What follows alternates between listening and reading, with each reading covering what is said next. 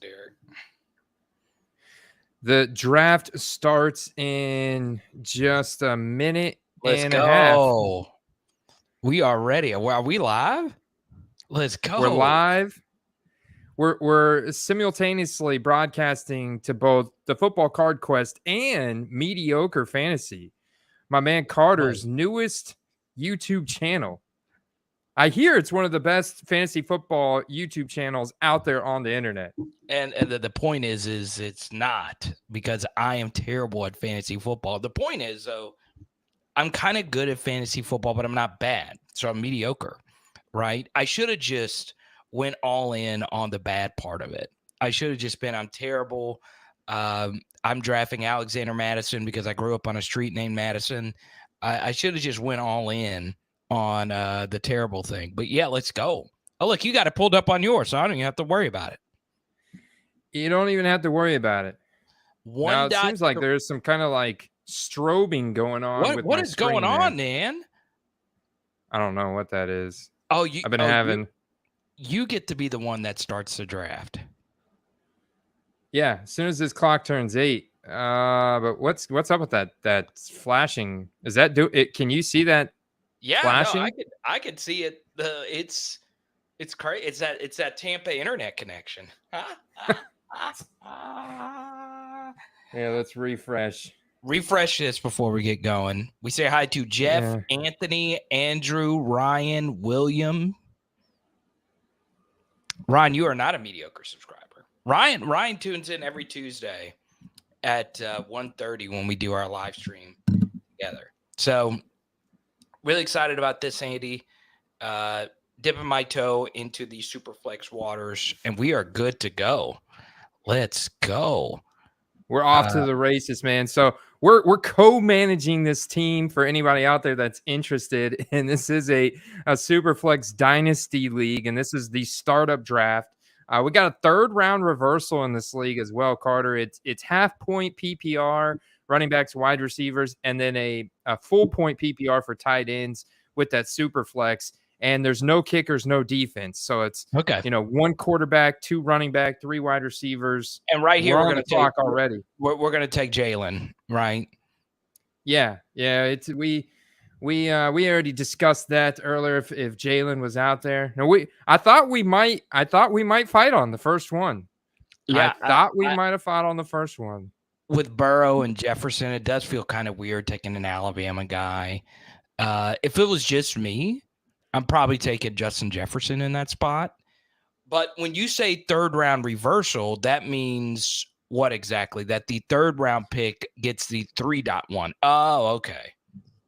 Yeah. So when, it's a snake through the first 2 rounds. And then instead of the number 1 overall pick getting the 3.1 after the 2.12, it goes all the way back to the back of the draft and starts at Rhinoverse here in this situation. He'll go 2.1 and then he'll go 3.1, and then it'll continue snaking as normal from there. So it just really balances it out. So let's be clear here. This is Dynasty. So after this year is over, we're going to get to keep these players. Oh, yeah. You're stuck with them unless you cut or trade them. Well, it's interesting that someone takes Travis Kelce at the 1.4 in a Dynasty startup because he's probably not going to play that much longer, right? Kelce is dead set on breaking the Tony Gonzalez record. And so I think if you look at the numbers that Tony Gonzalez has put up, I think Kelce's planning on playing like another 3 or 4 years. Because I'm looking at my Dynasty rankings. He is number 41. So, well, yeah, I get it because I don't care. His name is Papa John, so I can't hate on somebody that is part of the Shaquille O'Neal pizza franchise chain. So, Andy, how long have you been doing Dynasty? This is my second year. Second year. But I've been following along with other Dynasty analysts. for probably like 4 or 5 years now, but I finally took the leap and started my own Dynasty leagues last year. And so we did our rookie draft this year. There's also been quite a bit of trading, and you have to trade. I was able to move some pieces. Looks like we got Keys or So's might be on an auto pick here. Did you really just call him Keys or So's? That's his name, Keys or So's. Do you not get that reference? Do you not get that reference? And I've been told that I'm somewhat of a blonde sometimes, so no, it's going over my head right now. Keys or So's? Keys or So's? Oh my God, this is just horrible. I don't even know if I want to correct you on this. I kind of want to disband you as a friend here. Wait. Hold on. Kaiser Soze? You're close. You're close. Kaiser Sose. Kaiser Sose. Yes, it's a God. Is that a reference to a baseball player? No. Oh man, no. It's a famous movie. It's a famous movie character, and I can't really say the movie. Well, I can't really say who actually plays this person because that's the center of the whole movie. Is who is Kaiser Sose? Can someone tell me the name of the movie in the chat? I want to see who out there actually knows this. But it does look like we have some auto picks in here. And I'm about to ping them. Yeah, ping them right now. I'm surprised you didn't ping them already. I'm texting. Well, I'm texting. I'm still been trying to figure out this Kaiser Sose reference. So, but I'm texting them right now. Text the people. That's a more important thing. And we'll go from there. Because we don't want auto picks. I'm kind of shocked. I think I know who Buffalo Bill is. Yeah, it's my guy, Brad. Brad M. Tony, you know the name of the movie? Just say the name of the movie, Tony. Tony knows. Tony. Every person on the planet named Tony has a good taste in movies. Every single person. I've always noticed. Tony's been in a movie or an HBO show. Oh, well, then he definitely knows this. He was an extra. He was part of their militia in the Righteous Gemstones HBO show. I haven't checked it out yet, but it looks hilarious. No way, yeah. Really? I haven't even seen that show. But my friends are like obsessed with that show. That's crazy. Oh man. Okay, Buffalo Bill's in. I think that little green. Oh yeah, I see them. I know. So I talked to Rhinoverse earlier, our man Ryan the Ripper. He has got all his players queued up. So it's going to auto pick for him based on who is available. So I know it's gonna key him up, but he did queue up a ton of players that he wanted. So okay, that's fine. Look, we got two Tonys in here, knowing it's the usual suspects. But I gotta find Keezer. I keep going. Here you guys are correcting me, usual suspects, and I'm still calling them. I know my fantasy channel is not going to grow up and be anything special, but for doing this entire show, I'm so excited that I got to have this moment with you, Keys or So's. But if you actually watch the movie, it shouldn't really shock you that he is not here, right? It's kind of the usual. That's the center of the movie. Now, I can't actually go too much further into the film because the big portion of the film is something you can't really talk about aloud because it's you just got to see it. But anyway, back to fantasy football. For me, Andy, I think in this next pick right here, if there is the reversal, which I've always wanted to do a draft with the reversal, even though it hurts us here. I think for us in this spot, we'll see how QB kind of falls to us here. Obviously in a super flex, I am kind of interested in just double tapping QB here with AR. But at the same time, we are going to be froze out of so many assets until later in this draft that I think we are going to need to go wide receiver here.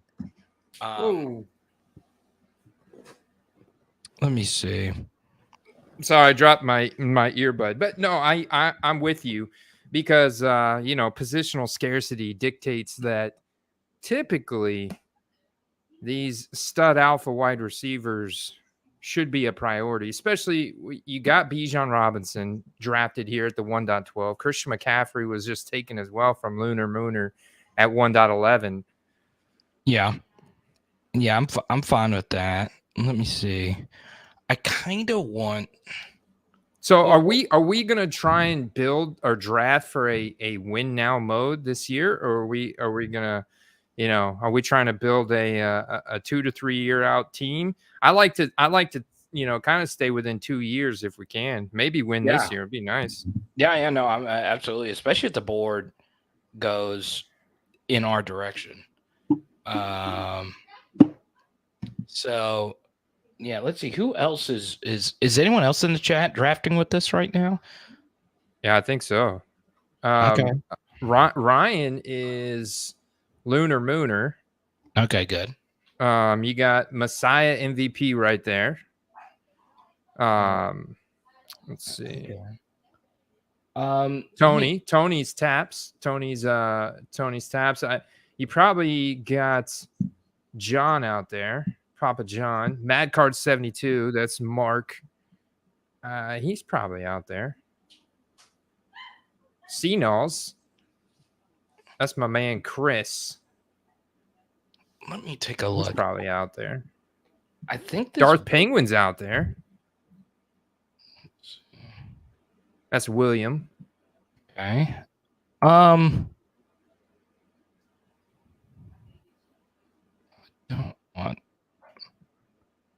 I kind of want to stay away from. I don't want to stay away from Deshaun in this spot too. Yeah. So AR just went. Okay. You know where we got to go if he's there. We got to go Olave. Olave. Wow. That's bold. I mean, if he was good. I looked at his reception perception profile. It was good, but his route tree was mostly deep posts, deep slants, and deep corners. Well, XM, if we can survive this this tier right here. Oh man, dude, we're actually set up pretty nicely here. Let's see. It just depends on how these next few picks go. Yeah. Okay. I don't want to say anything aloud just in case someone's here. Let's avoid QB here altogether. I don't care if we're gonna get froze out. We could figure that out a little bit later. And God, this is actually setting up kind of nice for us here. Yeah, I actually really like where we are. So we're pretty locked in to get one of these elite wide receivers here. And I'll just let you pick which one of those three that you.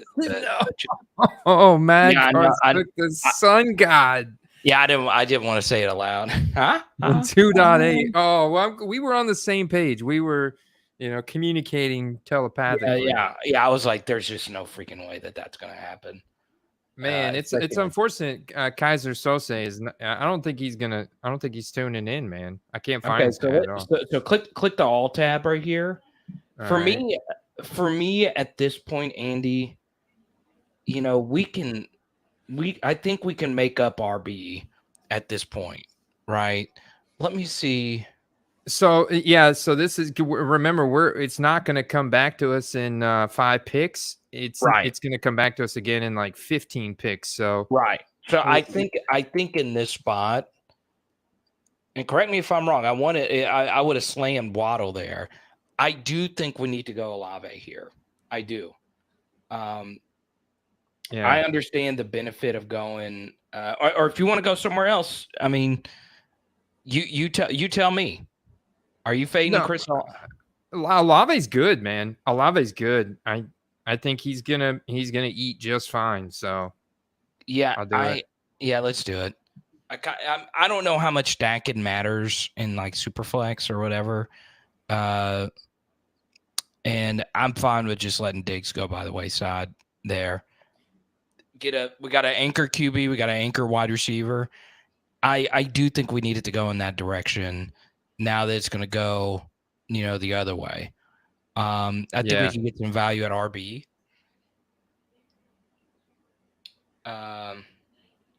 We let Tap stack Allen and Diggs, but that's fine to me. Yeah, he's got an optimal stack, but I look at Diggs as like, he'll be a wide receiver 1, no problem.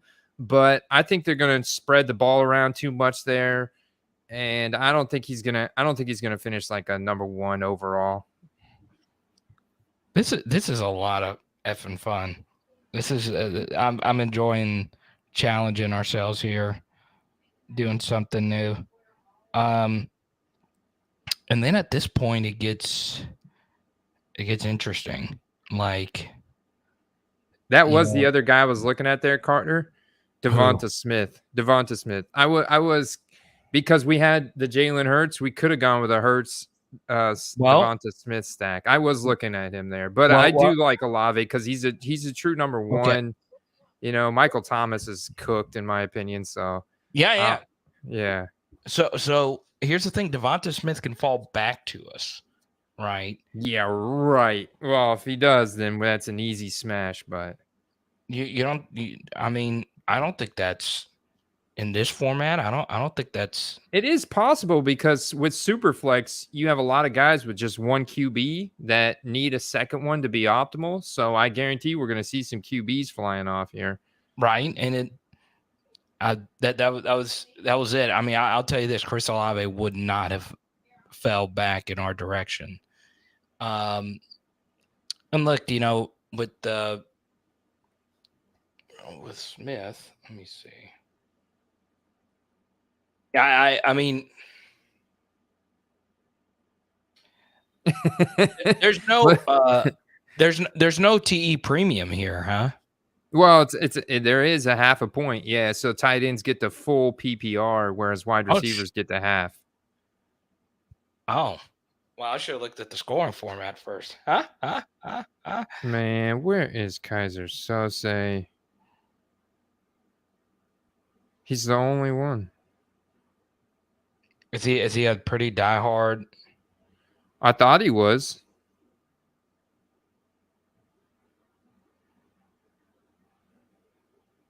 I'm trying to now. Oh, don't worry about it. Let me see. I was trying to find the. I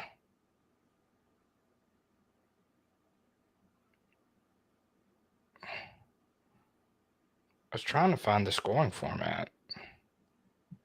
Is it basically just normal, but it's like there's a couple bonuses. I have bonus for like the big performances and the like a running back that gets 20 or more carries in a game. It's a 2-point bonus. Here we can go. I can go right here and show you the scoring settings. So here's the scoring settings. So it's typical passing blah, blah, blah. Rushing, same. 4 points for a passing touchdown, by the way. 6 rushing, 2-point conversion. Here's the bonuses. 50-plus yard rushing touchdown bonus +2. A reception 0.5, like we mentioned, 6 for the touchdown. 50-plus yard reception touchdown bonus +2. And then you get that half-point bonus per reception for tight end. And then you do, well, we don't have kickers, so you don't have to worry about that. Okay, No good. defense. And we're coming up. Okay. So here's the bonuses that I've tweaked. 200-plus yard rushing game +3, 200-plus yard receiving game +3, 400-plus yard passing game +3, 20-plus carries +2. Okay. Yeah. Let's go. All right, we're up next. Kaiser Sose going with the 0 RB build. I know, it just sucks, dude. There's nothing worse than just one person being on auto. Yeah, just one person. It's like, where is this dude? And I can't find him anywhere. Like,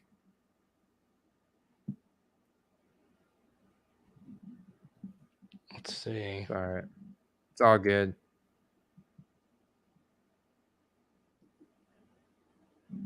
All right, we're up. Now we do have quite a few quarterbacks that we can choose from here. There's a few of them that are jumping out at me. Obviously, we got some pick of some decent young running backs there that I like are interesting. We could get sexy and get Al Pitts here. If you want to get sexy, the tight end premium. I mean, if he smashes, yeah, that's up to you. He could fall back to us. So I just don't know if the volume's there. Right. So let's go all tab here, and let's see. I mean,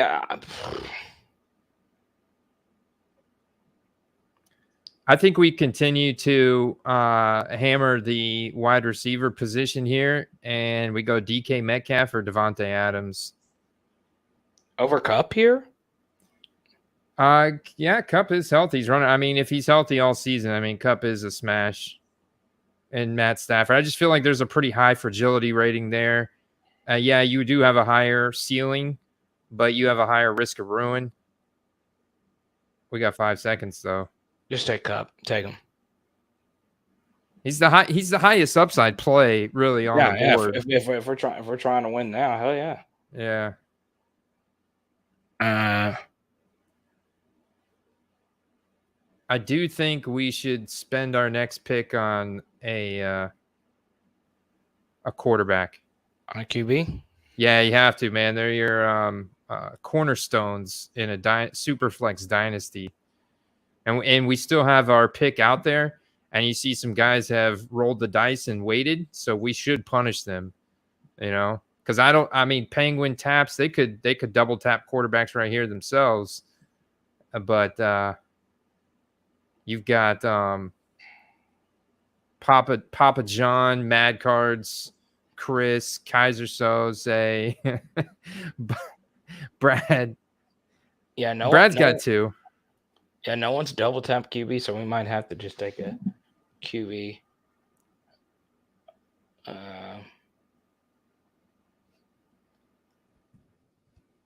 Okay. I mean, I know I'm in the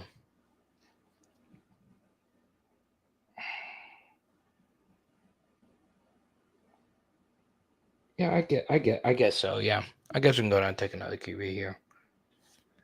I think we should definitely. I know we don't want to, I know it doesn't feel great because of the positional scarcity of some of the running backs out there and the wide receivers out there, but with this being super flex format, it's definitely optimal for us to start 2 quarterbacks on a weekly basis. And there's some out there that have, that 20 to 30 point consistency in their upside, and they're young. So we'll We'll be digging deep. So, all right, I so found. which QB do you want? Are we up? I mean, we're coming up. I'm not saying nothing until Tony makes his pick.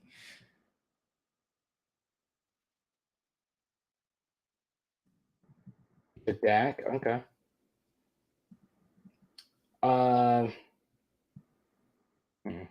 Yeah, I think that's fine. My pick right here is Daniel Jones. Yeah, my pick is Daniel Jones out of all these guys by far. You know, he's gonna run. He's gonna. I mean, I don't see any reason why he's not a QB1 this year.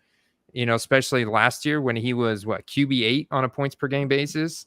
So you want to go DJ over Bryce? Oh yeah. Although Bryce made a nice little run last night, he dusted some guy's ankles last night. It was a backup defender, and we've already seen him struggle. I mean, I like Bryce, but the weapons. I mean, with Terrace Marshall injured, DJ Chark is pretty much gassed, man. I don't see a way that Bryce even cracks into the QB1 category this year. You want to go Daniel with the rushing upside?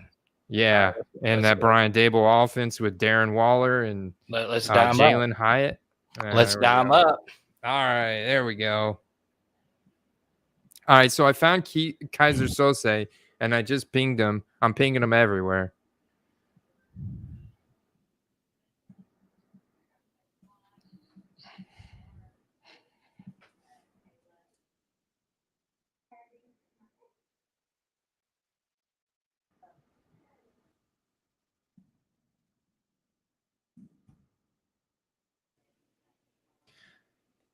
So you're gonna see.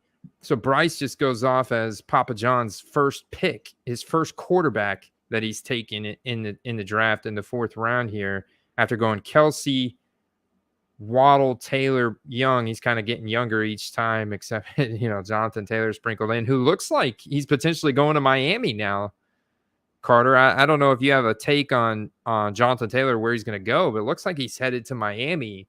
Which I think is very interesting landing spot. I think that leads to an instant spike in the values of Jonathan Taylor, both ADP, football cards. Actually, I think it's an opportunity to sell, if you ask me, in football cards. Absolutely. Yeah. I think so what do we have a come to Jesus moment with Jonathan Taylor cards? I talked to him just Thursday on the phone. Yeah, he's bummed out about it. You know, it's weird. Everybody in his family is Miami Dolphins fans, and he's the lone Colts fan. So it's kind of weird if Jonathan Taylor does go to Miami, he is looking to liquidate a lot of his cards. He's just, yeah, he's kind of bummed out about the whole thing. So just to get this straight, I've talked to Sean a lot. Is he a Colt? He's a Colts fan. Yeah, he's a Colts fan. He's a diehard Colts fan. Well, that's a good thing about like the channel, right? It's a good example of someone that spent a lot of money, and you obviously learn your lesson, right?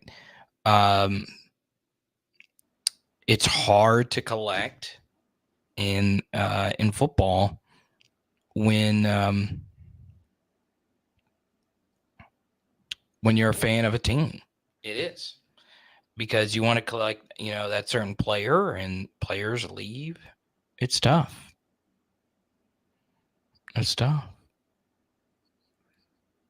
right, I'm seeing so I do have the draft set up to enforce position limits, like because Kaiser Sose, so because it's just picking based off of ADP, their sleeper ADP, or however they have it ranked. But I'm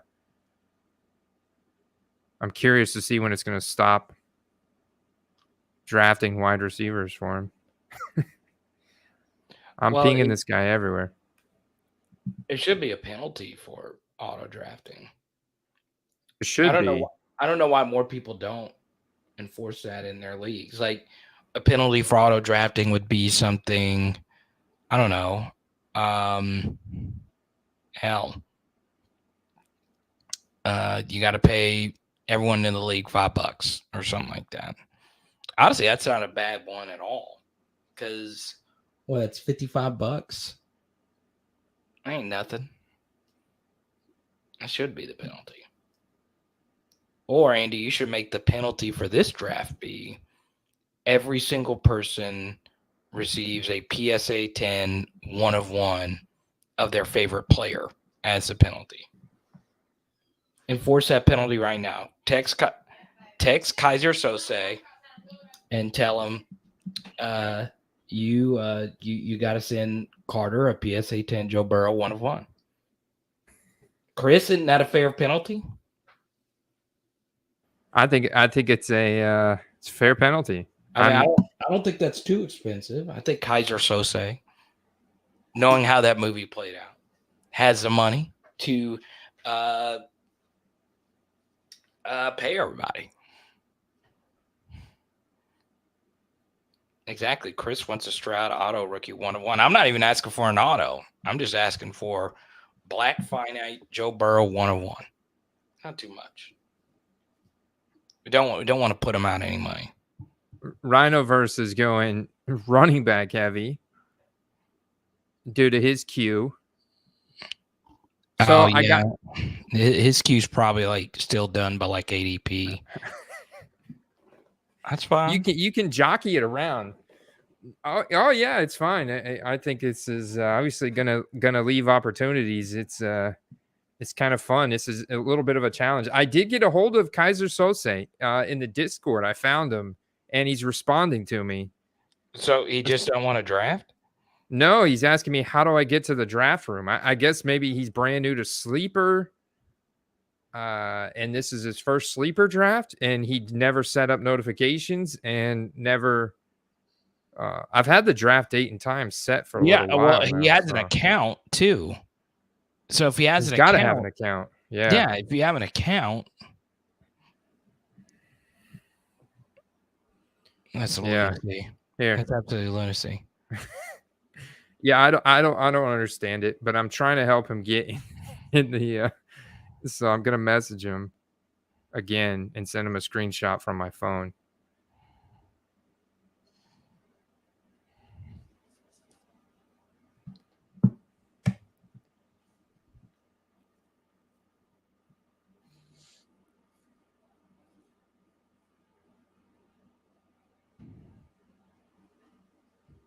Interesting. We've got some solid looking rosters so far.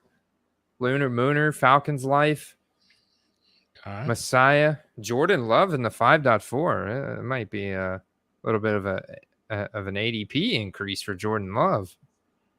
It's okay. I mean, if you go get your guys, if you're doing Superflex, why not? Hey, I agree. Those young quarterbacks, if you believe they are 3 to 5 year starters and can put up 20 to 30 fantasy points on a weekly basis, then you want those. And you obviously you have some bye weeks. You're going to want to sub in a guy. It would be nice to have that third starter there, starting quarterback with upside on your roster. And then you also, you got some injuries. Hey, check it out. Kaiser Sose's got a green bubble next to him. Look at that green bubble flashing next to his name. He's in, baby. Okay, he's got to turn the auto pick off, or it's still gonna make sure you turn the auto pick off, or it's gonna automatically pick the guy for you. He's done. Oh no! God dang it! God dang it. That pisses me off so much. That pisses me. There's no way he would have selected that right when the. No, there's no way. I tried to type the message as fast as I could. I even accidentally typed in 2 extra M's. That just fucking happened. He got it turned off though. Look, it's off now. Like he was a second too late turning the auto pick off. Oh my God, that would have been an insane drop. just for the record, Derek, Richard, Late Stick, Bush, All if you right, we're guys up. are out We're there, always giving me crap for auto picks. Kaiser Sose, he takes the crown. All right, let's go to all. Okay. All right. I kind of want to get sexy here and just take another I see receiver. who I like. I see who I like. All right, who do you want? It's DJ Moore, baby. No, hell no. What? DJ Who do you Moore? want? Yeah, hell yeah, DJ Moore. He's in one Dynasty? of the best in Dynasty. No. Let's get one of these younger guys so we can lock them in. But DJ Moore is only 27 years old, and he's the best out of all these younger guys. He's better than them. I would take Christian Watson 10 times out of 10 here. 10 times out of 10. No, you're blinded by some Green Bay Packer recency bias. I would take any of those rookie wide receivers. Oh my God, it's not even close. What about T-Hawk? If we don't take DJ Moore here, Taps is gonna get him. That's his guy. I know he likes him. So and let him have him. Let him have him. What are we doing then, Christian Watson? I swear. I would. You know this. If this team doesn't do good this year, I'm blaming it all on you. I'm in on it too. Now,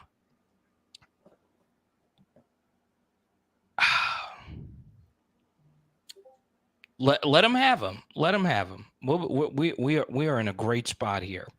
We're young at wide receiver, mixed with some veteran guys. We're getting these guys in year 2. I'll take the youth any day. I'll take the yards per route run, baby. I think that was the easy move right there. Ooh, now, Darth Penguin going with a guy like in Jahan Dotson and Zay Flowers, who I really like. Okay, so now let's see. Let's not do that. I don't want to smash another quarterback here. No, I think we continue on the wide receiver train. There's still some ones out there. Right. There's still some ones with upside. So let me see. Brandon Ayuk. How much longer do we have? We got another minute? We got a minute, so I'm throwing that name out there. He jumps off the page at me. I mean, Scary Terry, he's just banged up, but he'll be back week 2. Yeah, I guess. And that's got upside. Michael Pittman is banged up too. I don't know how long he's out. I didn't check today to see. You got Debo, who's in a high, risky situation with how many handoffs he takes, but he's going to get, I think, mad fantasy points when he's healthy. I'm out on Judy. Addison, I think, is going to end for a solid year. I'm out on QJ. You know that. I think he's a bust. Brandon Ayuk is a beast. So no Javonte, no RB love here? I'm okay with Javonte. Honestly, I would throw some love to Javonte. I would go Javonte or Addison. Either one. All right. Well, I'm going with Javonte because he led the NFL in forced missed tackles per touch his rookie season. And Sean Payton's going to want to establish the run to set up that play action for Russ. It's their only hope. It's their only hope, man. So yeah, Javonte's their only hope. I'm rolling with it. That's fine. Although I did really like Ayuk there, but I'll reach on Ayuk because he's that good. And Brock Purdy is like the man when it comes to these little short and intermediate passes, and Ayuk is just a yak monster. I think Brandon Ayuk is as good as Jamar Chase, just on a different team. Not quite as good. Come on. But Andy. But right there. No. Come on, Andy.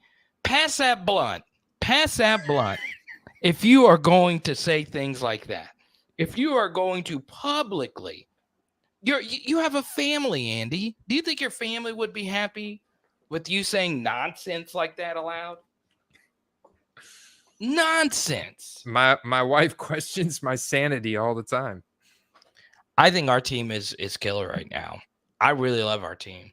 We got some youth at the RB position. with Javonte. He might not hit this year, but we can hold on to him for 2 years. So what did I say? When we got to the 6th round, I'm going to speed up the clock. So I didn't mean to interrupt you. Sorry, I saw the Messiah in the chat over there. I'm feeling good about our roster too, Carter. Are we at 30 now? Or at a minute? We can go to a minute. Yeah. Let's go. Let's dial it down to a minute, y'all. Let's see. Okay. I found the scoring settings. Save.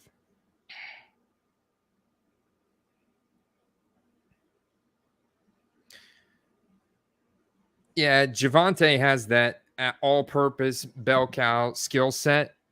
And with how fast he's recovered from an ACL, 11 weeks, like Javonte's a stud. We know he led the league, like I said, in forced missed tackles per touch his rookie season. The guy's a beast. So I was so bullish on him. It was, you hate to see him, but I was bullish on Breece Hall. The athletic potential's there. And unlike, Saquon or McCaffrey and these guys that are hitting that age apex, Javonte is only entering his 3rd year, So he's on the post year when Saquon Barkley recovered from that first ACL. So hopefully Javonte is on the up and up. Love it. Let's see. Matt Card. Hey, Kaiser Sose taking his first quarterback of the 6.7. Kenny Pickett. It's the first non-auto pick from Kaiser Sose, and he goes Kenny Pickett. That's a good pick. Kenny's look good. Yeah, Kenny two clubs. You get a little rushing too. I think so. He hasn't even needed to rush yet because his arm has been money, combined with Pickens and Muth. The question is are those secondary defenses, second string defenses? Can he dice up some first string good defenses? The other thing, I was reading some analysis around the Steelers defense, and their blitz or pressure rate has looked insane so far. So, and of course you got one of the best coaches in the league and Mike Tomlin, head coach, and Mike Tomlin. But I still got to check you on the Brandon Ayuk thing. Do you think Brandon Ayuk is on, Jamar Chase's draft profile with all the, once again, I'm mediocre fantasy and I'm also power hour LSU. So I am not great at fantasy football and I'm an LSU fan. But in the chat right now, type Y for yes, type in for no. Do you agree with Andy that if Brandon Ayuk was on a different team, we would think he would be closer to Jamar Chase? No, not a different team. The Bengals with Joe Burrow. I think Brandon Ayuk would have smashed at the same level as Jamar Chase. Yeah, if they flipped. Andy, come on now. Close to it. Not. I obviously he's not as good as Jamar Chase. There's just some things that he's got. Jamar Chase got that little vision and twitch that kind of puts him over the top. But I would love to see what Ayuk could do with a quarterback like that and a big time offense like that. Getting that kind of volume, I think it could be something really special. Dude, this draft is setting up so nicely for us. I have been really happy with what we've done so far. Very, very, very happy. How many other fantasy dynasty leagues have you done? Never. I'm in one with Derek, and we did a slow draft together. And it's also Dynasty Superflex, but I've never done one. This first time. First time I've ever pulled up rankings. And I love it. I can't wait for the reception perception BS. Oh, here we go. I want you to look at his success by route. His lowest one was 61.5% on outside comebacks. And that could be quality of target there. But looking at success of getting open. Yeah, and Matt Harmon's word is law. That's it. That's it. All right, we're done. We're focusing on our draft. Yeah. We are focusing on our draft. Well, for F Matt Harmon. F all the haters who want to hate on Jamar Chase's name, like Andy Kaysen. Let's dominate this draft. I've grown on Sleeper. Just the app in general. Oh yeah, it's solid. And now the update has made things a little weird with the chats, but you know, I do believe in them and constantly evolving and updating. And it's a very solid app. It's like a combination of Discord and fantasy football, and I don't know. They've been around for a while, so. Oh, there's three. Oh, so there's 3 wide receiver flexes you play. Yeah, so I don't know if I went through the full roster, but yeah, okay, that makes sense. That makes sense. Okay, then yeah, we probably haven't been wide receiver heavy enough. But Messiah, Ryan, they know what's up.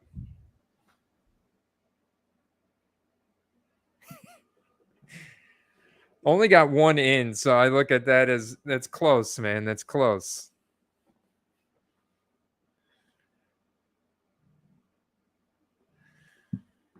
Got to run on tight ends, Carter. Oh, what happened? Muth, Goddard, Muth, Njoku, Hawkinson. Wow, Hawkinson. Yeah, I was hoping he would fall to us. Whoa, so Hawkinson went after Njoku, Muth, Goddard. I know Rhinoverse loves Muth. Man, people are high on Muth right now because of this preseason heat that the Steelers have been bringing.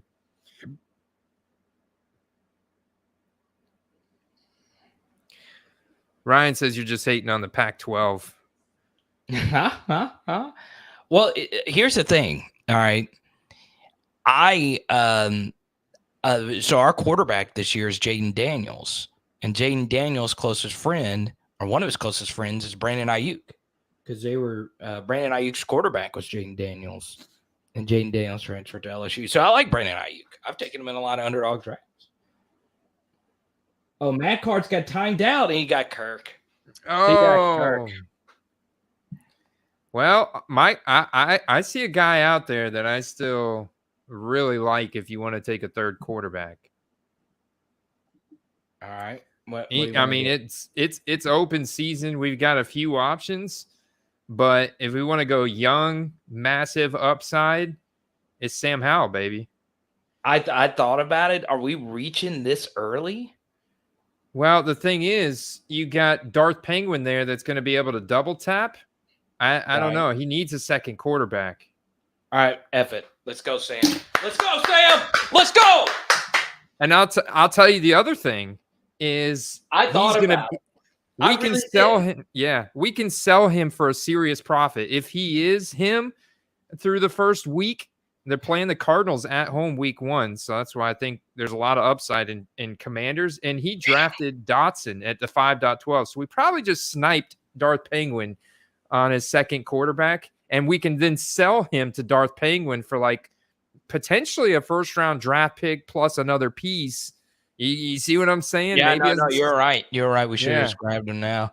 So do we he could be like gold. Yeah, I mean, I actually wanted to go Kincaid on our next pick. Ooh.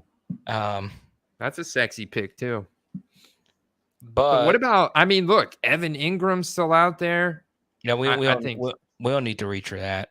We don't. No, I agree. I think at this point we've kind of faded that position. We'll get around to it, but look at some of the talent here at wide receiver. Yeah, I love it. Let me. I guess at this point, we definitely don't want these low upside RBs. I mean, you got some interesting upside, but I think there's higher. I think you're looking at a tier higher at these wide receivers. Yeah, at this point, I'm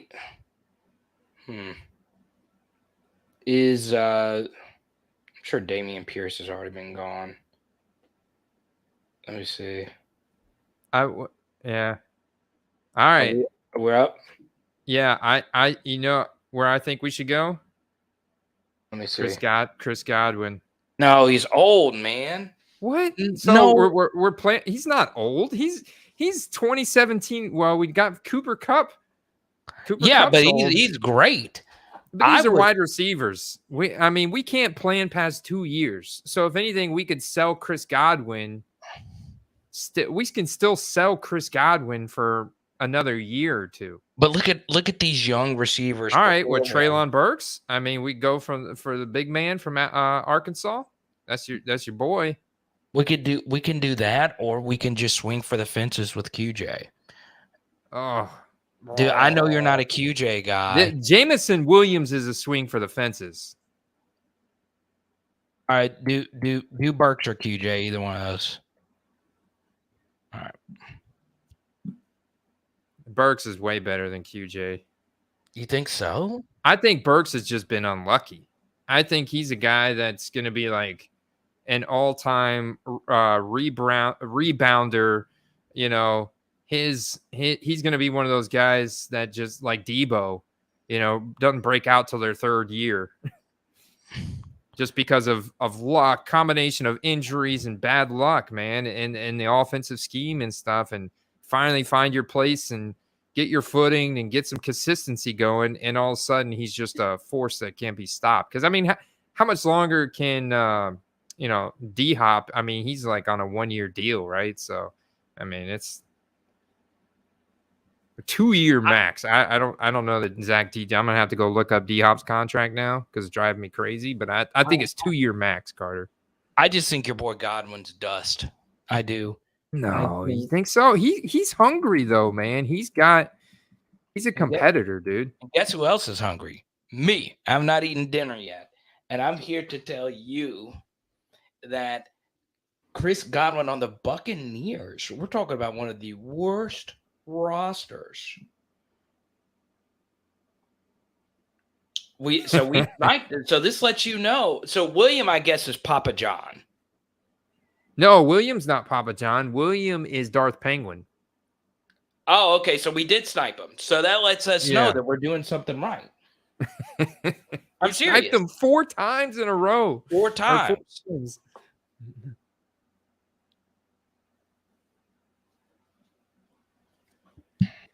Anthony Ruggiero, you're in my other draft. So I've got another Superflex. It's just a seasonal draft that is starting up at 9:15. That's at 9:15 p.m. Eastern time. Oh, you got another one tonight? Yeah. What's the buy-in for that? $50. Buy-in for this one's $25 a season. The other one goes back to Anthony Ruggiero Jr. is actually my brother-in-law. This other league goes back to this other league goes back to like 2013 or something. 2012, 2013.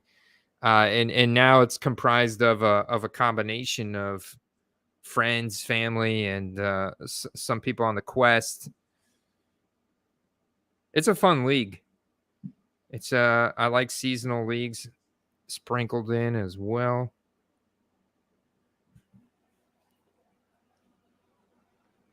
Yeah, I think we're crushing this draft right now, bro. Oh yeah, I'm feeling really good about it. I really like our pick with Howell there. I do too. Because I think we can sell him. I have Howell in another Dynasty league. I get people, and he's my third QB. I get guys reaching out to me all the time wanting to know what I want for him. He's sitting on my bench right now. I've had some decent offers, and I just think he's a guy that you could sell for a premium if you want. No, that was a pick of because he would have Darth Penguin would have taken him with that stack. I was gonna try and get sexy and get Kincaid and then get Howell on the way back with you. Andy. Oh man, we got some breaking news, man. What is it? Ryan Jensen out for the season. Buccaneer center. Oh, that's my center. Oh, I see it. You're not messing with me, man. He was just he missed the season last year. Yeah, I guess he just with an ACL. Oh, he's done, dude. Shucks. Yeah, you're cooked. Ah, God damn. You're cooked.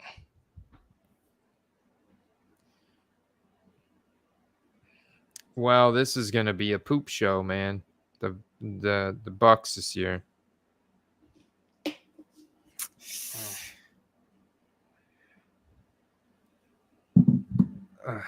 So now we're down to one proven lineman in Tristan Wirfs. Yeah, I'm just out on the Bucks offense altogether. Well, I think people are underrating or undervaluing our defense right now. I think that's going to be, potentially what can help us win some games if we can generate some turnovers. Todd Bowles is super aggressive. The defense looks healthy and strong, and you add some new blood into the line. So I'm interested. I think Baker Mayfield could be good, and obviously we have good wide receivers. Unlike what you said, dude, that's not what reception perception says about Chris Godwin. Mike Evans is 9 straight years of 1,000+ yards. He's still gonna win. And Trey Palmer. Trey Palmer looks like a stud. I'm a TP fan. What about Sean Tucker? He looks like a stud too. Well, we're gonna be aiming for some of these Bucks, man. Yeah. Here's what I think. Something else is, what's gonna make that point? I think on our team we've taken like one player on a team that's actually good, which kind of worries me. We got to. I mean, I think New Orleans is going to be really good, my team, but I think they're going to be good. Did you see Cam Jordan do like that? It was like a Zay Jones levitation thing, but he did it. What was he? He was like upside down or backwards. Or yeah, it was weird, like the most athletic thing for a big man like that, who has been an elite edge rusher. Like I feel like he's one of the most underrated edge rushers in the NFL.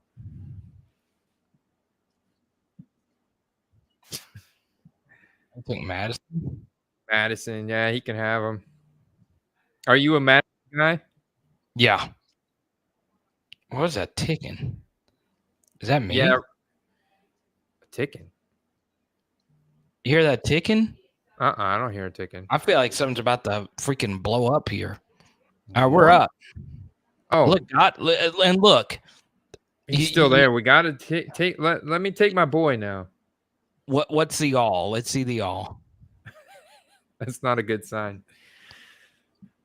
I mean, if you want, is Godwin the highest available player? Well, hell yeah, take him if you. Well, really because we're getting an insane ADP value on him at this point. Well, yeah. Well, you see, we got him for free here.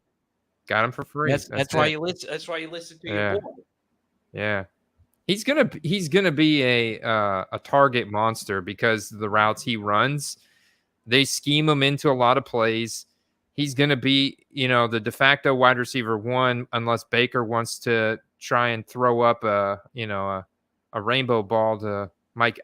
I just don't, and I'll see what Dave Canales can bring to the table. But Baker, he's the kind of guy that start getting cocky out there and running around a lot and end up throwing some short passes to the sidelines or something like that. So let's see what else we got in here.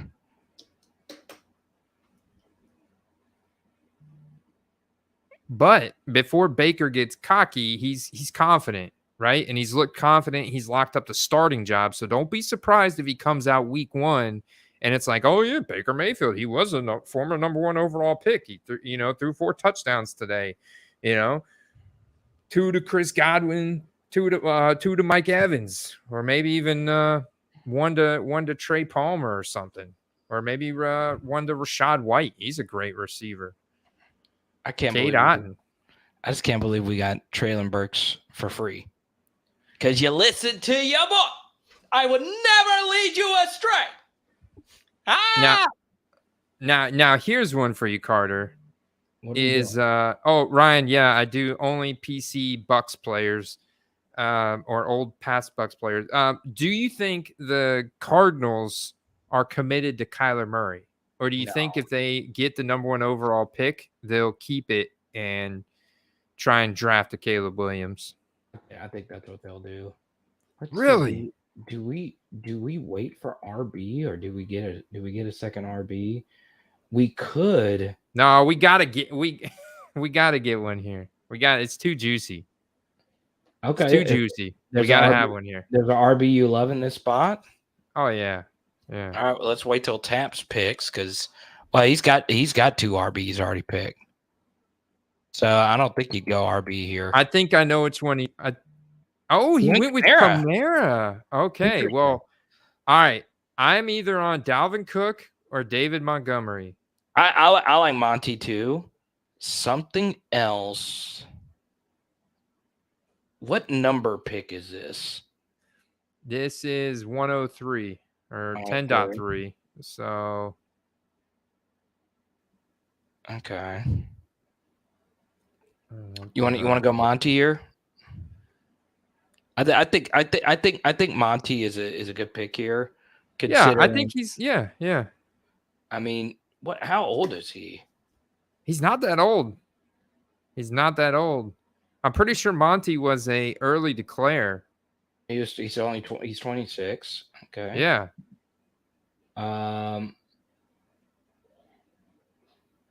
Yeah, let's do it.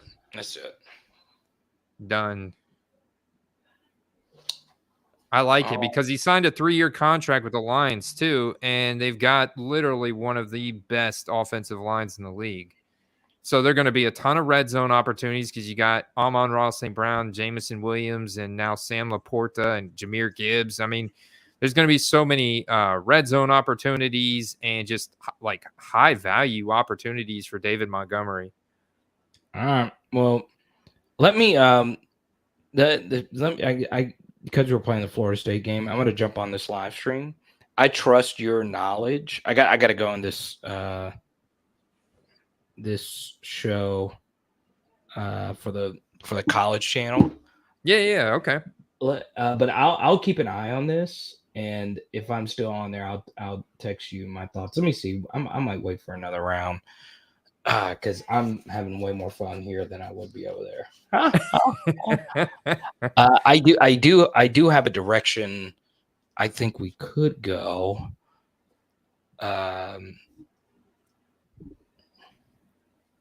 Next year. God, I just love our draft at this point. Yeah, it's looking good, man. I really, really, really do. Might be a little older than I would like. I don't normally like people say with Dynasty, you got to be super young. Well, but it depends. Like, do you want to win now? I mean, if you want to win now, then just go swing for the fences and then figure it out later, or trade some guys as you kind of figure out what you have on your bench. Take some more speculative younger dart throws later in the draft. So I think it's good to have a blend, a mixed portfolio. I think it's like, I really look at this as the most similar thing to what you want to do in football cards. The type of investment that you make in these players here is so similar when you look at the ADPs in the Superflex format to what you want to do in football cards. Let's see. Let's go. I like Monty a lot in that spot. Man, I can't believe Dalvin Cook slid to the 10.9. I guess it's just a whole 1 year, another. Anthony's your brother-in-law? Yeah. Oh my God. Do you be honest on the stream? You can be honest. Do you like him? Yeah, he's a good guy. He takes care of his wife, my sister, and his kids. That my sister and him, they work hard, man. They got 5 kids. 5 kids? Yeah. What? Yeah, they're ranging in age from 18 down to like 4. God bless. Yeah, one of my friends just had a baby, and he just had his first kid graduate high school, or his first kid go to college, and they just popped out another kid. I was like, dang, son, I see you.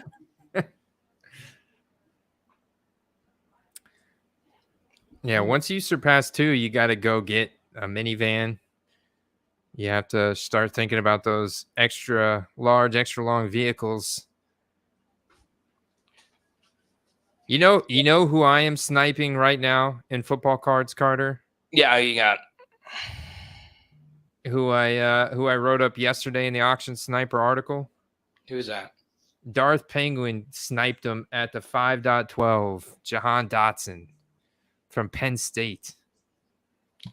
Dude, in my if you go to mediocre fantasy right now, I said you should fade him in a major way, and now I don't know. I might be totally wrong on this. He might be a beast. Well, he's very touchdown dependent last year.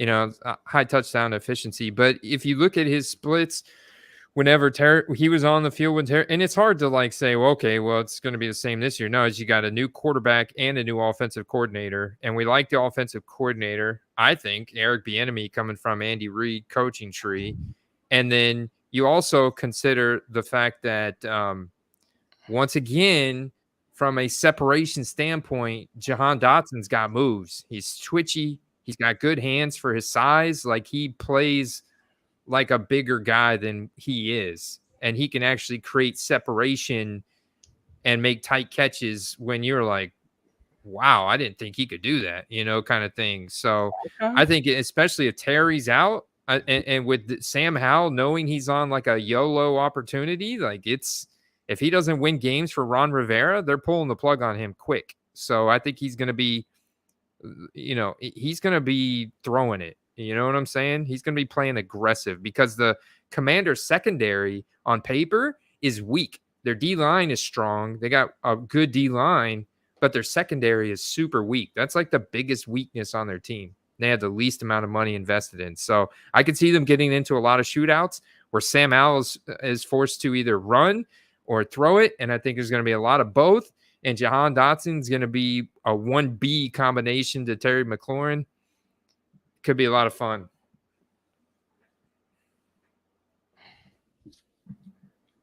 And he's only a second-year wide receiver. So all of, like, for example, National Treasures was just released for 2022. A lot of people think there's a lot of it entering eBay right now. But in reality, it's only because it was just released. And the breakers and the rippers, they rip it open, they put it on eBay, and they move on. And so I've seen Jahan Dotson's, Jalen Warren's going way undervalued. I think it's an illusion of a high supply when in a couple months, that supply is gone, baby. It's gone, and the prices are much higher. I hear that.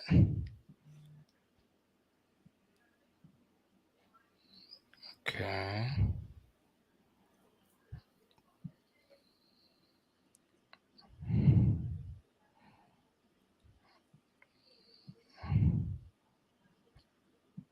Let's see. Look at this route success rate too. Jahan Dotson right there, baby. I see you. High success rate on everything but the short, flat out routes, which, I mean, isn't that Antonio Gibson's job? I mean, that should be his job to run those routes. But these screen plays, the slants, all the deep routes, win. Get open. Sam Howell's going to target him. So Terry, and I've heard from some of the Twitter doctors that turf toe could be a lingering, stubborn injury to get rid of. So we don't know if this could plague Terry for the rest of the year. All right, here we go. We're up. All right, we're up. I am loving what just happened because this was actually a player I was going to recommend. I don't mind going Sam Laporta here. Rookie tight end, got tight end premium. We know he's starting. What does that target competition look like? It's nothing. It's not Jameson Williams, right. At least for the first 6 weeks. So I think that's a slam dunk. Look, he's the 5th highest player left on this board, and we don't have a tight end yet. the interesting thing is we don't have Goff, and we've also taken Montgomery. So if we take Laporta, we're hedging our bet on Montgomery. And I'm fine with that. You're I fine think with that. if we're getting a rookie starting tight end with upside, hell yeah, let's go. Let's go, Laporta. Right. I'm telling. And we get another pick in just 5 picks. So yeah. Okay.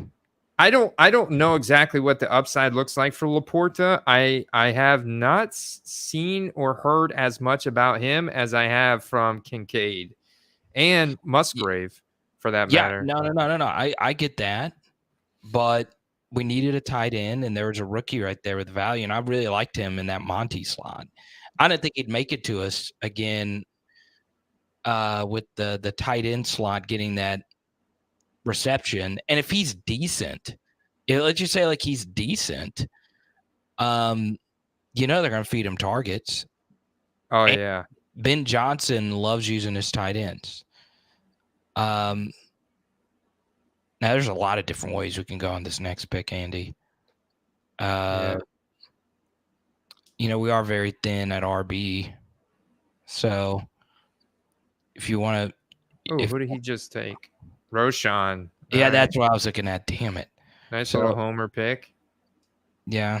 I thought about Roshan in the last one. Well, Deuce Vaughn's out there. It's an interesting one. Yeah, that's just little too bold right now. Yeah, definitely. I don't know. Rashee Rice, what's up with the drops, man? Oh, I cannot believe the drop that he had today. Oh, yeah, God. We probably should have taken Roshan instead of Laporta and then let Laporta come down a little bit more. I didn't think Roshan would get picked here. I'll let you. Mims is interesting.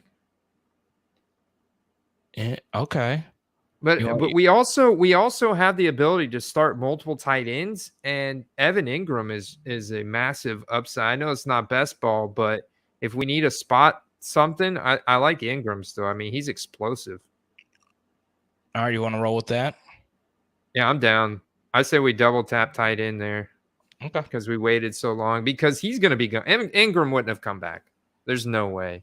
All right, the Trevor Lawrence right here, the Trevor Lawrence drafter doesn't even have a tight end. So I guarantee you we just sniped the Trevor Lawrence drafter Falcons life. Look, he just left the draft. He was mad. All right, I'll be back in a second, okay? All right, brother. All right, yeah, take me out. All right, let's remove him. All right, that was Carter, everybody. If you're new to the Football Card Quest, but I think most of you guys are locals. So yeah, Bosquan, definitely looking at some Jahan Dotson, but ultimately I'm in the camp to see what the market has for me, and I'll just search by set, knowing like the release, for example, of what we can do is we can open eBay like this. The other draft will start in 4 minutes, everybody. Superflex Chrome in 4 minutes. Make sure you smash that like button if you're tuned in. Help out the old YouTube algorithm. And if you want access to the next fantasy football league we do, I host these for family, friends, and patrons of the Football Card Quest. So I always make a spot. If we've got a patron that reaches out to me that says, I want to get into a league, I will make it happen. And I think you guys would vouch for that. So definitely check that out and check everything else out we got going over there. I do want to pull up eBay. I wonder what my man Steve, I might start sending some invite links if anybody wants to come hang out with me in the stream in the broadcast booth. Late Stick, Steve, Tony. So I'll just go on eBay and type in 2022 National Treasures and see what kind of activity we've got. I got to zoom out here. There we go. That way we could still see who's on the clock. Kaiser Sose, so glad you could make it in, man. Wow. So, for example, there is a point in which you see a card and you're like, it's just too cheap. I get Hassan Haskins. Now he's buried by another guy, but it's just smart. Anytime you could buy a national treasures out of 25 for a young guy that's going to be active in the NFL probably for another, 4 or 5 years. That I mean, there just becomes a point where the card is too rare and nice to let it go for that cheap. So I think that's interesting. This Drake London's pretty sick. Look at that ending in an hour. Draft day signatures. That's cool, man. That is cool. Zamir White, bingo. Gold 10 out of 10. Oof. I mean, it's a $250 card. If Zamir White, so let's say Josh Jacobs drafts signs a contract, but running back is a very volatile position with injuries. So let's say Jacobs gets hurt. Zamir was an all-purpose running back at Georgia. I mean, he'll be fine. Like he'll be able to handle the volume. He's not great. He's like Kenyon Drake, but I can remember when a lot of people were buying Kenyon Drake. I've seen Kenyon Drake spike a bunch of times, so I think that could happen with Zamir White.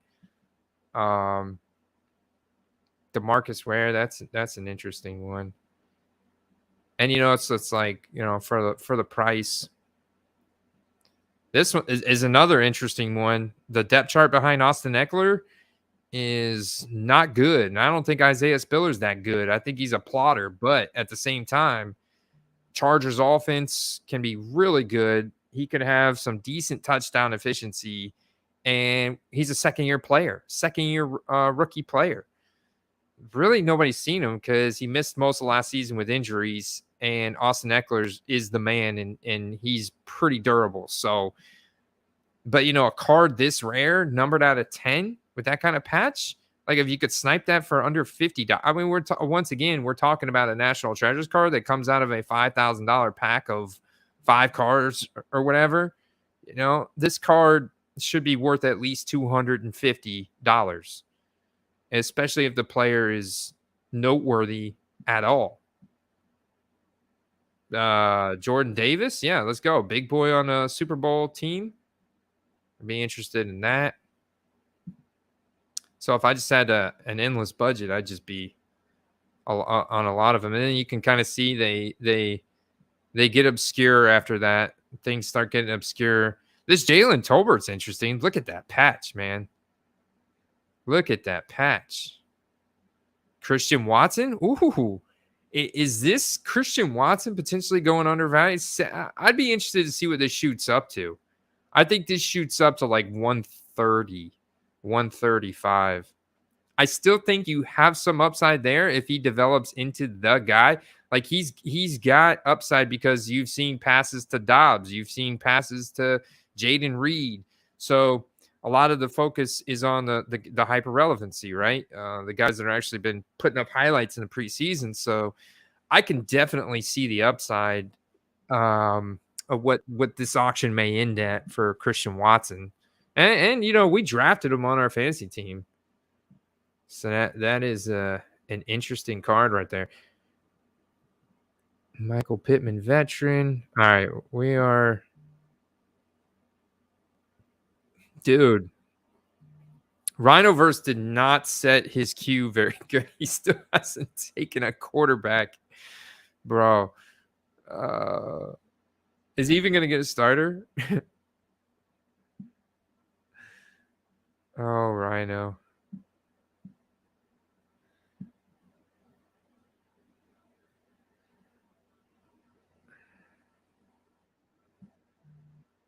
Two minutes. I was rambling too much.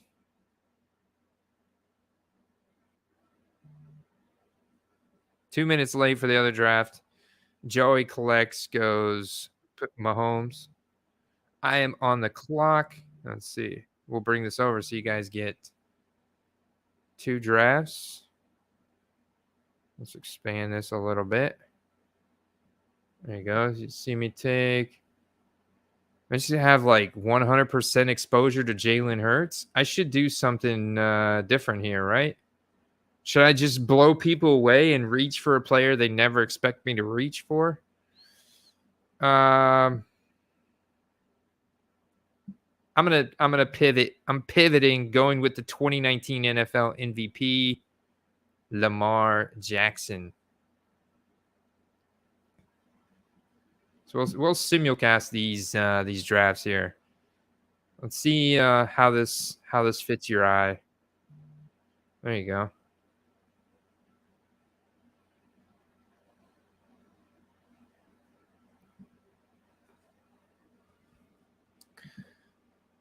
Draft extravaganza.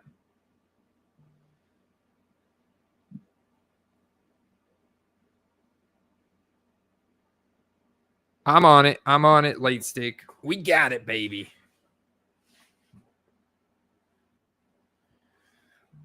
I need another beer. Got some Heinekens. Got some Heinekens going tonight. Got the little lunchbox. We're up. All right. We're up in Dynasty. Let's see what we got. Let's blow up the screen. Let's go ahead and make our pick. This is interesting. I'm a Chig fan too, but I think we probably need to stick with wide receiver. Yeah. I'm liking this. I think I'm gonna go ahead and go. I mean, we kind of have gone with the 0 RB. I mean, our RBs are pretty fragile. I'm gonna go with the young guy. I'm gonna go with the second-year player that's just been shredding preseason and definitely, I think, eating into.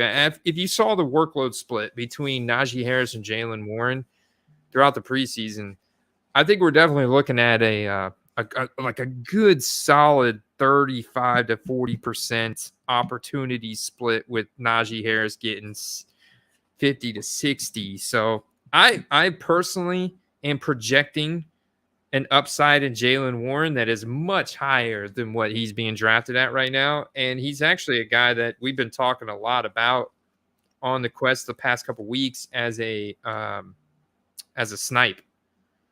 So, in cards, just like you saw, because of those card sets that have just recently been released. So it's not just the national treasures, it's across the board.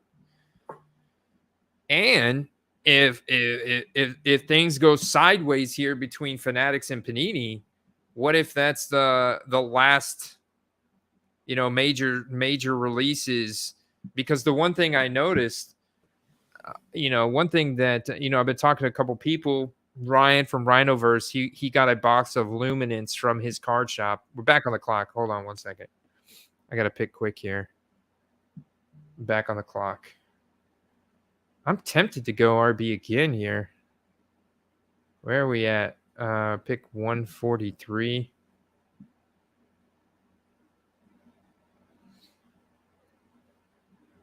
I think we do. I think we do. I'm doing it. I'm going with the muscle hamster. I wonder what Carter's thinking about that right now. Would Carter approve? I mean, we have 5 wide receivers.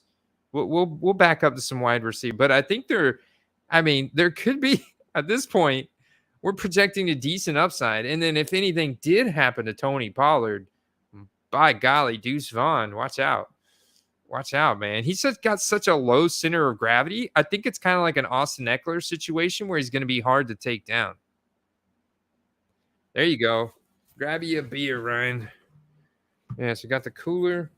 Got me a beer. Let's crack this bad boy open. Let's get into the other league. I think I'm going to be back on the clock here pretty soon. Let's check that one out.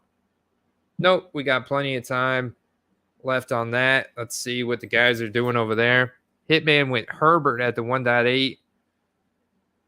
We got a full draft over here. All 12 participants live and drafting.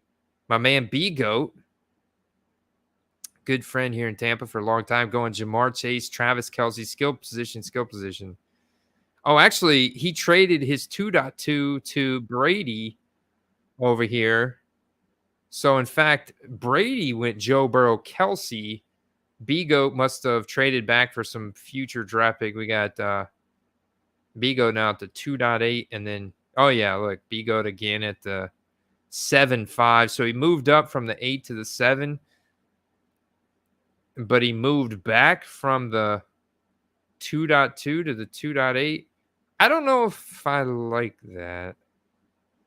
Only because your capital in the early rounds is, I don't know, it's not bad actually. You're in a good tier. In the second round and of Superflex, you got a ton of elite options at wide receiver and running back. So okay.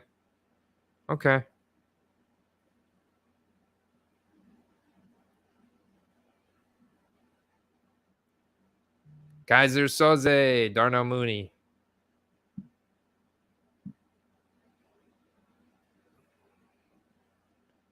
All right. Short break in the action.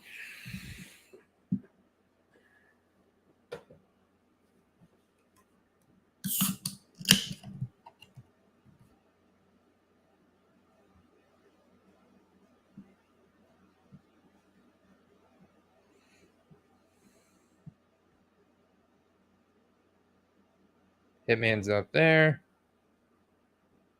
Over here. What's going on over here? All right. Buffalo Believing's up. We still have 3, 6, 9 rounds over here. Might dial this up to, we'll keep it 60 seconds. That's fine. I don't mind doing 2 drafts at once.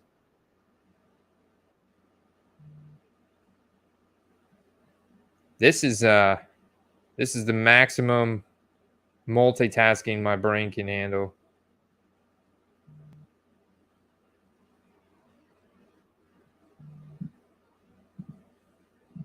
Especially now my second tall boy of the night.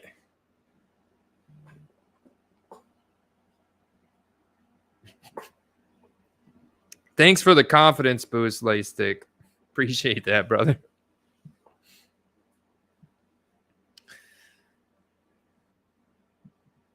All right.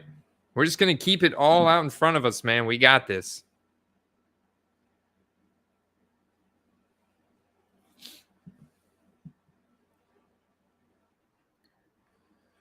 AJ Brown. Makes sense. Got Jalen Hurts at the 1.4. So this draft on the right is a seasonal fantasy football league.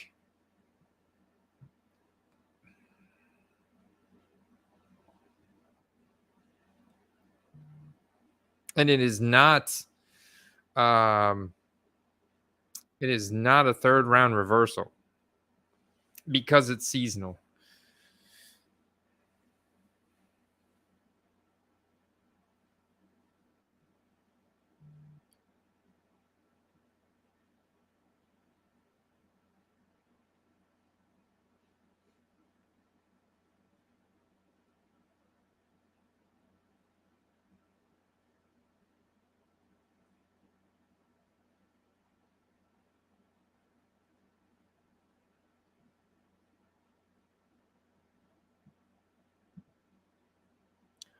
I guess he's done with his dinner.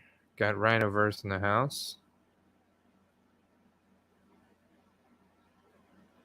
Back on the clock. All right. We're up in 1 pick over here. I'd probably dial this. Yeah, let's go. Let's go, Andrew. All right.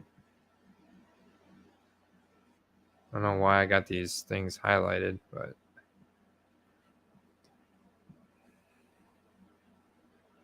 Patrick Mahomes, Deshaun Watson, Cooper Kupp by Joey.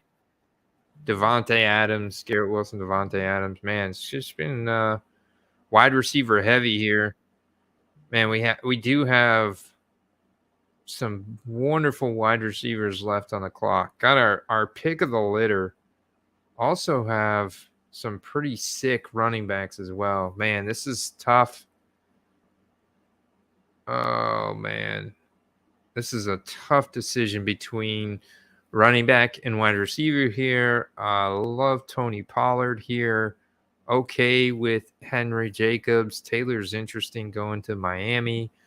But ultimately, I think I got to go with one of these wide receivers. I think Devonta Smith is my favorite. I know Buffalo believe, but yeah. Calvin Ridley's really interesting here too. I mean, he's really interesting. Oh, there's Olave, and I feel like I just took Olave in that draft, so I'm gonna take Smith in this draft. I don't know why I kind of gravitate towards him over these guys.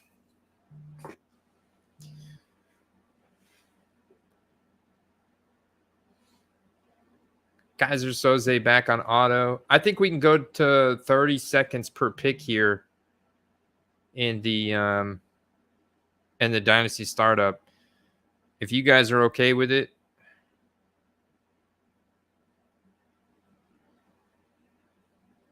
We got 2 guys on auto.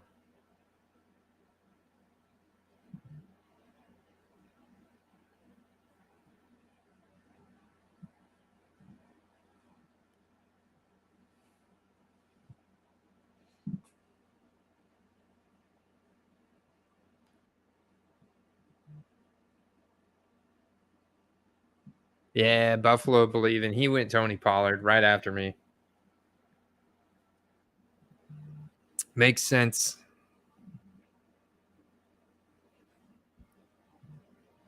So yeah, Ryan was telling me that his local card shop, you know, he buys like a new box every week.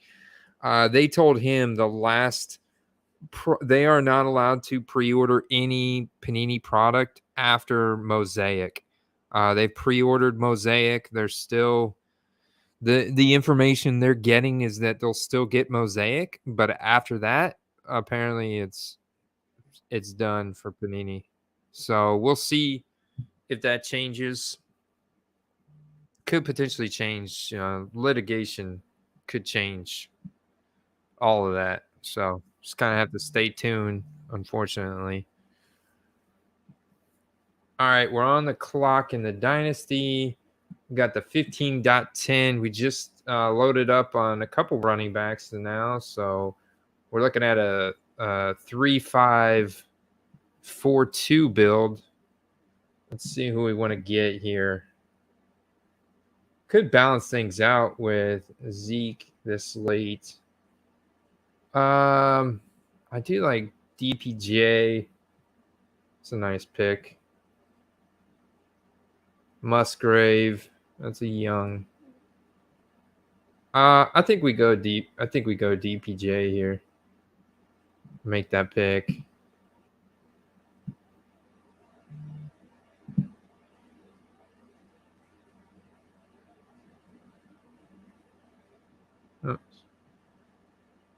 DPJ, 2020 rookie.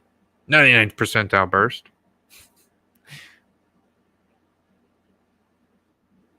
How do I get off of this highlight mode? I don't know how I did that.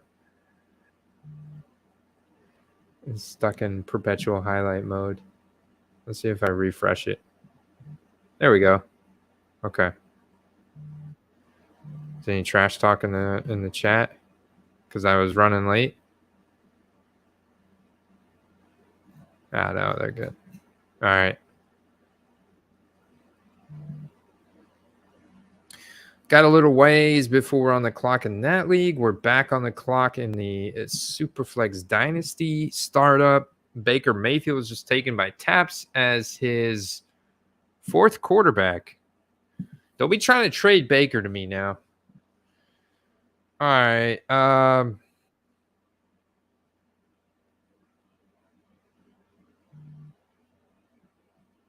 Singletary. Abanikanda is pretty good. There's Sean Tucker. He's pretty good. Oh, that's easy. We got to go. I think we got to go Gamewell, man. What do you guys think Carter's reaction? Oh, there's Carter in the chat. Musgrave. 3 times he sent it. I wasn't looking at the chat, man. Oh, that's too funny. Just take Wilson. That's fine. Hey, I don't know what, I can't be liable for these picks when you're not here.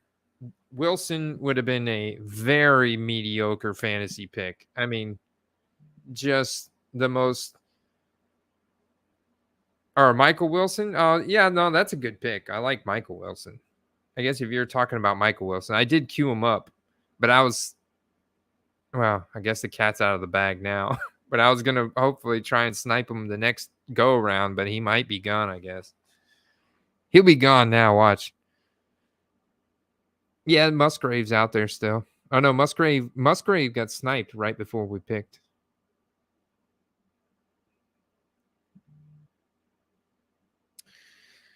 So if Mosaic is the last product by Panini, then everything changes. Do you guys think there'll be a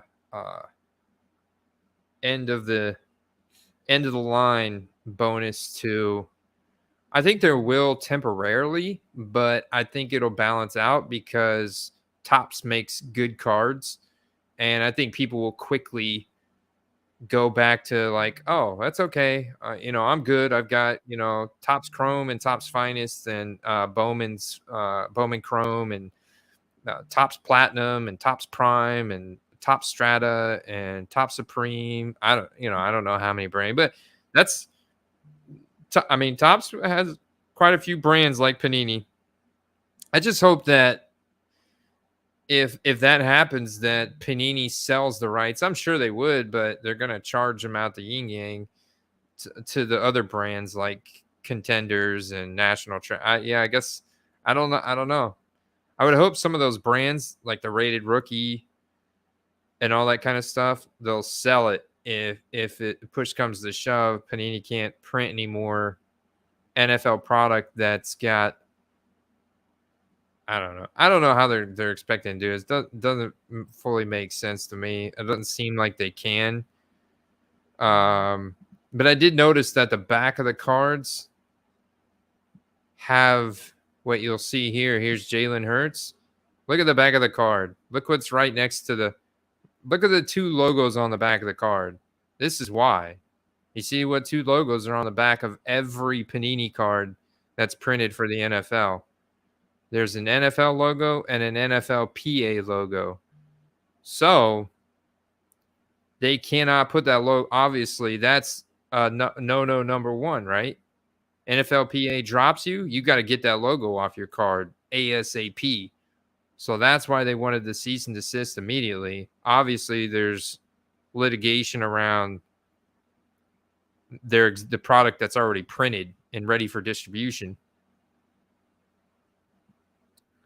What's going on here? Okay, I'm good. So it wasn't on me. But after that, I imagine it's just a matter of changing the design and then also securing exclusive contracts with players. I guess that's what they're going to have to do. They really want to pony up. And then it'll be, I could see a world because they still got there's been nothing about the actual NFL license. I could still see a world where Panini just prints cards of the players they have exclusive contracts with, and they just get a lot more exclusive contracts. Maybe they've got 360 players now. I know not all of them are active. I don't think some of them are retired players, but yeah, that's the big elephant in the room right there. I think there's an immediate spike in 2023 product, so it's probably smart if you have premium 2023 cards to raise those prices and probably be patient, take the max, but don't get too greedy. But at the same time, raise them up like 25% or something.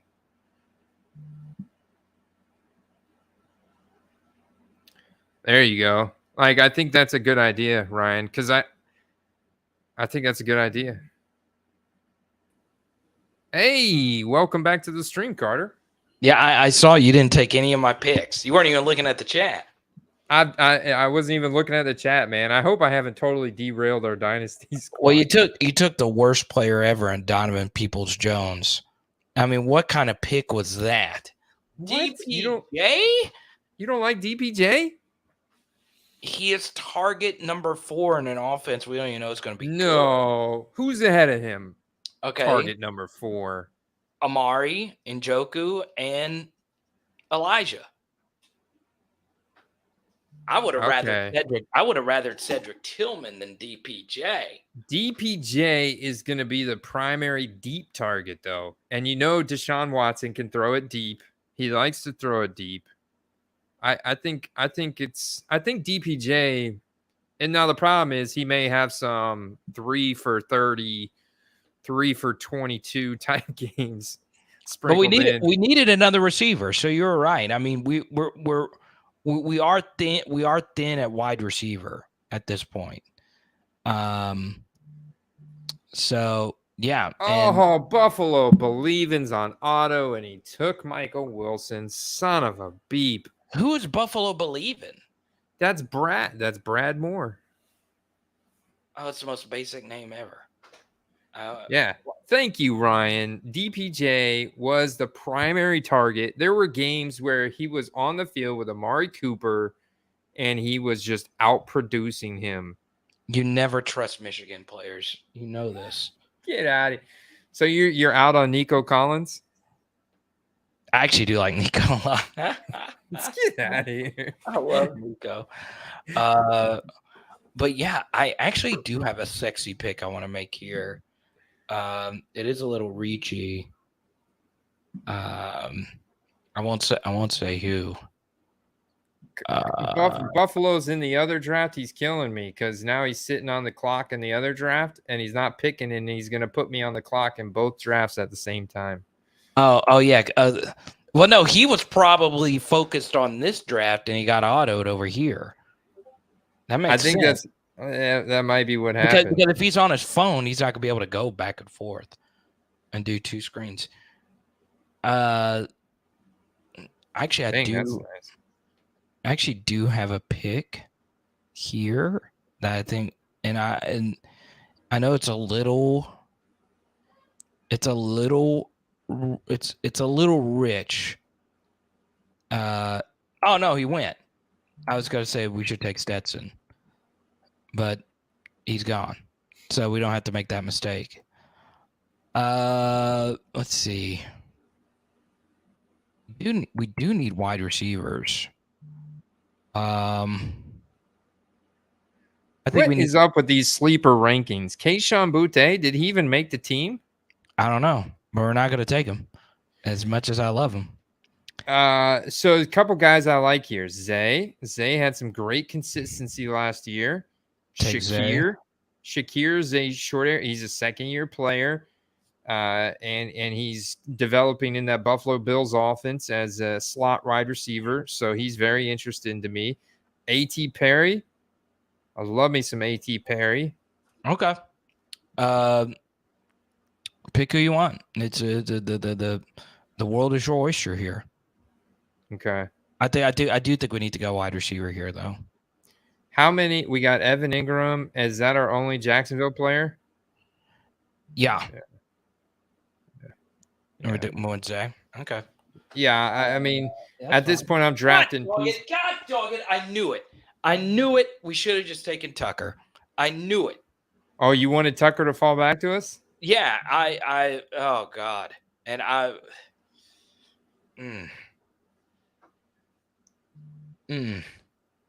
wouldn't have wanted A.T. Perry because I mean we already have Olave. We needed another wide receiver more than an RB though. I would have loved Sean Tucker in that spot. Damn. That's okay.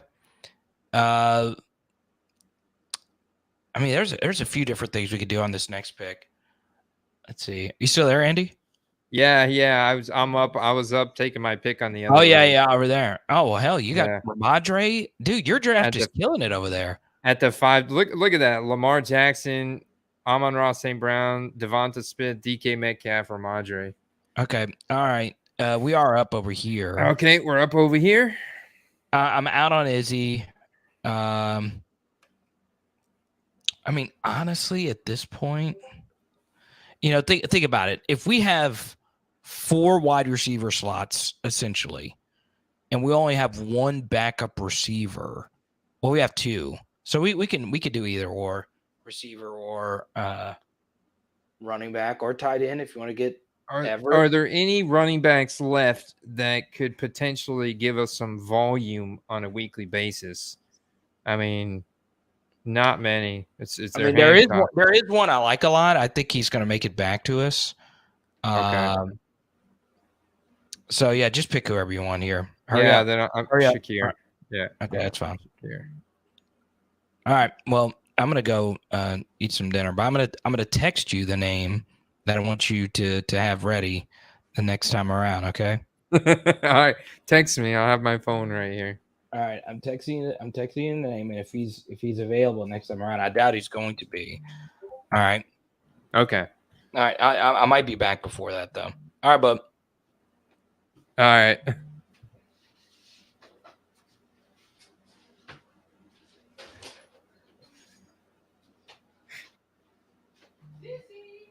Jags look really good tonight. Go Tank.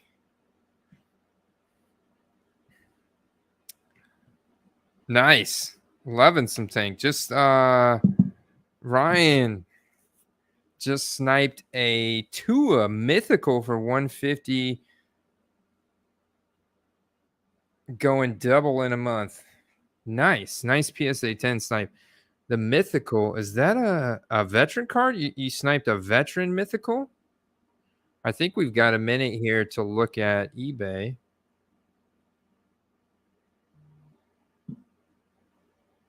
Let's see. Okay. Oh, I got on the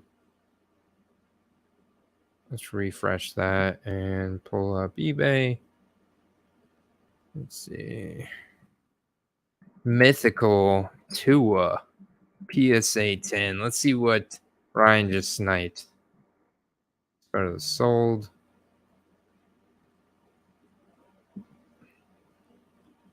I think he's talking about the rookie. Nice, man. 150 in auction. Holy cow, bro.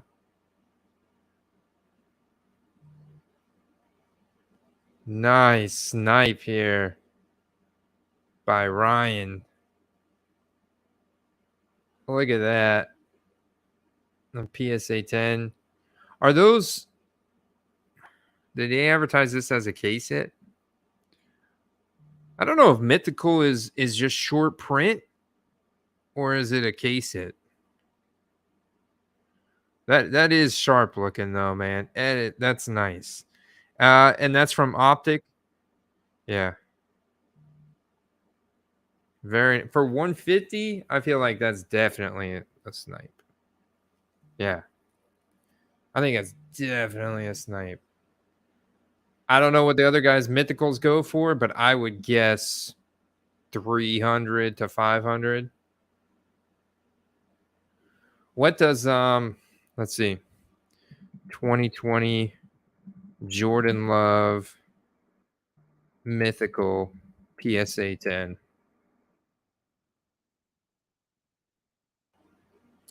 Sold. Let's see if we can find anything sold. Oh, yeah, baby. Look at that. 300? August 11th, August 21st? Dude, sick snipe. There's no way this went that much under $299. I had to pull it up now. You guys know I can leave no stone unturned.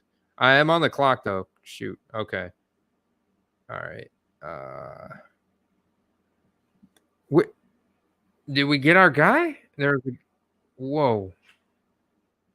We did. Holy cow. The sleeper notifications just like must have both went off at the same time. And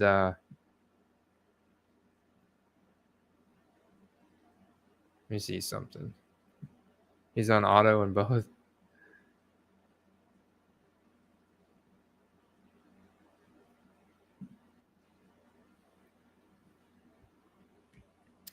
Let me see something. Okay. We got our guy. That's the guy Carter wanted me to get was Evan Hull. Evan Hull. That's going to be a great pick when Jonathan Taylor. So on one hand, you have Jonathan Taylor potentially going to Miami. I think it looks pretty good, and then on the other hand, and that leading to an ADP spike, and then on the other hand, you have Evan Hull and Deion Jackson. I know Deion Jackson's going to be the primary guy, but him and Evan Hull should split quite a bit of time. Getting them this late in the 19th round, almost the last round of the startup, that's a great little piece there. If anything happens to Deion Jackson, you look at like some kind of crazy bell cow for Evan Hull. But he's got speed, man. He's got speed, and he's obviously going to get some starting reps, some starting opportunity. There's another guy I like out here too, quite a bit. Running back, some interesting. Oh yeah, there's some. Oh yes, got plenty of tight end opportunity. Okay, K Dot, and that's fine. I'm surprised Hayden Hurst is still out there. That's an interesting one.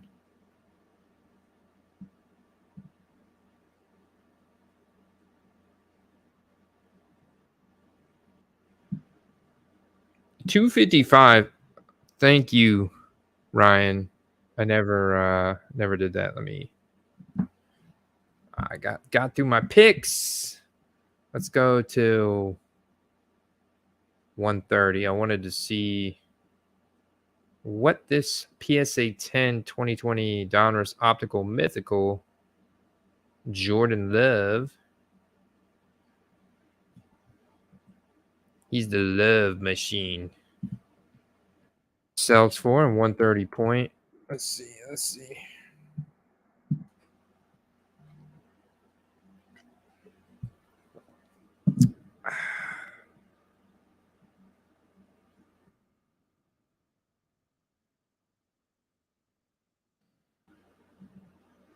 $255, just like Ryan said, $255. So he's like instantly got $100 upside because this is super recency bias here for Jordan Love. And then we could go and look at like a potential upside and say, okay, well, what's the Jalen Hurts going for? 2020 optic mythical Jalen Hurts PSA 10. Here's the only one listed for sale at $800, and it's new, so it hasn't had time to gather watchers. So we'll look at the sold in just a second. I think we have time. All right. I thought I might have been on the clock. I'm hearing a lot of dings in my ear. But that was back on July 14th. So that was like July 14th was a great time to be sniping. Let's put it that way. All right, I'm back up in the 6th in Drake London or Kyle Pitts. I mean, this is who's still out there. Still have my pick of the litter here. We got 3 quarterbacks. And I do feel like, I just don't know how frustrating Kyle Pitts is going to be this year. I don't know how frustrating Kyle Pitts is going to be. The upside's huge. I'll swing for the fences there with that one. And this league over here, Yeah, it's got to be. Pretty sure it's very similar scoring settings. Although I think there's a little bit more incentive for bell cow running backs. Although we did do the bonus for 20 plus carries over here, a 2-point bonus. So I think it's similar. I think it's pretty similar scoring settings. Maybe a couple tweaks.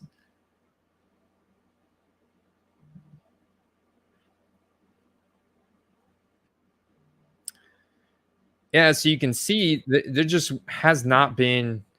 Oops, I don't want that player card. Cameron Latu. All right, we're back on the clock. All right, has Carter text me? No. Okay, so we're gonna go.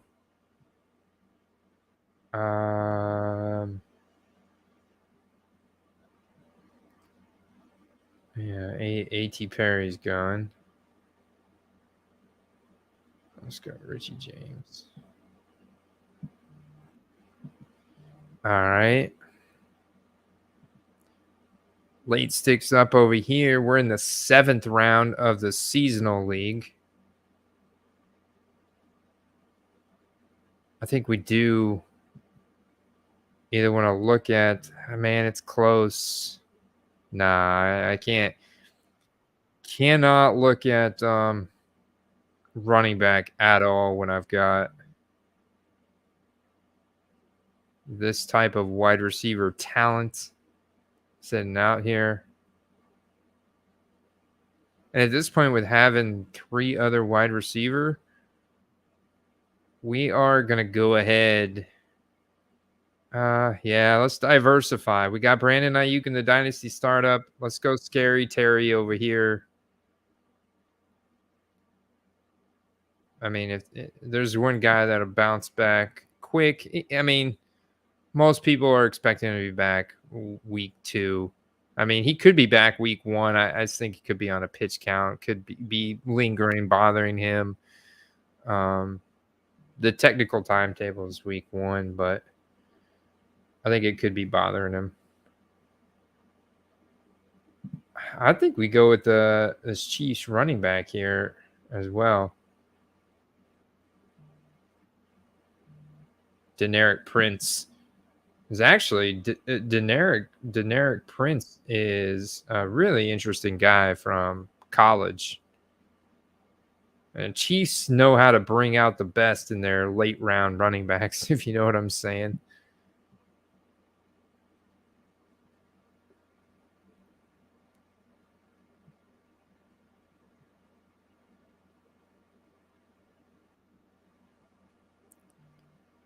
I have no clue what you're talking about, Tony.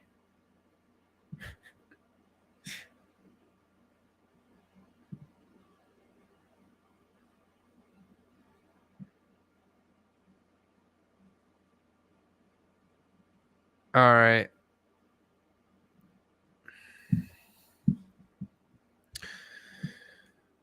So if let's think about this, guys. Let's think about this in between these picks because we got 1 pick left. We're about to be down to 1 draft. We're in the seasonal league. You know what is really important to me in a seasonal league? You gotta. You don't have to, but it sure helps when you start off hot, right? When you start off hot and win the first week, and just like in football cards, if you start off the beginning of the season by hitting on a couple players and making big sales, man, you're fired up. You're excited to do it more. It's not you're not getting kicked in the face, you know? You're winning.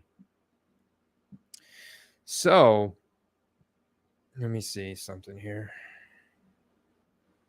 Documents. TQ. We want to win. We want to win, guys. There we go. We want to win week 1. All right. Got 1 more pick here in the Dynasty coming up and just a couple picks. All right. And we're going to pull up the opening 3-week schedule, and I've been looking at this so much, but with 16 games every week, there is a lot. Just, there is constant information that you could be consuming that you will learn about these teams' personnel, their coaching, tidbits here and there, to kind of paint a picture for what's going to happen in a game. You got to look at game environment. You got to go look at weather. You got to start planning everything.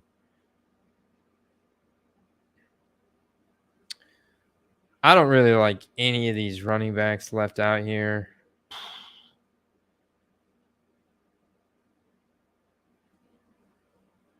Oh, actually, I do. This is the man right here. Let's go.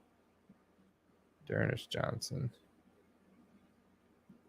Dearness Johnson is such a...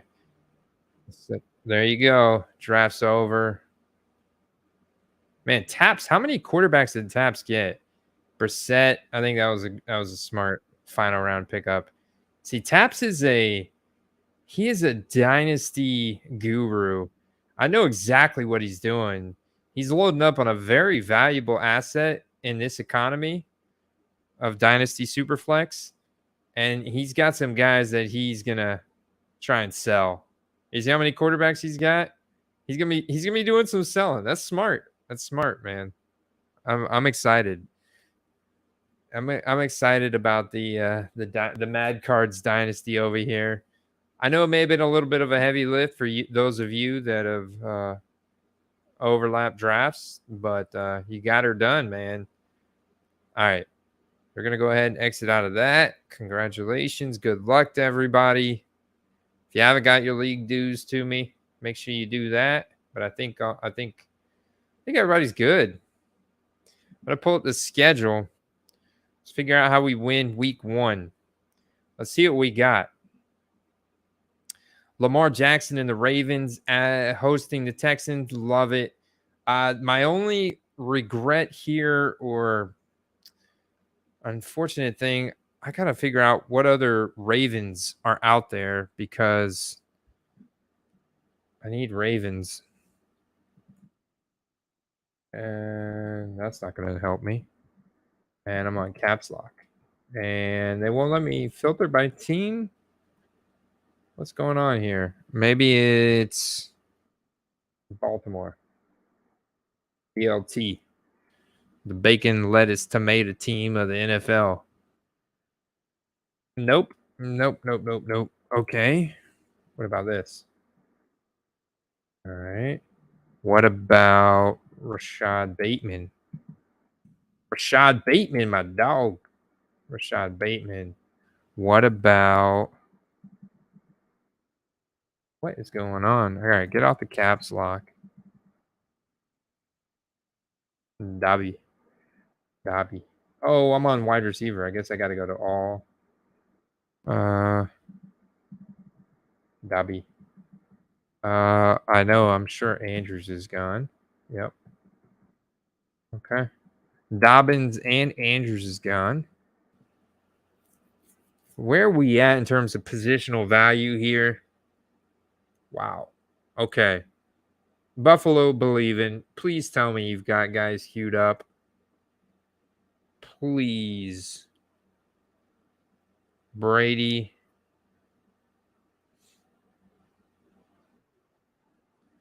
He did have guys queued up, because there's no way Dalvin Cooks is the ADB pick there. What pick are we even at?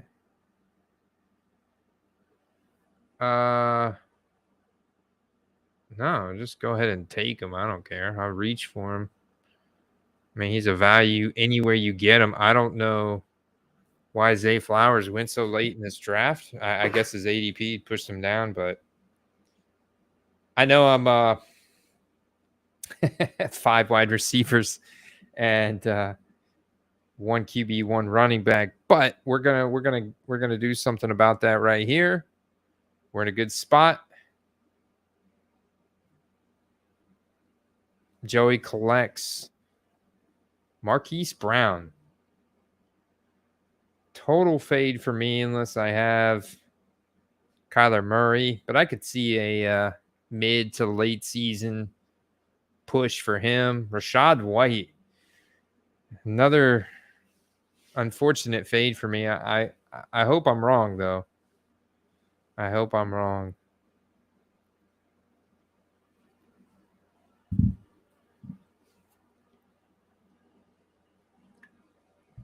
So I guess I could have waited on Zay Flowers. I could have waited for late stick and Joey to pick, but I don't know. I felt like late stick was going to take a wide receiver. He got his guy, Gibby, Antonio Gibson. Got our pick of the litter here. Who do we want to?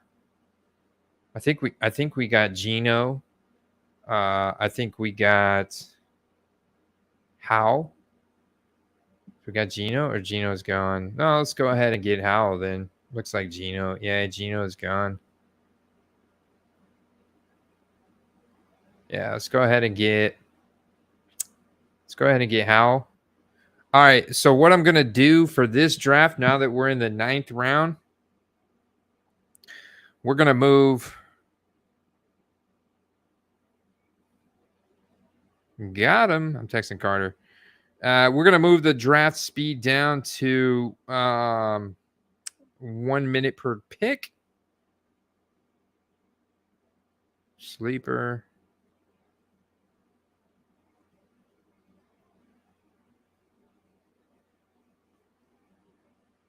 This is the Superflex Chrome League. Let's move the draft time down to 1 pick or 1 minute, 60 seconds. I don't know if that reset the clock or not for Brady. It might have. So that's fine because I want to make sure everybody knows that the clock is reset. I'll post it in the chat too. The clock is down to a minute. Down to 60 seconds per pick, y'all.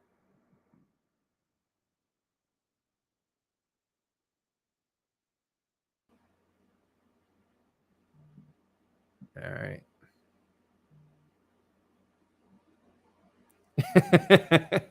Steve goes, later rounds should be longer than earlier ones. Yes, I agree, but I could make the same argument the other way around. I could make the same argument the other way. I get it. The first round is fairly automatic, but once you get into the second, third, I think where your league is really won is these rounds 3 through like 7 or even 3 through 10. And a minute is not that much of a down. You're still getting twice as much as what you get on Underdog. You'll be fine, Steve.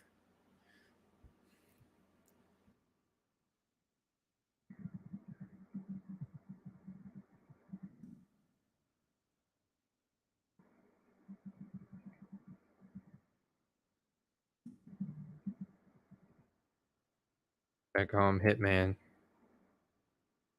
Got it, Hitman. What? Carter, why all of a sudden are you having a change of heart on our team?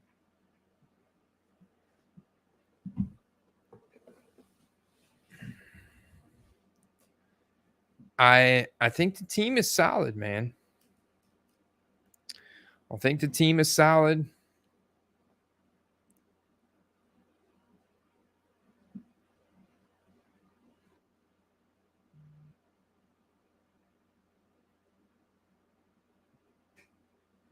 Let's see if Hitman wants to hop on the stream.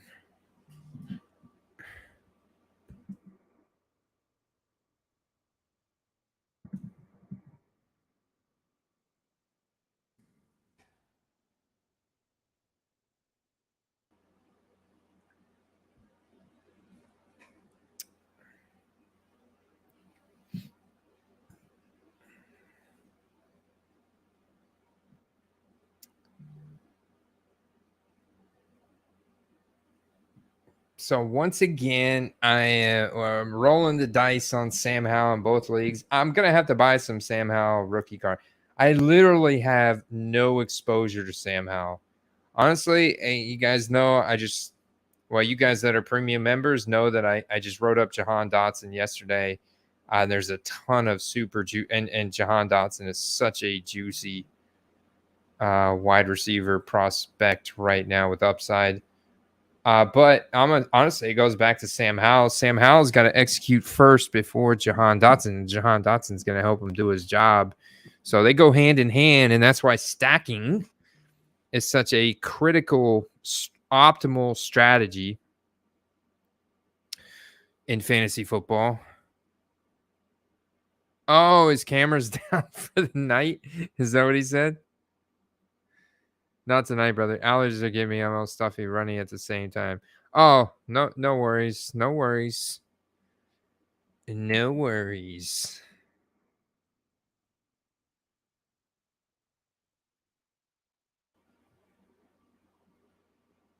Enjoy.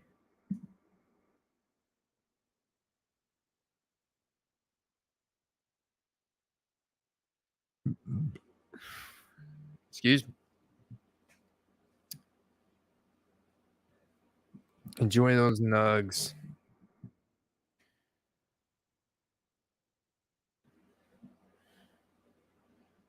All right.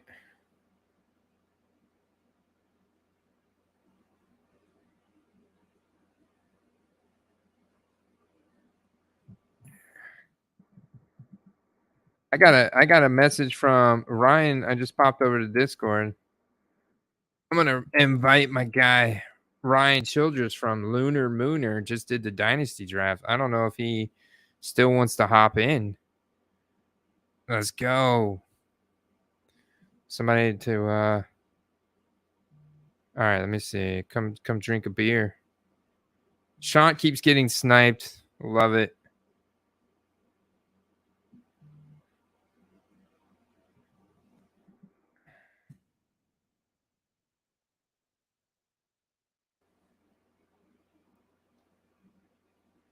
Where's Shant at? Let's see.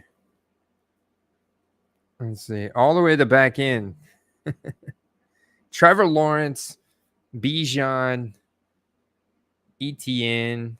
Oh, a running back robust with the Superflex. Kenny Pickett. Very interesting start. I kind of like that start. Not gonna lie. I'm not crazy about ETN with Bigsby and Ernest, but I think he's obviously led the NCAA in forced missed tackles per touch in 2019. So he's got some juice. Hopkins, that's it. You are a Hopkins truther, man. Hopkins in Tennessee. Think he's gonna get volume at a fifth round ADP? I guess he definitely should pay off over Judy. Yeah, and he was getting the largest average cushion last year. We saw him have considerable juice as just like you knew that Arizona was going to throw to him when especially when Marquise Brown was out, and they still couldn't stop him, and they were still for some reason giving him so much space to operate too. And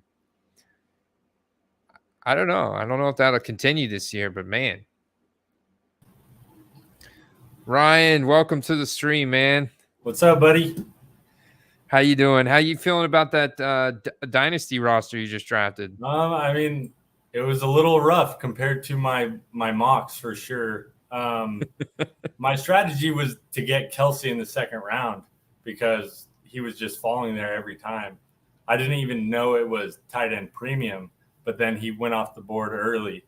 And then, being at the turn is tough, because if you really want a guy, sometimes you have to reach about 30 picks. So how did you feel the third round reversal was? I don't know how many third round reversal leagues you do, but was that a that difference? Really helped me being at the 11.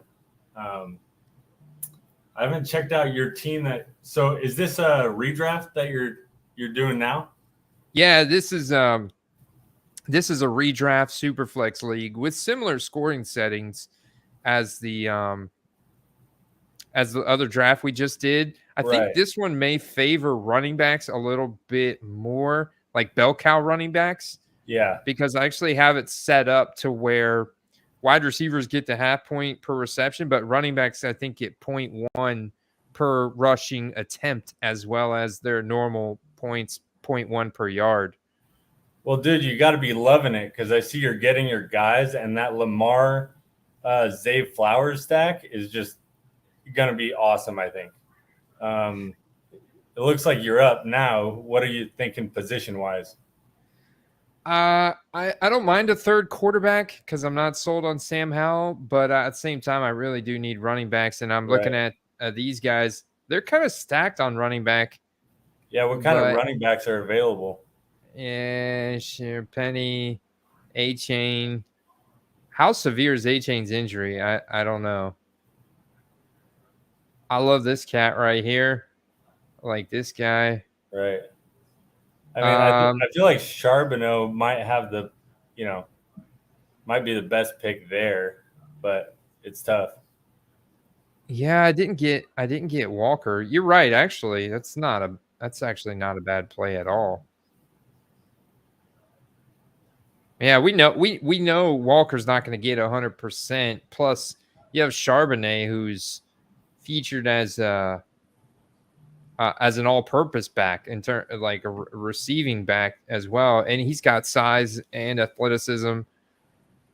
Kenneth Walker already, I think it was undisclosed. I don't think it was anything serious in terms of his injury this preseason, but I think this is a team that's going to be in the red zone a lot, man, with that offense. Yeah. I mean, I like Walker a lot. I have him in my other Dynasty leagues. I was really hoping to get him, but I got sniped from Rhino versus Auto Draft. I really like Walker a lot. I've been buying a lot of his cards too. That's the difference. You go to Vegas and do your draft, and all your guys are there. There's no way anybody's auto drafting. Right.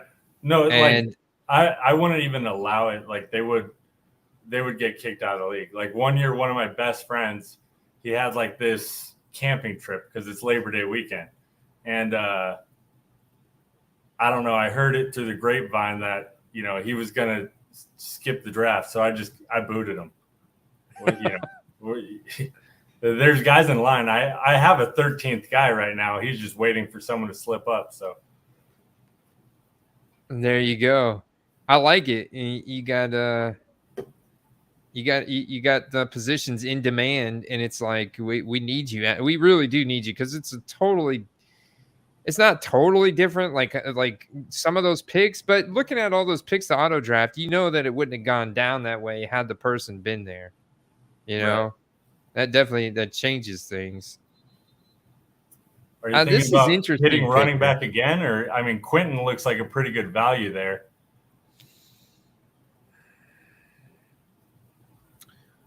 Let me see something. I mean, he could be a difference maker, for your squad. Well, we don't have. Okay, yeah, we do got our second quarterback. I was thinking about Kyler too. That was a tough one to pass. Jig. Yeah, I guess I do have to go Quentin here. I mean, he's at a value here. Yeah, let's do it. Yeah, you don't want to miss on the next Justin Jefferson because you didn't have enough running backs. No, I mean obviously, but look, he was drafted with the same draft capital, Yes, we don't know with these players, Yes, we don't know, but we can have gut feelings and right. We can trust certain analysts' takes on them. I'm just saying, go best player available, sometime. Yeah, no, that makes sense. That makes sense. And we've already started off 0 RB, and there is a ceiling to a potential starting wide receiver for the Chargers, a pretty good ceiling.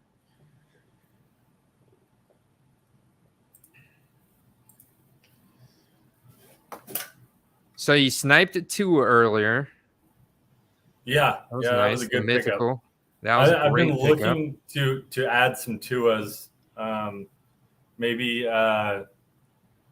find some cards with high gem rates and buy them raw, or just because it's so close to the season, he's pretty cheap. I think he's a good value, or just buying some PSA 10s and then flipping them in like a month.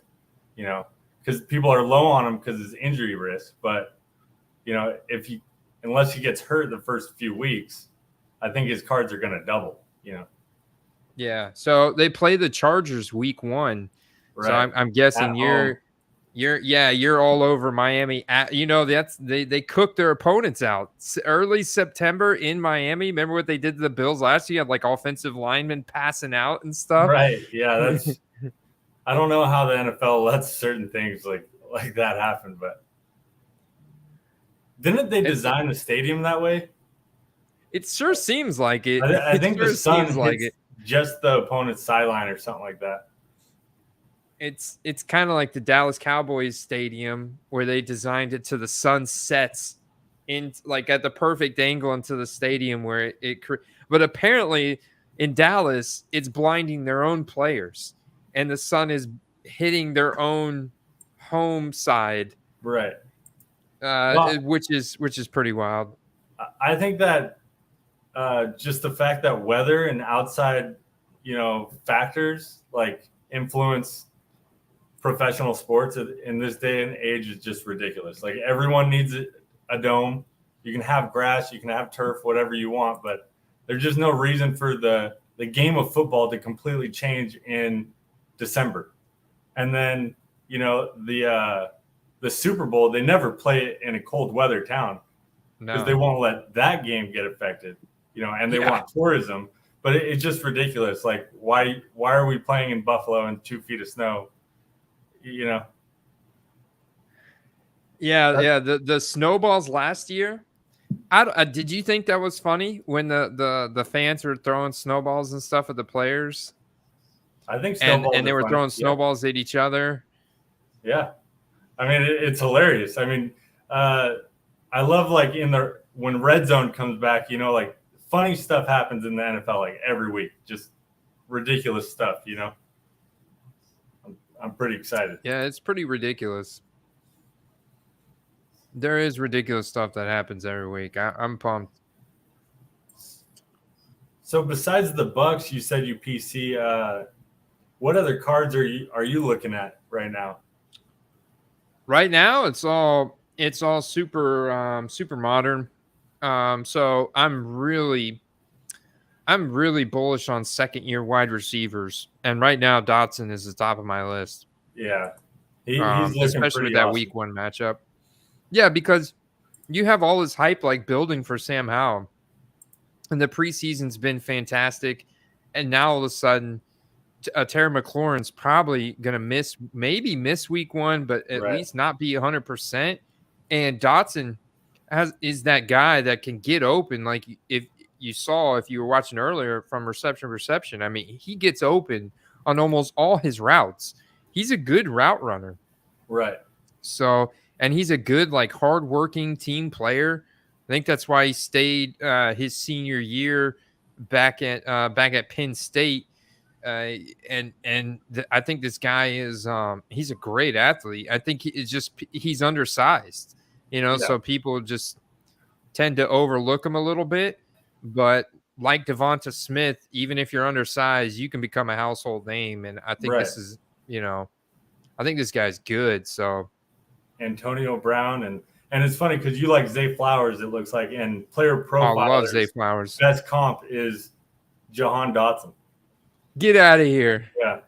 That's hilarious. And I like both these guys a lot. Jahan was really cheap a couple months ago, and I regret not buying a lot of his cards, but I'm thinking about buying him now because he's still, pretty cheap compared to other players. And I think he might have a lot of buy it nows that haven't been I'm actually going to look that up right now to see if there's any good buy it nows of him.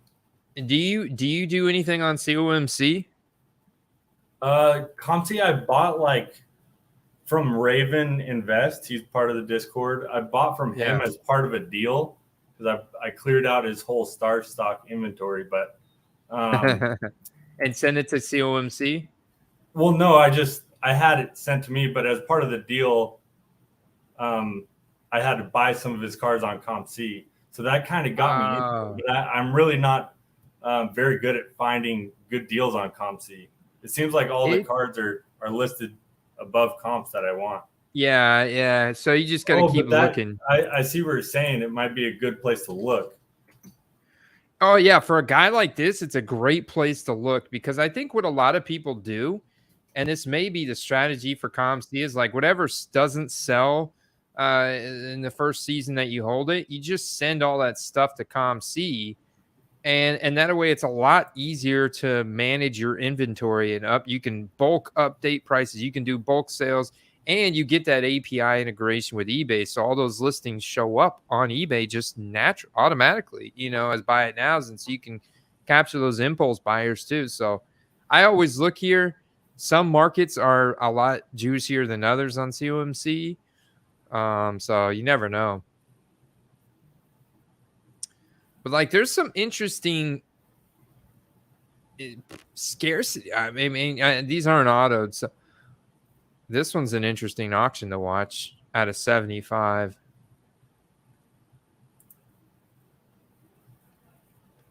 I kind of like. Blue No Huddle. I think Blue No Huddle is out of 79. Prism. It looks pretty centered. They got it up for 43. Not bad.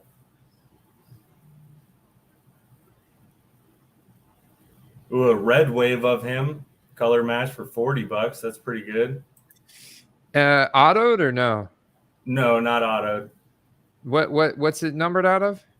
That one's pretty high. I think it's like 150.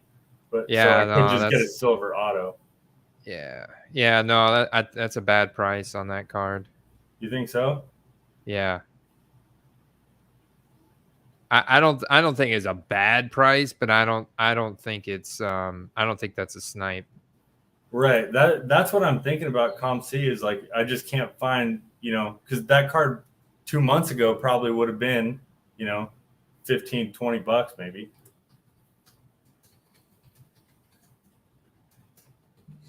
Yeah, and I think there's auctions that you could snipe that card, like you said 15 to 20. Yeah. Right. Yeah, I think you're dead on with that. Isn't it funny that John Dotson's Prism makes it look like he's got one leg? Like if you look at that from a distance. Oh yeah. When I first saw his Prism rookie, I'm like, wait a minute, is that an error? Is that an error card? No, it's two legs. He's just doing like a little toe tap on the sideline or something.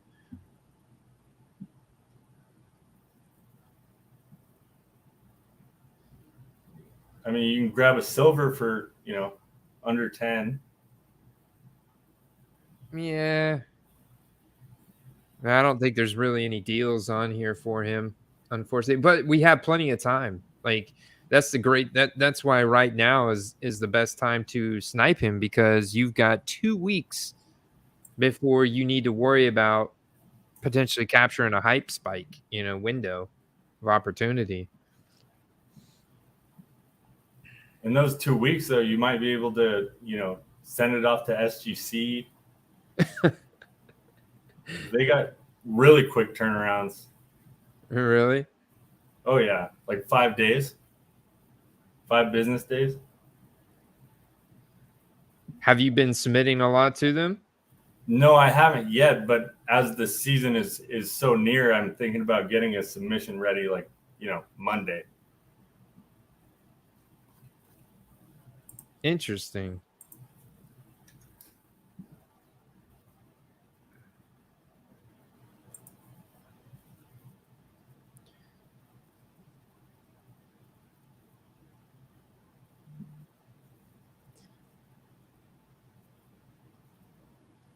Yeah, I'm just kind of like picking guys off the cuff right now.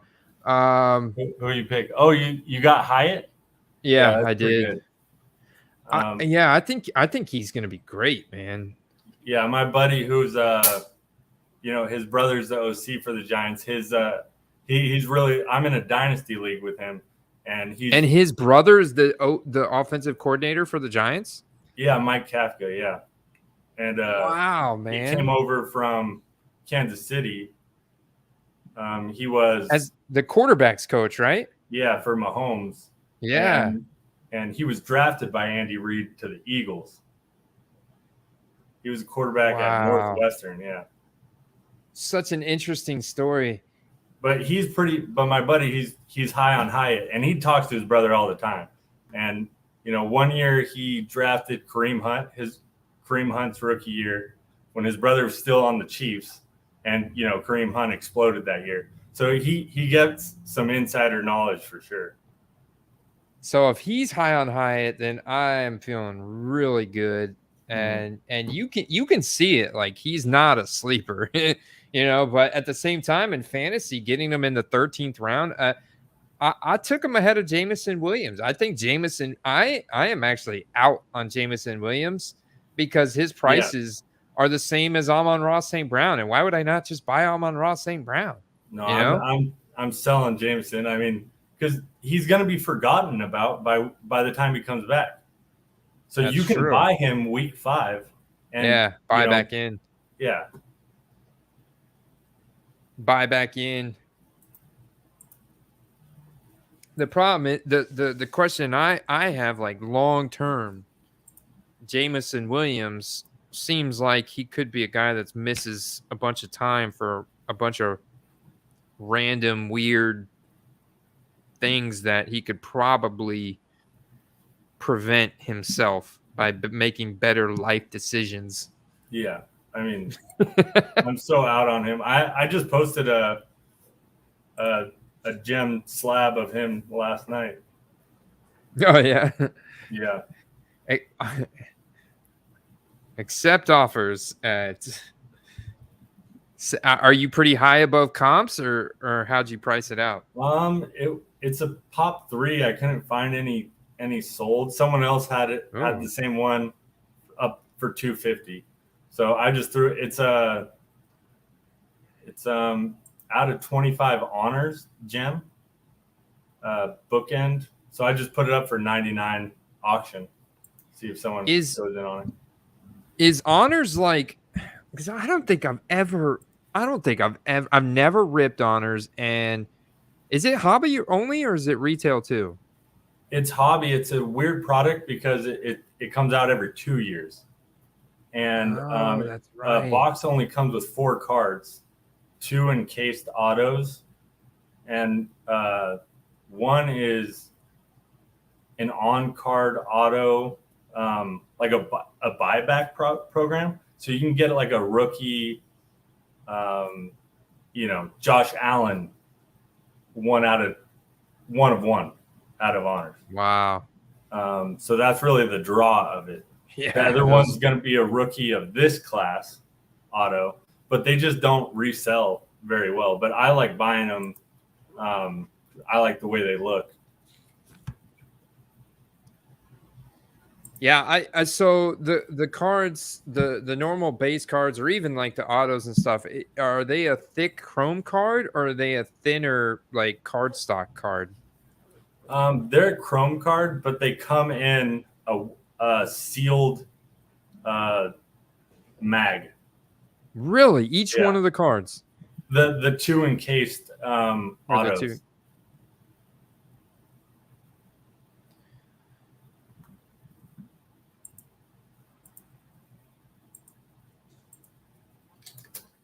Yeah, I bought like 3 Drake London blue cracked ice honors because I was sending out offers to people and they got accepted. So ended up taking home 3. Whoops. I'm going to drop that down. I got a snipe for. Oh, you said you ended up pulling 3 Drake Londons. Is that what you said? Or I sent offers on eBay for these cards and they all got accepted, like without, my knowledge. Jeez. I was only, trying to buy one, but 3 is cool too. Heck yeah, man. At that price? And they're super low print too, like out of 15.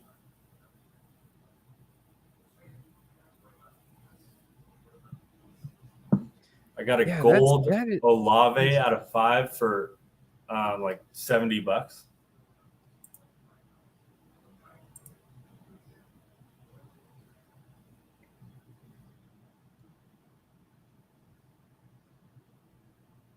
That's not bad. Olave gold for $70? And it's numbered out of 5 too. But it's honor, so it's a different honors. beast than Prism. It's just never caught on like some of the other bigger sets.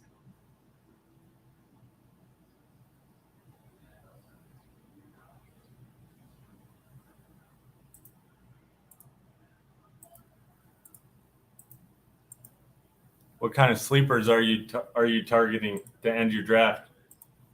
Let's see.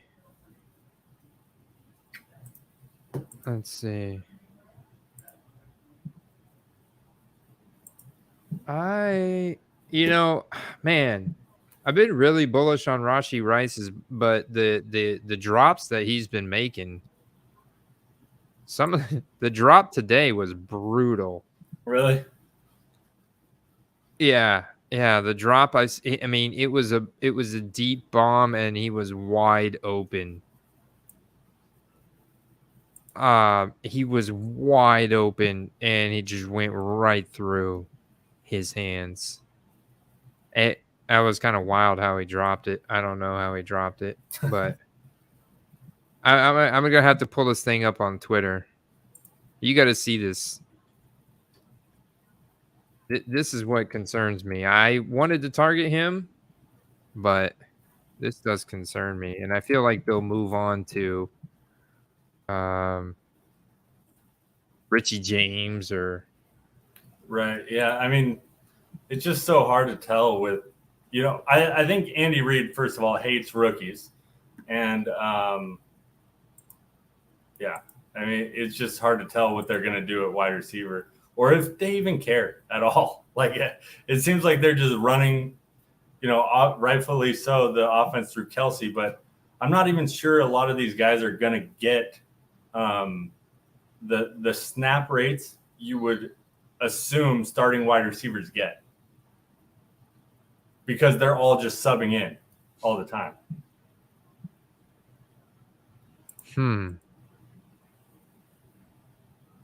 So I took Kendre Miller there. It's a massive ADP value. Late sticks night game. Well, I was hoping he'd fall back, but Kendre is a big value there. And if I want to try and win week 1, I mean, I think it's a good time as any to try and trot out Kendre Miller there. At least I got him for depth. Maybe week 2 even. Like, for your draft strategy, I mean, that's your wet dream, buddy, is getting Kendre Miller. I mean, that's what your strategy is all about. Yeah. Load up. Like I Kendre Miller game well. I think at this point, my 0 RB start, I'm pretty much my last 3 picks. I think at least 2 of them are going to be running backs.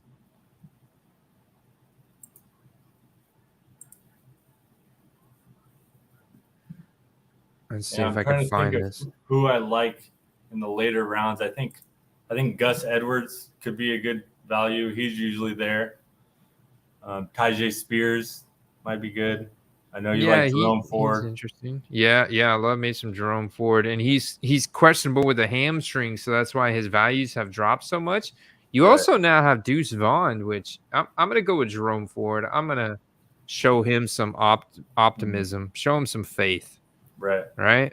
Clyde is a little interesting too. I might take a flyer on him in my auction league.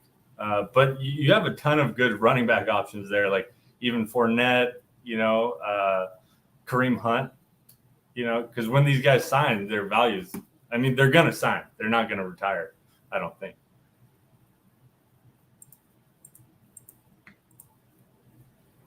I think you're right. I think they're going to sign somewhere. And I think at that point, it's going to be a spike because everybody's going to be like reacting to it. And you could be getting them at a big discount, like a big discount right now. Because we're dealing with injuries. Like, look at Miami. Like, Miami is actively, especially now with A-Chain, injuring himself. I have to go look and see what the time frame is on A-Chain. But I think it's, 4 to 6 weeks the last time I looked at it? Right. And he doesn't seem to be, a Mike McDaniels type of back, but I still think he would be awesome in Miami. Yeah, I don't think he's built for the volume.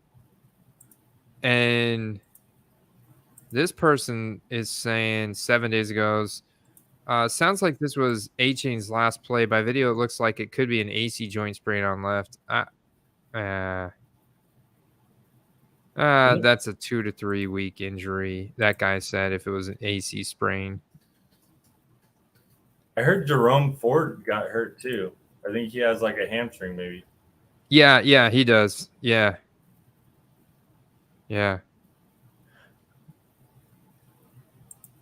So it's not. It's so A-Chain is like a 2 to 3 week injury, but it's hard to fade recency bias, and it's tough. I don't know if you struggle with that, but I mean I know I don't like severely struggle with it, but it's definitely something that's on my mind whenever I'm picking a player. Are you talking about recency A-Chain's bias. injury? Yeah, like injuries even if it's only like a 2 to 3 week. Like I look at like Terry McLaurin with his turf toe. I look at him in a slightly different light than I did 2 weeks ago. I'd have no problem pressing the draft button on him in the the 4th round, and now I'm like, but should I? And then like I find myself fading him in a draft. I got him in the 7th round in this draft. I got him at the 7.3, and that's why I took him in this one at the 7.3 because I felt like people were fading him too much because of the turf toe. Right. I think for Dynasty, it's a lot different. But it seems like so many rookies get an injury in camp, or early in the season, and then their career just is over. They lose their spot and the team moves on. It just seems like a lot of rookies go out like that. But yeah, for Dynasty, I mean, I think especially in how your roster is constructed, his upside is something you would want to go for. Yeah, gotta go for it. Because the Dolphins, the Dolphins and the Niners are running that same run game, and it's just they're so efficient. They always get 5 yards per carry, And if he has that home run speed, he's going to hit the long home runs like Mostert did, I want those breakaway runs. Actually, Mostert's look good, man. Yeah, Mostert has looked good this preseason. I think if Mostert continues staying healthy the way he has, I mean, he's going to put up some spike games.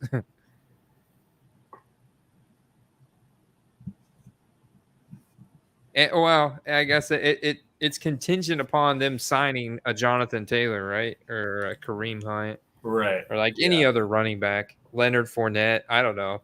They're obviously going to pick up a running back here. But I forget who it is, but some podcaster says to invest in running backs that are uncertain running back committees. You want to just grab one of them, because Mostert, Jeff Wilson, A-Chain, these guys can win leagues, especially in best ball. They absolutely can. So Trey Lance signs with the Cowboys. Are you buy, sell, holding Trey Lance? James says Lance is going to be the Cowboys running back too, not Deuce. I mean, I have some, I just have the Trey Lances I've pulled. I've never bought any Trey. And and I'll sell them at comps, like, which isn't much right now, but it's still, yeah, I'm selling. Yeah, I'm selling. Yeah. I'm like, I bought in before last season thinking that he was going to take that next step. Just, obviously as a bet. Didn't work out. So I'm like, I think I'm going to break even because I bought like optic hollows for $50 a piece raw. Spent too Raw? much on them looking back. Yeah, they're raw. I bought one prism silver, one optic hollow, $50 on each of those. Was this back in 2020 when the market was crazy? This was Or I back guess in. This would be 2021. This was actually last year. This was August of 2022. Right. And yeah, that didn't work out. But Jalen Hurts sure as heck did, so I did all right. Right. Yeah, it seems like Hurts is still a buy. I kind of want to get some Hurts as well. Yeah. I look at him now as like a blue chip type investment. Like he's the new blue chip stock on the market.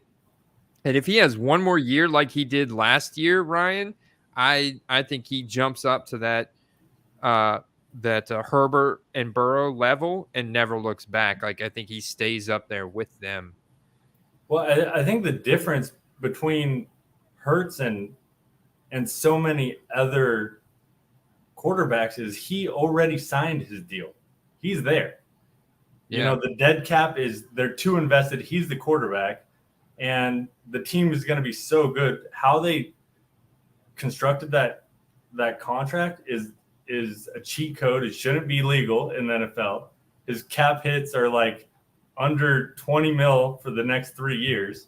So they're going to be able to pay everyone around him, and they have the best GM in the NFL. And I really think that, that management is just Hurts can't fail at this point.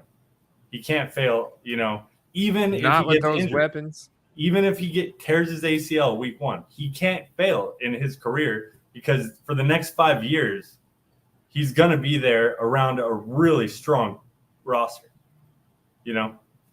Yeah, and that's the thing.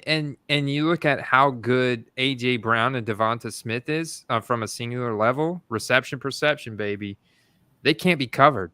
Nobody can cover A.J. Brown. Right. He's just and Goddard. Devonta Smith. Goddard is an unreal talent, but there's just so many mouths to feed that, he doesn't quite – if he was on a team like, I don't know, like say maybe the Cowboys or a team where he would be, a top 2 option or a top 1 option, he would be recognized as more like the next Kittle or something. He's an all-around tight end too, not just receiving. Yeah, I like Goddard, but you're right. It's just the fact that A.J. Brown and Devonta Smith are going to demand targets because they're going to be out there waving their hand. They get open so often. They're just that good. And Jalen Hurts is, he's taken a huge step forward last year in passing. And the guy's he's a complete package. I think there's a decent chance he wins MVP. If he wins MVP this year, they go back to the playoffs, make a deep run. Those cards are going to go up a lot, man. Right. I think the division is going to be tougher. And their schedule is probably a lot tougher because they got the 1 seed. So, I don't know how many games they're going to win. Probably not enough for them to get MVP, but he's going to be in the race.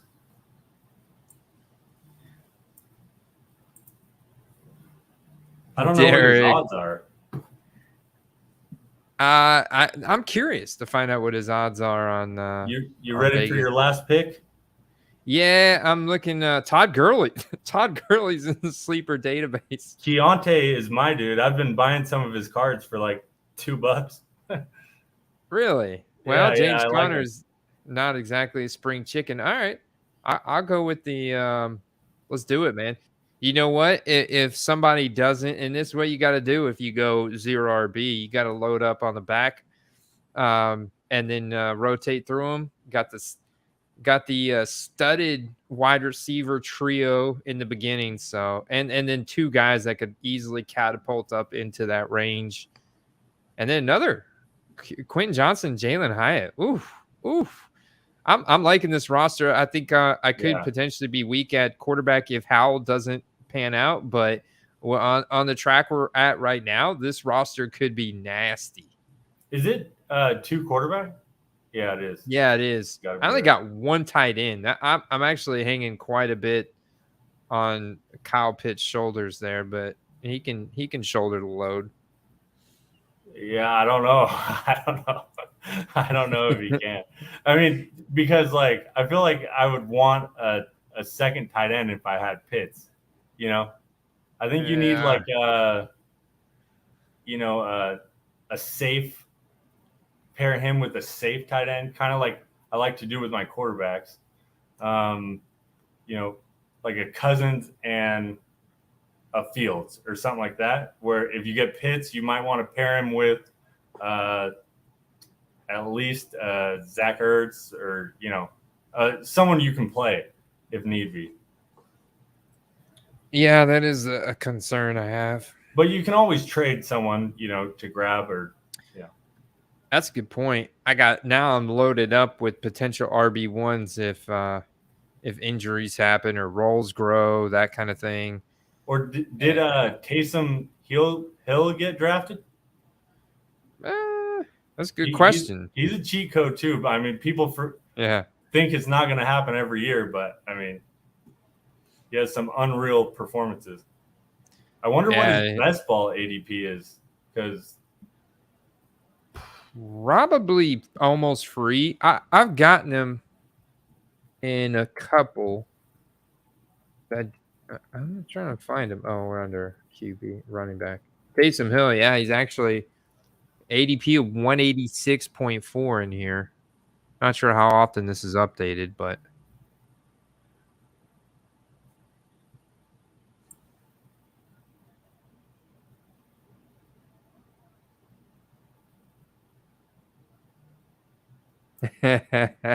Sean wants to potentially work out a trade. Yeah, you got Bijan, Etienne, Kamara, Cook. I will trade you. Let's see. I'll trade you Kyle Pitts and DK Metcalf plus Keontae Ingram for DJ Moore and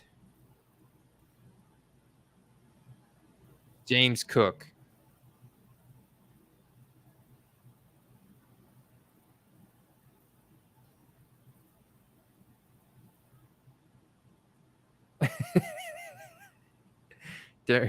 Derek wants to know who took Kenny Pickett. Where you been, Derek? I'm glad to see you popping in the stream, giving people some crap for their picks. That was our man, Jonathan Taylor Cards, right there. You're talking to him, Sean Bakadian. I got some awful trade requests already. In the Dynasty League? Dynasty League, yeah. I think I got one too. I got one before the draft to trade my third round pick, which in reversal was a 302, for a second round rookie draft pick next year and like a 9th round pick. It's just disgusting. And now I'm getting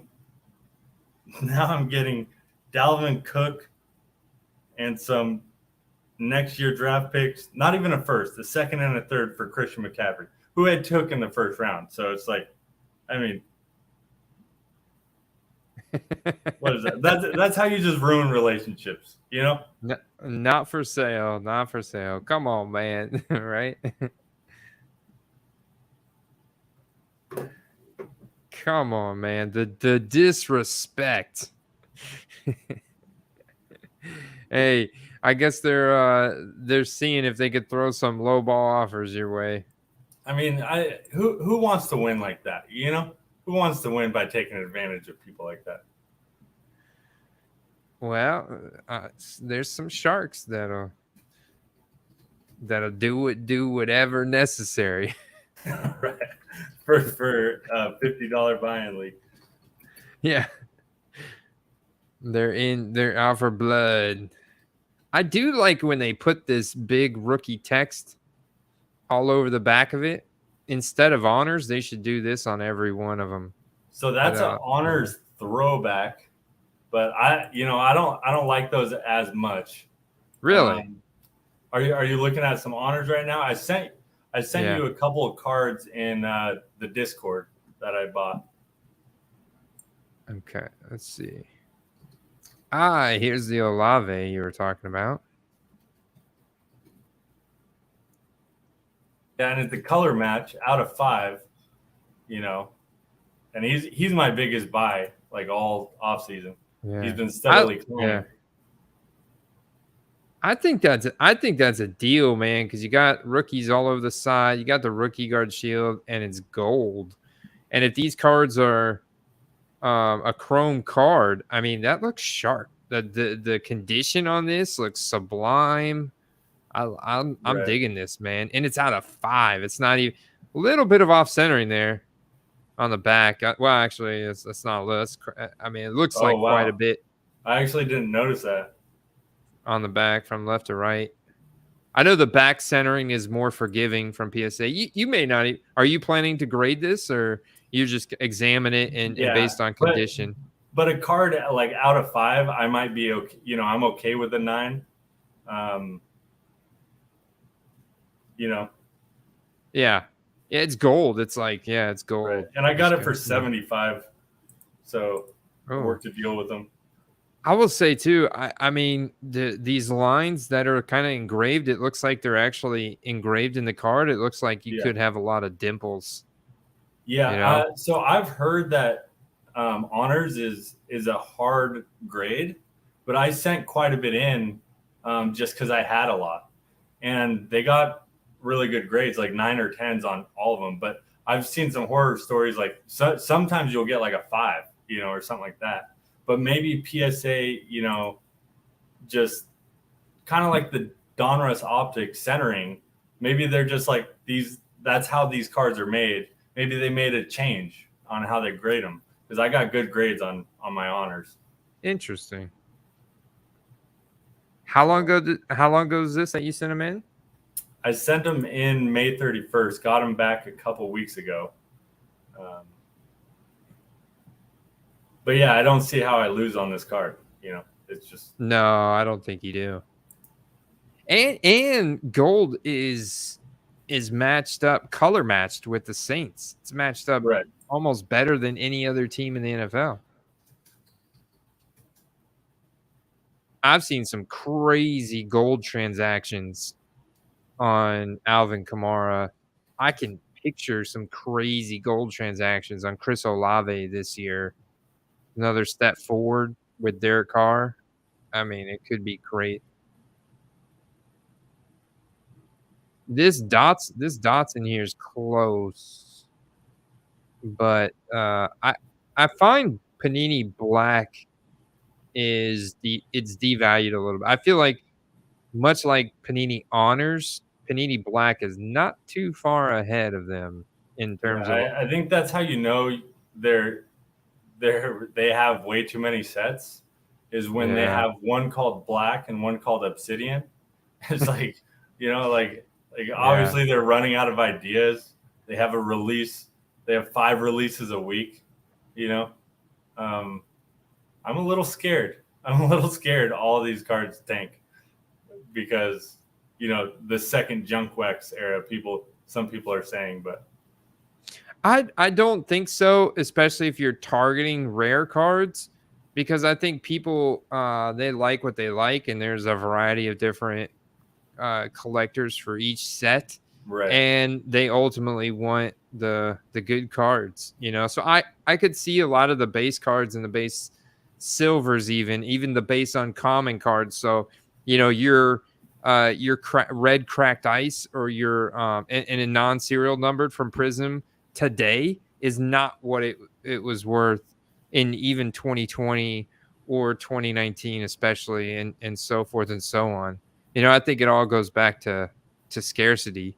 Now, I think if a bunch of people were to just dump their collections onto eBay at once, where they flood the supply, yeah, you're going to see prices tank, right, to meet demand. But if I don't see people flooding their supply on eBay, it's not that easy to list that. I think there's a lot of people that just have this stuff stashed in their collection that they're planning to like hand down one day, or the whole collection sold in like some kind of lot sale or estate sale kind of thing. Right. I just picture this thinking of, like I look at my dad, like when I got in as a kid in the 90s and we bought a ton of cards, I was actively trading them for other cards. And then as I grew up and became a teenager and got into video games and stuff, I did sell a lot of them for video games. But my dad saved every single one of them. And I think a lot of other guys out there have that kind of like stashing mindset, right, where they buy and stash. And it's a lot of it's a different ball game when it comes to trading them and listing them and selling them. And I think a lot of those guys just sit on them. So right. I don't ever really see like supply flooding the marketplace like that. Right, because you really have two options. If you don't want to, start an eBay store, you basically can, like, I guess three. You can send it all to ComC. You can sell it as a lot to like what is it called when they sell your cars? You get like a percentage. It's like a consignment. Or you can do consignments, but like, or you can sit on them, which is like better than consignment, because consignment is just you get so little, because you're basically paying someone to sell your cards, and that's a time investment on their hand. So you're basically paying labor. Yeah. So unless consignment or ComC, yeah, I see what you're saying. Unless there's like some easier way to just offload a ton of cards. Yeah, I think they're going to sit in boxes. And eventually, if the next generation has another, I don't know, pandemic or some lockdown or something, it's like, that it's inspires them to go through their parents' collection, their dad's collection or their mom's collection, and get all these cards, and then want to get into the actual sales cycle of them because they got the energy to do and the time to do so. Right. Then and the more rare ones, obviously it's easy for guys to walk into a show and you got a big ticket item and make one transaction. But I think there's a lot of mid-tier cards that I think could get like this, that could get stashed in a box. And so from that standpoint, I don't, as long as there's people in the hobby, I think these cards are going to hold value.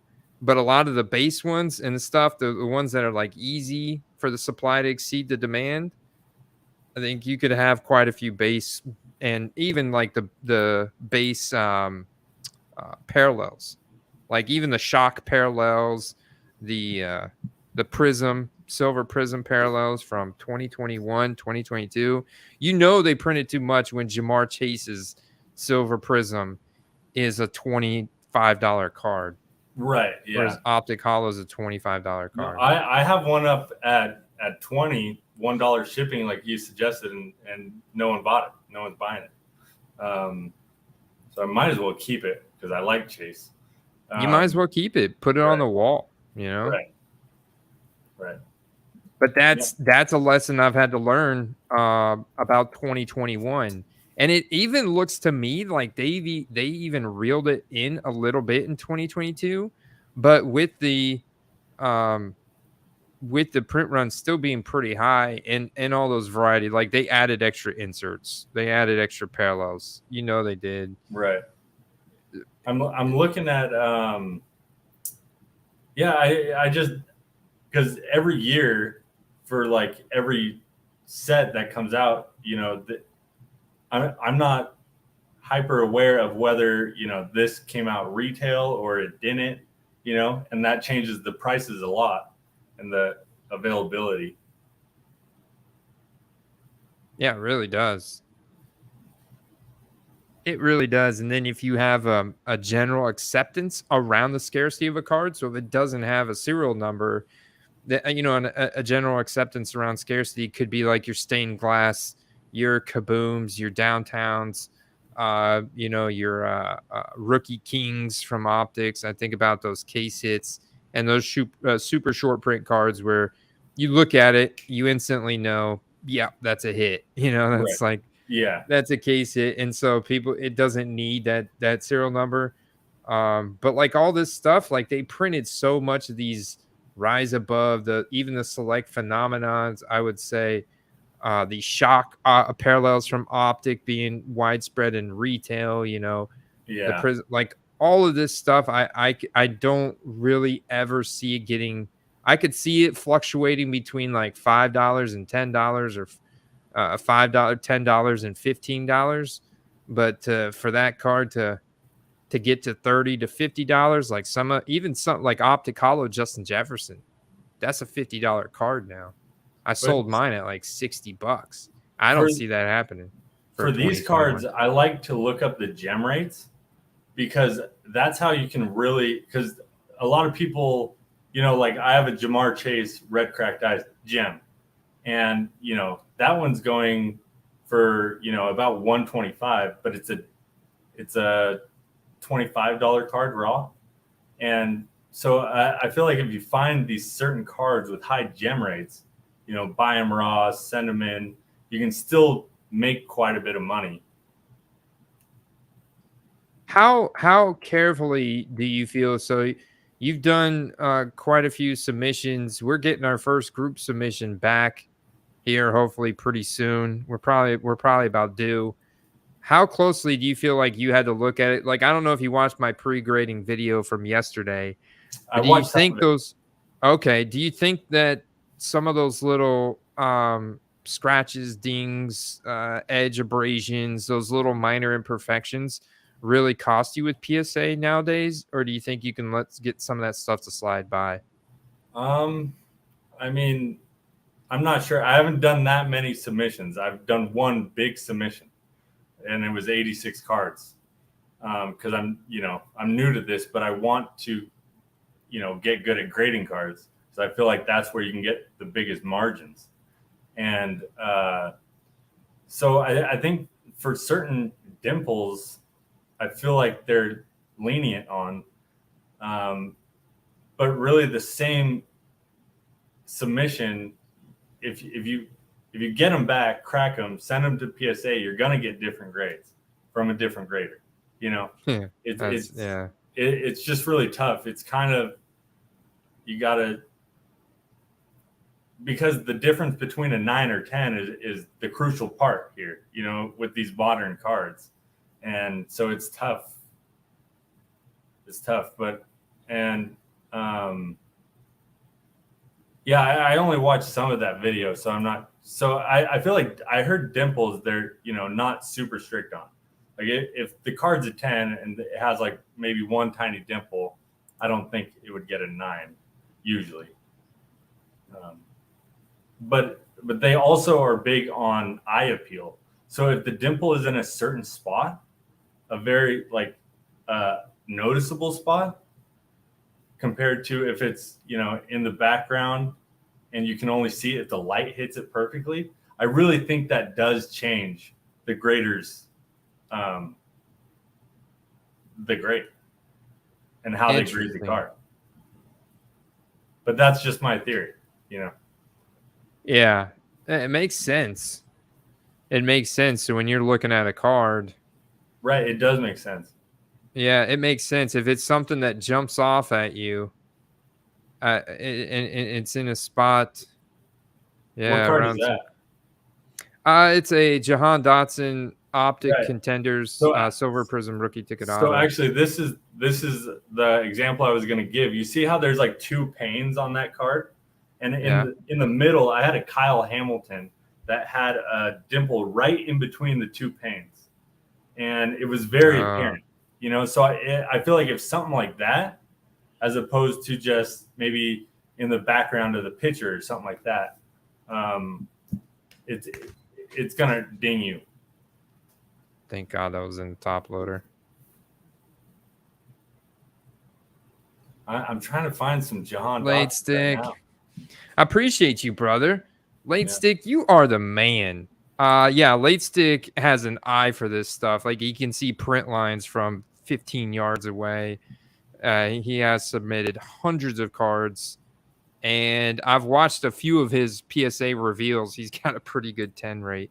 Definitely, I have to get you on, brother. To talk about. Yeah, that's good. Yeah, good idea. Yeah, I would love to get his take on some things, like, you know, how you buy raw cards on eBay and what you look for. Because sometimes I don't know if I should buy a raw card if they only have a top loaded pitcher. I mean, you know, I think it's worth, if you're making a purchase over $20, I think it's worth it sending that person a message and asking if they can send you raw photos. You know, yeah, you risk them handling the card again, but at the same time, if they can't handle it properly, then yeah, I mean, it's like a crapshoot, and I think it's worth it, and that kind of prevents you from impulse buying too, to a degree, I'm sure. You know. And then if it's like an auction, it's going to end too low. You got to have it. It's like, man, let's roll the dice. Let's do it. You know, kind of thing. If it's that low, otherwise, I say, man, if they don't want to cooperate and maybe, you know, move on. You know, I kind of like some of these Jahan Dotsons ending soon. Yeah, Here, I'm gonna go grab a beer. Yeah, look them up. Yeah, I gotta pick up that card. I'll be right back. Stay tuned, ladies and gentlemen. This is the perfect time for you guys to hit that like button. Post it out on Twitter.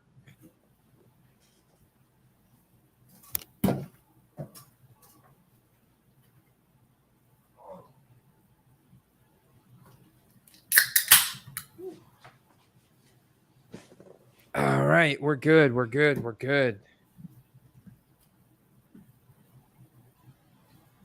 All right. Welcome back.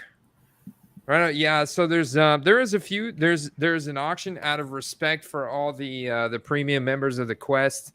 There is an auction that Steve sent me, and I'm like, oh, I wrote that one up yesterday. So I'm sure that one of you guys are probably get in because it is an absolute snipe. But I'm finding opportunity right here on Jahan Dotson's buy it nows. I think you just got to keep digging, you know? Right. I couldn't find any. What have you found?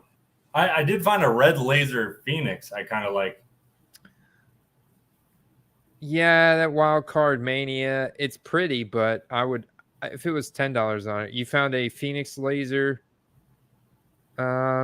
See, I had a guy reach out to me. Good guy, brand new to the hobby. He sent me a couple Drake London RPAs, not RPAs, just patches like this. And I'm like, yeah, man, if that was game worn, if there was any type of, you know, meat behind the patch, then I think these cards would do a lot better. But honestly, I look at this for $20, and it may look cool and it may be super thick, but I don't think that's a snipe at $20. I think your ceiling on this card is like 25, 30 tops, and that's pushing it. Phoenix doesn't resell real well. I mean, that's a card I would just add to the watch list and then see where it's at, you know, 15 minutes. When I get the 15-minute notification. I've never seen this case hit from XR. That's weird looking. Yeah, XR is really, it kind of sucks. I kind of hate XR, especially all the Yeah. one of ones that they have. They're thin too. Super thin cardstock cards. Silver 9, that's I like that. interesting. I did see that. I really like the variations too.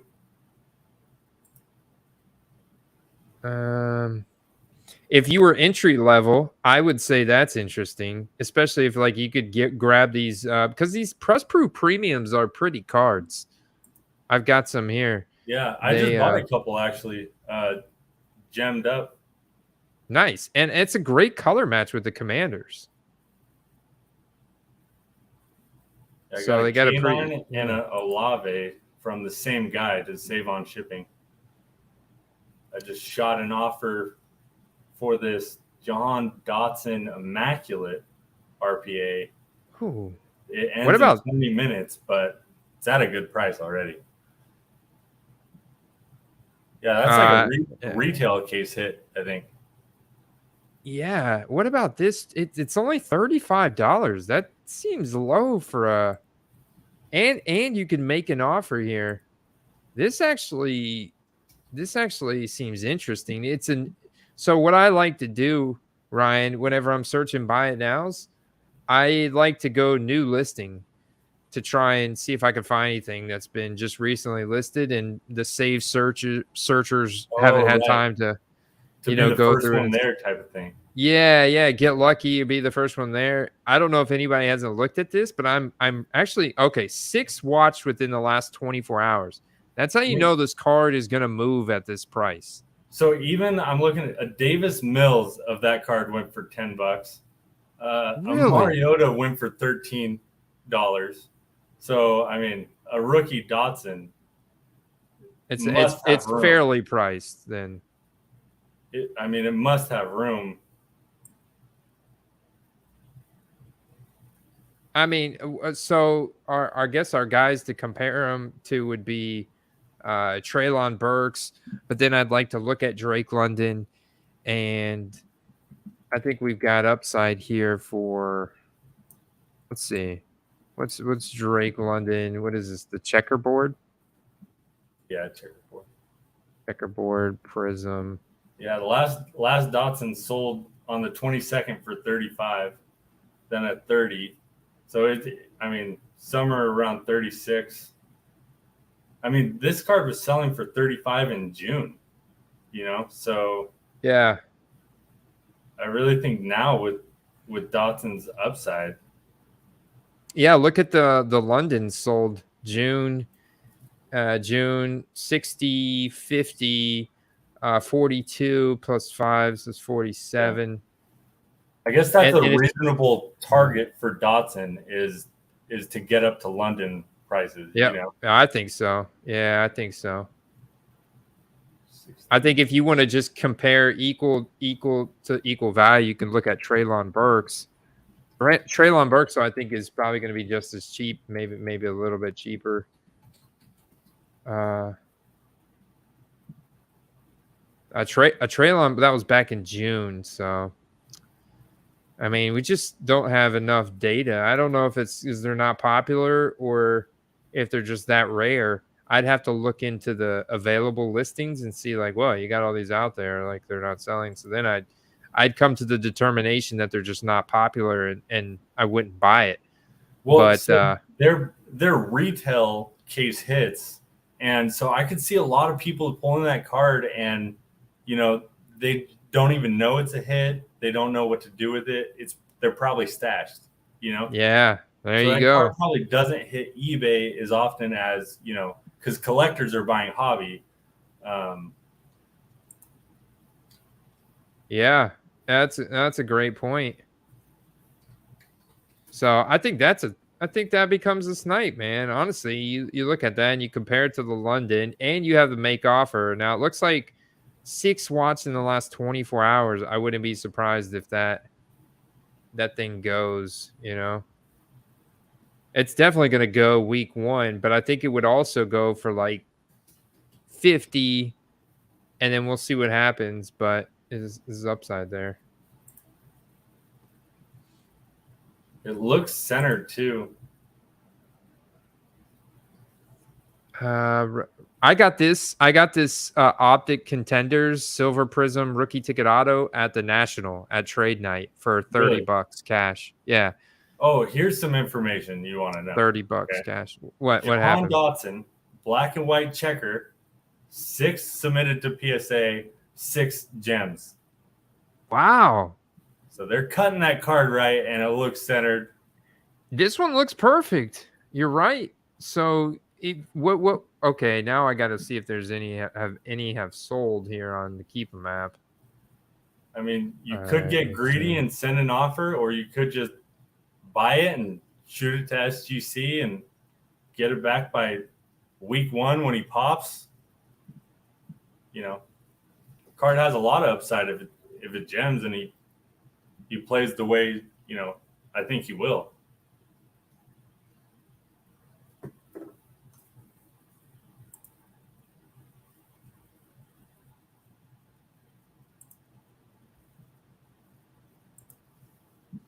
Let's see if we can filter down to find them. I don't think any of these have been sold.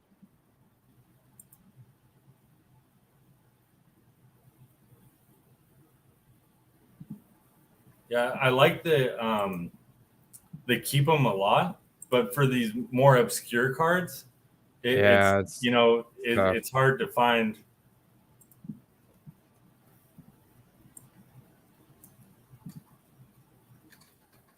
Are you guys going in on this one? Benjamin, you going in on this?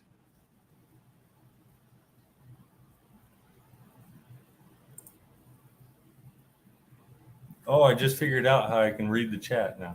Okay.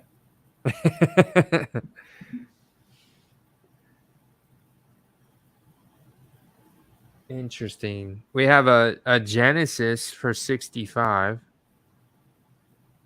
The Genesis I buy a lot of because they gem really high rate, usually like 70%. A 1-of-1 mythical just got listed for 1,500. That's a snipe. Grab it, dude. Maybe shotgun a beer and grab it. Oh. What's your best card? It's got to be this Mike Evans red Mike Evans Prism rookie auto numbered out of 35, and it's the red parallel. It's insanely rare. You'll never find one of these almost anywhere, and it's in perfect condition. I should send it in, get it graded. But that card, I think I could probably sell for like $500 or something like that. It's probably my best card. The Gronk Downtown's a nice card. I mean, you don't want to sell the Mike Evans though. No, I don't. I sold another really nice Mike Evans like a year ago, and I really kind of regretted it because I've never seen one of them again. I had they made in 2014, Topps made a retro to the 1960s tall boy, like the Joe Namath rookie card. And it was a Mike Evans rookie like that. And it was on card auto, and it was numbered out of 49 or 149, but it was graded to a PSA 10. And I sniped it in an auction for like $110 or $120. And I listed it at $350, thinking no one would buy it, and somebody bought it from me. And so I had to send it out. I was a bittersweet, Mo. It was rough, dude. That was rough. Rough. You might want to just say that you lost it or something. I did a whole video on it, and I did this super sad music because at the same time I had a 2020 Red Cracked Ice Tom Brady that I had this startup custom slab grading company grade for me. And they were called Pure Graded X. And I had that thing listed for $200. I bought that card before the Bucks went to the playoffs in Brady's first season with the Bucks as a collector for $20, $25, like $30 out the door. And me and another guy, we bought a couple of those, and they went up to like 150 raw. after the Super Bowl, and they just kind of continually went up slowly in value. Nice. After that. And I had that card listed for $200, and somebody bought it from me. And at the same time as the Mike Evans, I can't remember if it's the same guy or not. But it was so sad. It's tough to figure out what to list cards, in the buy it now as the season's approaching, because people can kind of just snipe them.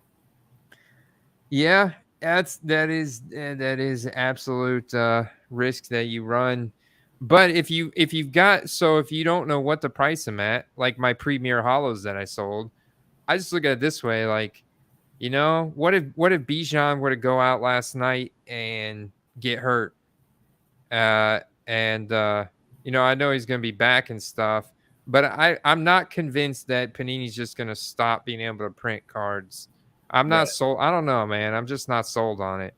No, I'm not like doomsday prepping for, especially not any past years, but this year could potentially affect, but I'm not doomsday prepping for it. Are you? No, I mean, well, I did panic buy a lot of those.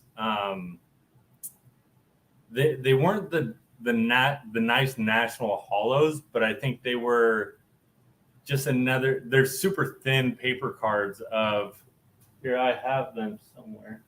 But I bought like a couple complete sets when the news came out, and I got it and buy it now. They were, like around $30 for 10 cards, right? And you get all the top rookies.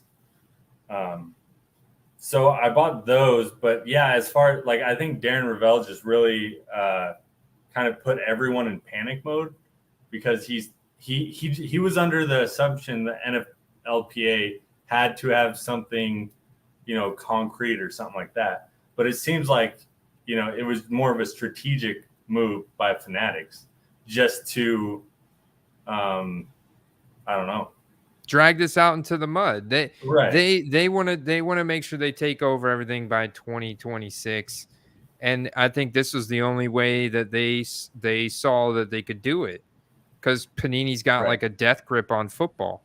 And to me, the NFL has to step in, because they must be getting a cut, right? Because Panini has a license with the NFL and the NFLPA. So if the NFLPA says, hey, you can't, sell the cards with our name and likeness, then that means Panini can't sell the NFL cards, that they already have running.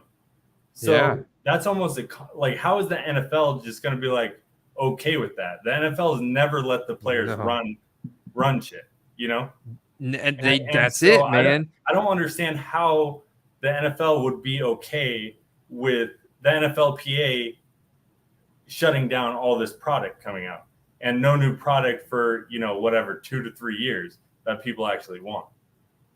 So I think the NFL needs to step in. That's not something I've heard anyone say, but to me, it's obvious.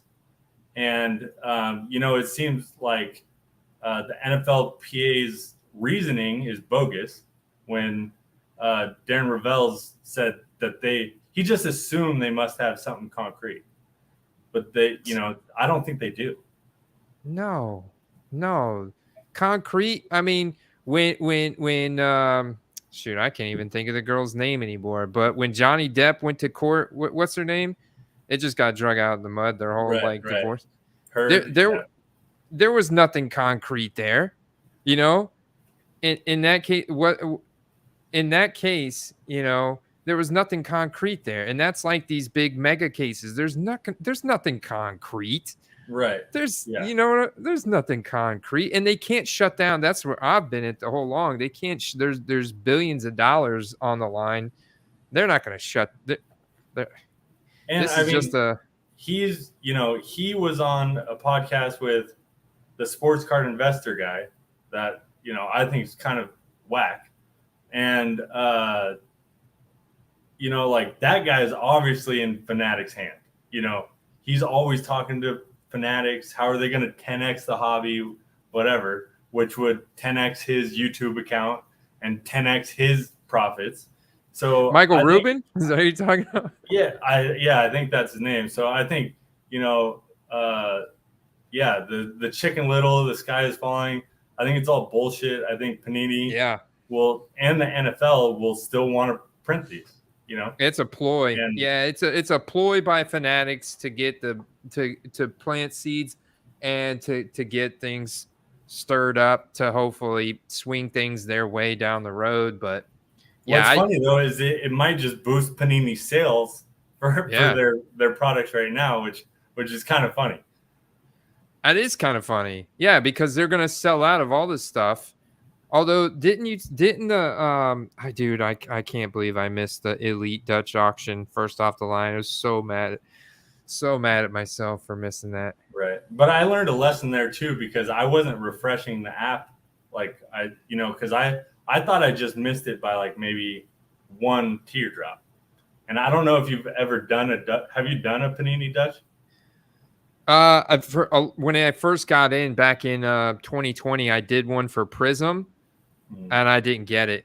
The cart, like I wasn't able to refresh and check out enough. It got to like 1100, and so I was gonna get it. You probably already have a Panini account, right? So So the important thing is to already have your info saved, so you can just click, boom. Because if you have to enter everything, it's gonna be too late. But that tweet I sent out in the Discord by Run Good Life. He predicts all the big FOTL Dutch auctions that come out. He's pretty accurate too. He predicts the floor price, and he's pretty good. But yeah, I missed out on a lot of Dutch auctions, and I regret it. And because I have this greed, but I don't want to buy it now, and it goes lower, and I lose out every time. Just a little bit longer. Let's just hold out a little bit longer. Right. Did you see this Jahan Dotson Immaculate I sent you, ending in 3 minutes? I think that's the one that I'm not going to pull it up on the screen. And let me see if this is the one. Oh yeah, this is the one. Yeah, I wrote this one up in the article. Oh right, yesterday. Okay. So I sent him an offer for it, but I think 75 is a pretty good price. Let's go, Ryan. I hope you get it, man. No, I mean, I sent an offer. He's not going to accept it, but so this is interesting to me. I just had a regular silver prism up for 50, but the centering was whack. This one looks much better.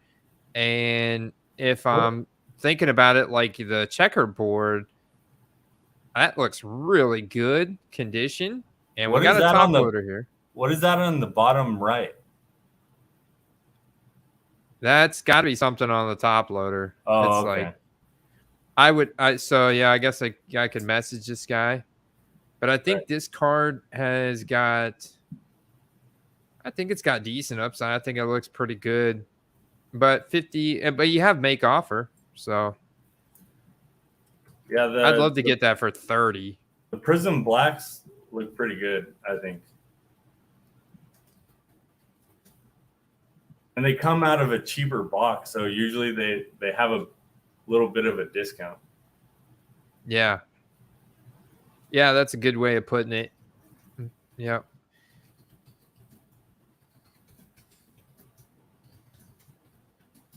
Yeah, I'm not seeing too much good stuff as in the buy it nows, man. It's thin, especially I think a lot of your best deals are going to be had in auction. Now here's an interesting listing, $12.99 with the PWE and potential to grade a silver prism. Because if you get a silver prism as a 10, now all of a sudden you're talking about a $150 card. Right. I think that might be a great way to maximize your ROI. Yeah, that's the differentiator. So I guess if you got to have that thought process, if you're going to target these base uncommon parallels instead of the ultra rare raw cards, then you should be looking at potentially getting these graded to get that jump in value. So yeah, that's exactly what I looked up. This card has a 72% gem rate. His silver. Nice. Yeah, it looks clean, man. Looks like there might be a couple scratches. Great photo here. Yeah, that's how you know they take care of it too. Yeah, that's a good one. That's one you can get on ComC too, maybe. But you would have to have them ship it and.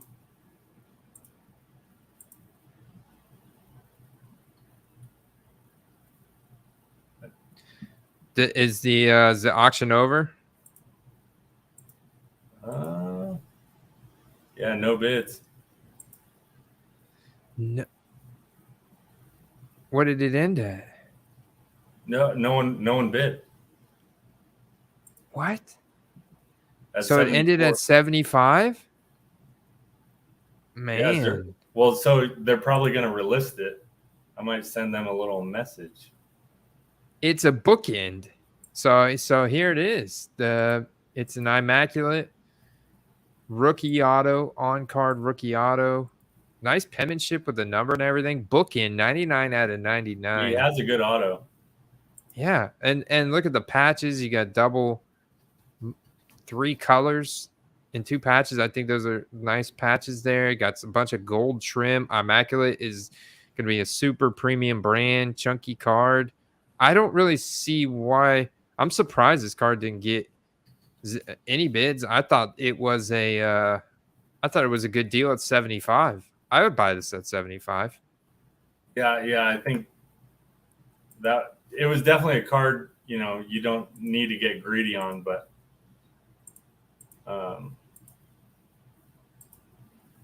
yeah, because the last one sold for 75, or wait, last one sold for 94 on August 8th, and that's before Terry's injury. Yep, exactly. And so that was a snipe. And so just like the Prism checkerboard, let's see what London's is doing. Yeah, what's London's iMac out of 99?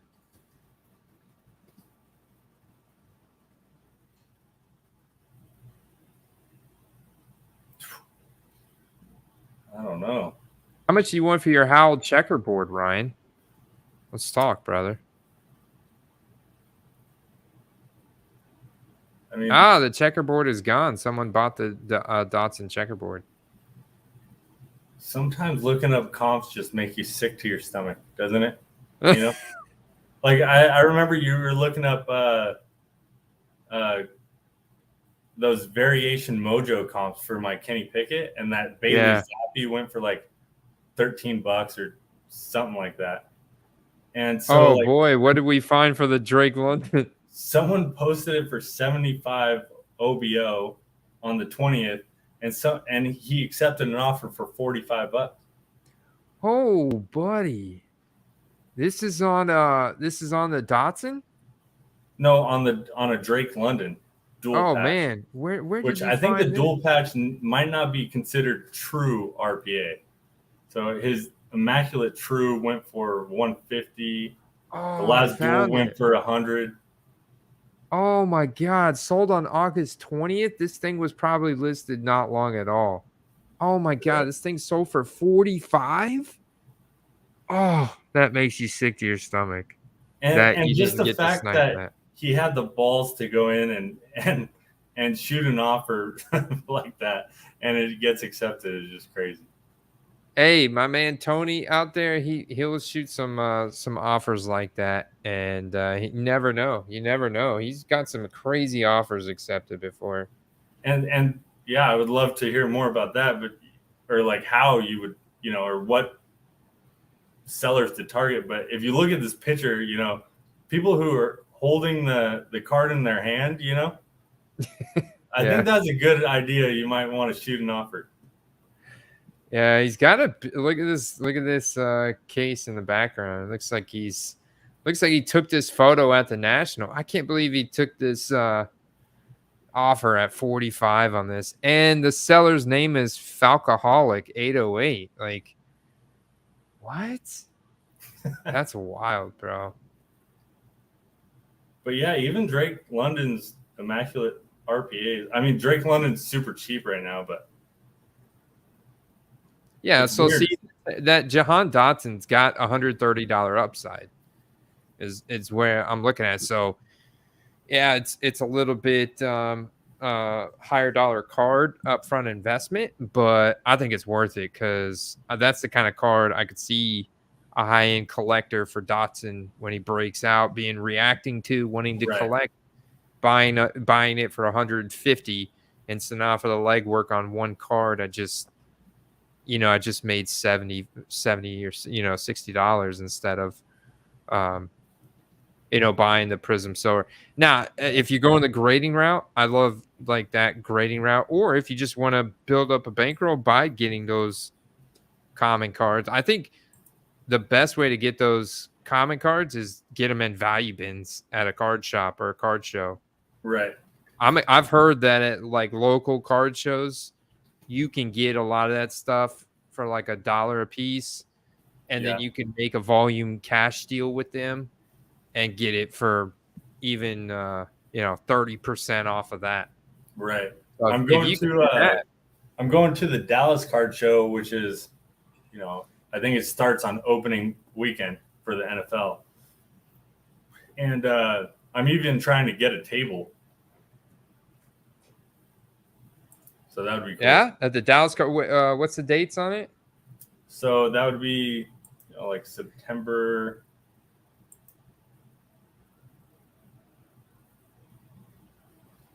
The weekend after Labor Day, opening weekend for the NFL. So I think NFL starts on a Thursday, right? It would be that weekend. Yeah. I remember you telling me that. I'm going to be in Dallas too, but I'm going to be in there the third week in September. Really? Yeah, for work. That's where my office is, like my home office. Right. So yeah, it'd be the 7th, 8th, 9th, 10th.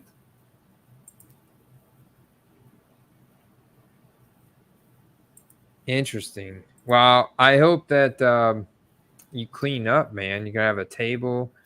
You've got some nice cards in your collection.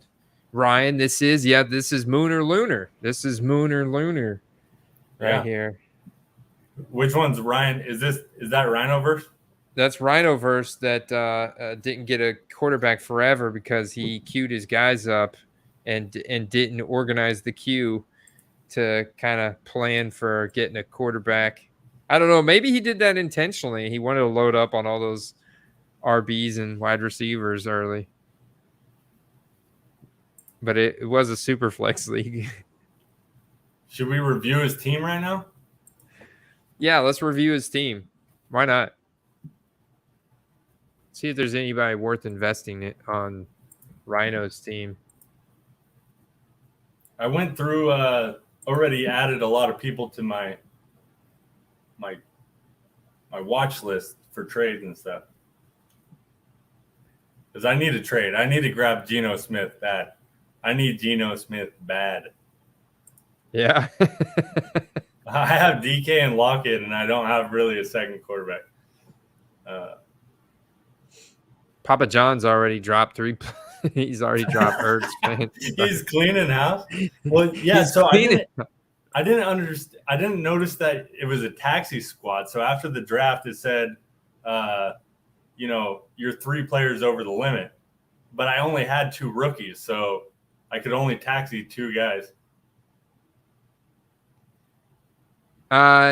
So you can only taxi rookies. I don't know what. Yeah, so the draft, and I was thinking about actually having the startup draft not allowed for drafting of taxis. I forgot to turn that off, but it's okay. Yeah, you have to clear space on your roster by either putting 3 rookies only on the taxi squad by the first week of the regular season, or you have to cut 3 guys.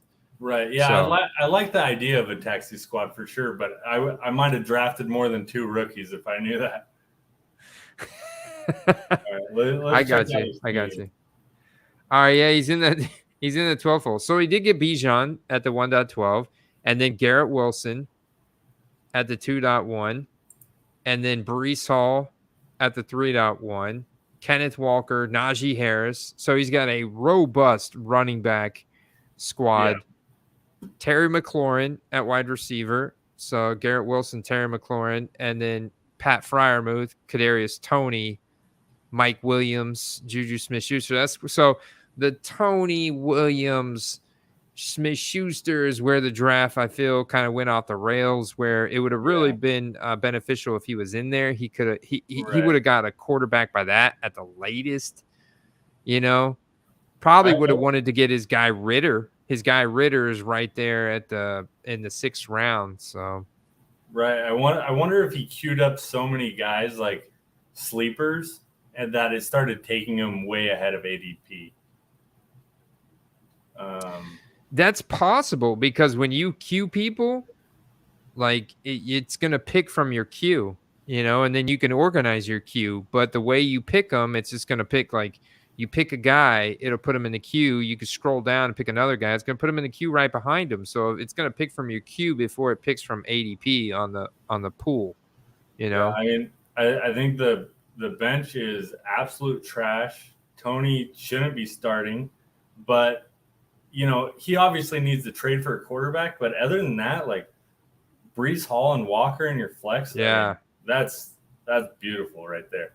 The Kenneth Walker pick pissed me off because I would have drafted him over DK Metcalf because I was behind him at the turn. If you can see that right there. In round 4. See, I drafted Metcalf because I thought that his auto draft would take maybe a wide receiver and then a quarterback, and then I could get Metcalf and Walker. But I ended up with Henry, which I love too. So yeah. No, I mean, look at this win now mode. Christian McCaffrey, Derrick Henry. I like the Devontae Smith, DK Metcalf, Hopkins, Lockett. Oh, you got Lockett. That's such a nice pick right there at 10.11. Right. I like this. Dallas Goedert, Justin Fields. Who's your second quarterback? Okay, you're going with the Tennessee legacy. I mean, I was hoping for Tannehill I did want, but I was hoping that I could get at least like Derek Carr for my second. And I kind of like Malik more than who's the second or the third in Tennessee is. I think he got hurt too. Yeah, Malik Willis. No, the guy who just got drafted. Oh, was it Josh Dobbs Levis. or something? No, Levis. Oh, Will Levis. I think I like Malik more than Levis right now too, because he's got the running upside.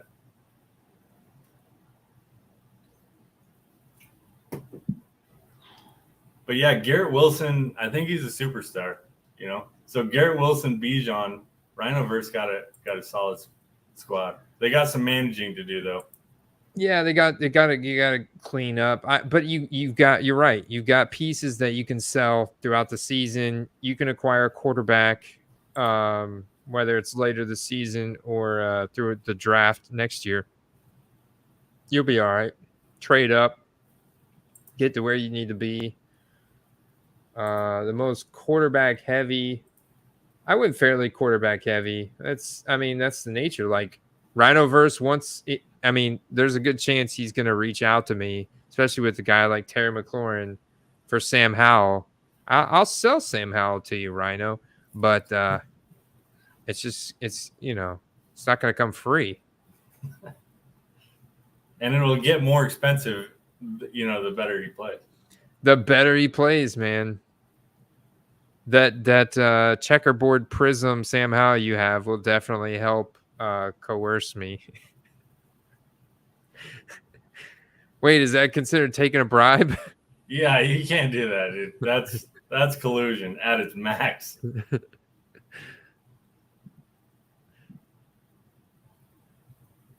Like, wait a minute.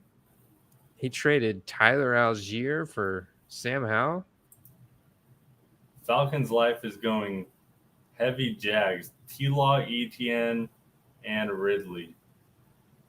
He's got Samaje Perine in the flex. I don't know about that. That could get a little rough. I mean, because you have your Ritter and Rodgers, which could be very hard to pinpoint down when those guys are going to put up a lot of fantasy points. I know a lot, but Rodgers doesn't run anymore, and he plays so slow. Yeah, he's going to have a high touchdown efficiency. Right. But I don't see Rodgers putting up more than 20, 25 points in a game. Especially with that defense, you know. Yeah, and the defense, and now the run game and everything. And the run game, yeah. Yeah. He's I gonna like throw Ritter though. I was getting Ritter in about just about every mock. I would love to see them design runs for Ritter. I think if they use Ritter more like they use Jalen Hurts in Philly, that could be interesting for Ritter because he is fast. Right, you know? He is really fast. He had like I want to say 400 carries in college. I gotta look that up. He just doesn't have lateral quickness. Like his quickness, his speed is a straight line. But in an RPO, if he can give him the option. If he sees a lane, let him hit it, man. Let him hit it. The Falcons are like the most interesting offense to me this year because they're stacked. They've been drafting, so high. And if Ritter is good, I mean, it's going to be wild. They are a more run-heavy team, obviously.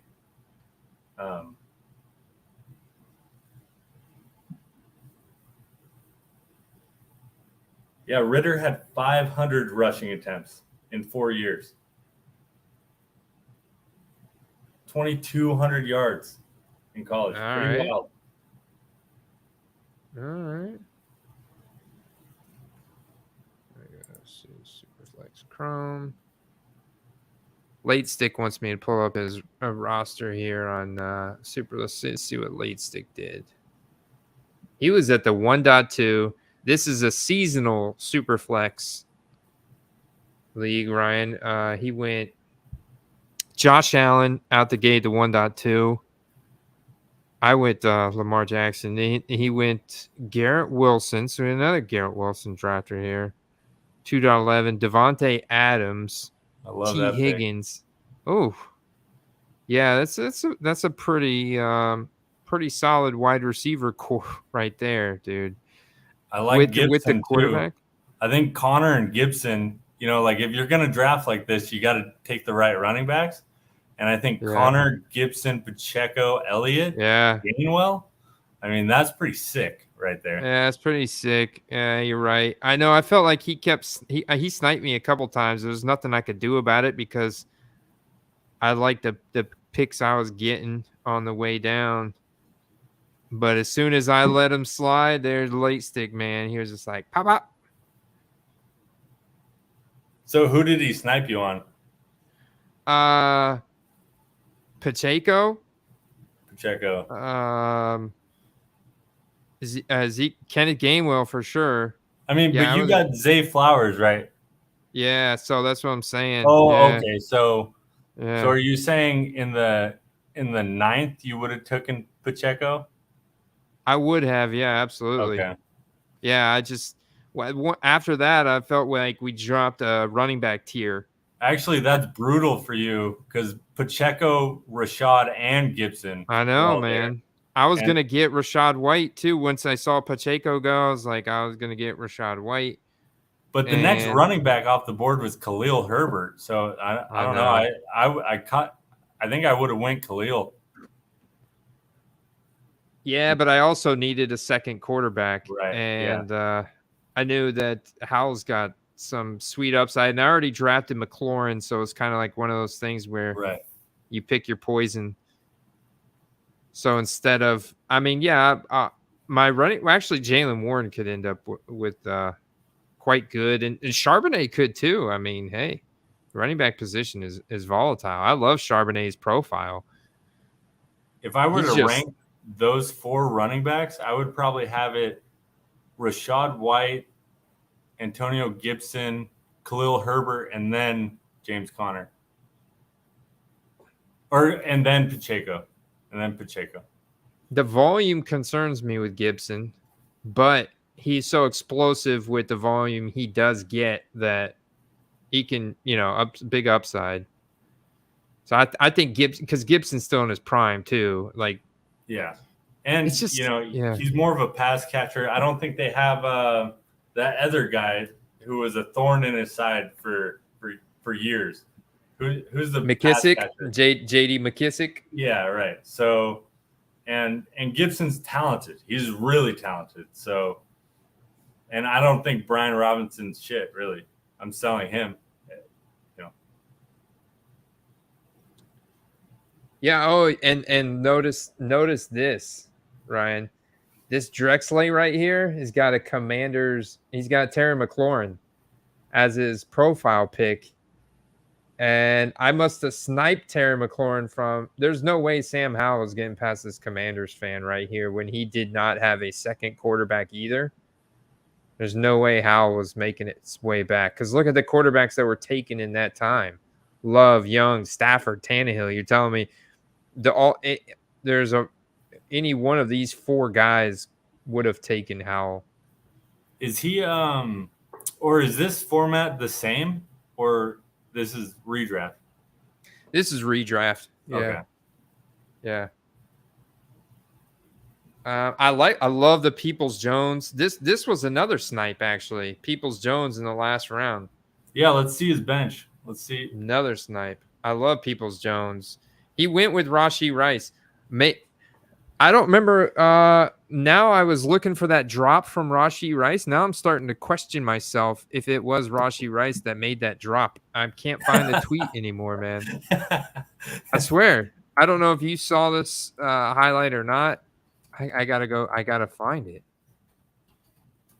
Oh yeah, there it is. 3 hours ago, Pro Football Folk. Rashee Rice says he has room for improvement after 3 drop day. Yeah, it was him. Dude, all right, I found it. I think I found it.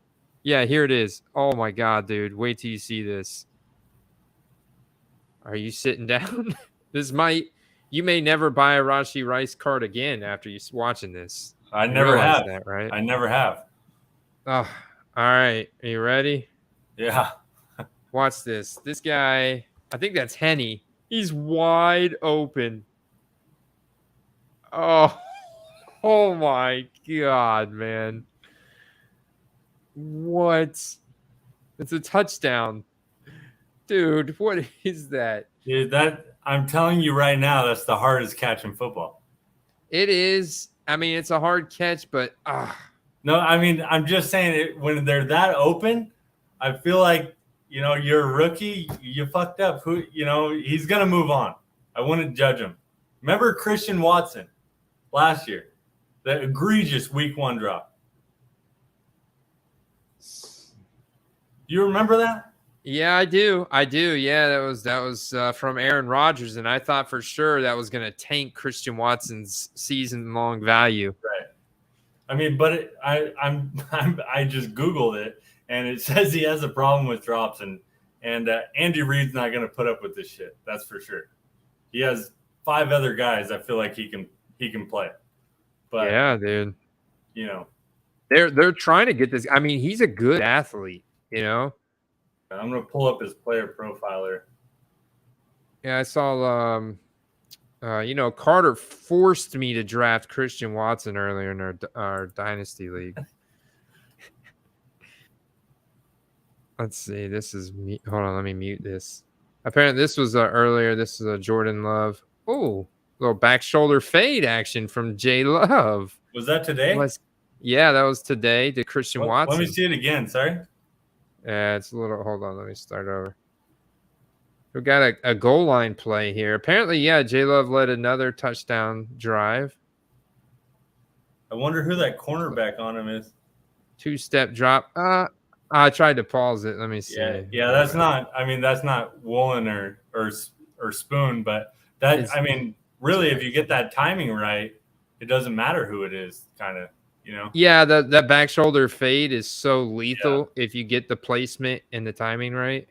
And he's a red zone weapon for sure, you know? Yeah. I broke the Twitter machine. I mean, you love to see that. I mean, I'm not really. How do you feel about Watson? Because I just sold a Phoenix Auto PSA 9 for pretty good price. Like I think it was like $70 I sold it for on eBay out of 50. Pink, which pink cards are kind of, I don't know about that, but I mean, he could pop off. He is a freak. Yeah, he's got that speed to get open. Like if you look at his reception perception profile, it's good. It's good. Yeah, I could pull that up. He has size too. Yeah. Yeah, he's got size. His speed score's got to be through the roof. Yeah, I mean, his player profiler is ridiculous, dude. He's 98th percentile speed score.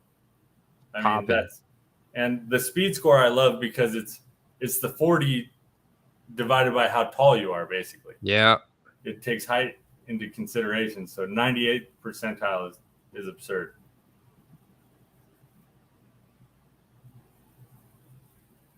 Second pick in the second round. He's kind of like a faster Michael Pittman. Are you convinced that Jordan Love's going to be good? I just don't know. So I'm kind of staying away from that whole situation, but I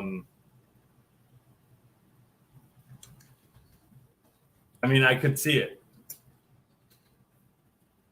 Because I think it's valuable how he's been waiting and all the reps he's been getting behind Rodgers.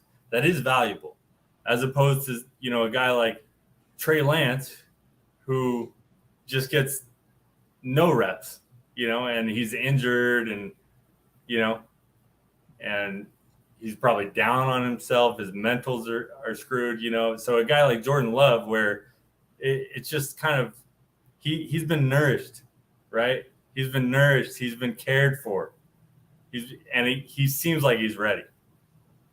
So it wouldn't surprise me if he's good, but I don't think he's gonna win the division. Yeah, I don't think so. Some people are convinced. JK, got a question from Jake from the chat. JK Alex says he traded his Diggs and Michael Thomas for another league mate, CeeDee Lamb and George Pickens. No way. Okay, Diggs and Thomas for Lamb and Pickens. Whoever got Lamb and Pickens for Diggs and Thomas is the winner, I think. What do you think? I mean, so it seems like 12-man PPR. I assume it's a redraft. I do kind of like Michael Thomas. I know I know you don't. You've probably been burned or something by him, but I kind of do like Michael Thomas. Diggs is obviously, I think Lamb could become Diggs this year. He could reach that level. I think he might. But Diggs really is the best player here. So the question becomes, unless it's Dynasty, I kind of like the Diggs Thomas. Yeah, I think I instantly went to a Dynasty mindset with Lamb Pickens. I could see the case for Diggs Thomas in seasonal, but I could also see the upside in Pickens. Right. I mean, Pickens, he does have a ceiling, but I think Thomas has a ceiling too, in redraft. Pickens has hype right now, and Thomas is obviously dirt. He's dirt, right? Like, people hate him. People have been burned by him. but he has crazy upside too. Let's assume let's assume CeeDee Lamb outproduces Stephon Diggs this year. Let's just say that's what happens. Then at that point, it becomes, can Pickens outproduce Michael Thomas? And that is a coin toss. I think that's a coin toss. So I think the Pickens Thomas thing really is, we're getting later into the draft rounds there, where Pickens will probably outproduce Michael Thomas, but will he be a difference maker for your team? If he's a wide receiver 24 and Michael Thomas is wide receiver 30, then I think you still lose the trade, because Diggs is probably, I know the assumption you want to go with, but I still think the Diggs guy wins. And I think Michael Thomas has a higher ceiling than Pickens. I just do. I think he's, Pickens, he doesn't separate. He can't, so he's going to make crazy That catches. is true. But he's not better than Deontay Johnson. He's not. And it's crowded, whereas the Saints have a better quarterback, and it's really just two wide receivers that are going to get most of the targets, where the Steelers have, Freiermuth, Deontay Johnson, Allen Robinson might get a few targets for some reason. So I like Diggs and Thomas here in redraft. In Dynasty, it's the other side by a landslide. Yeah, Alex bought into the Pickens hype, but we'll see if it pans out, man. I mean, that guy can contested catches. He's gonna catch it, and that could mean touchdowns. That's touchdown dependent. So that's an interesting trade. That's a close one. And maybe Carr's not better than Pickett this year. Maybe Pickett looks good, Actually, you and I disagree. Okay, so let me ask you this one: who has more fantasy points this year, Stephon Diggs or Amon-Ra St. Brown? You knew I was gonna ask you. You knew I was gonna ask you. I mean, it's Stephon Diggs. I mean, you're tripping. You're tripping. You're tripping. What? I would say that Amon-Ra never in his career has as good a season as Stephon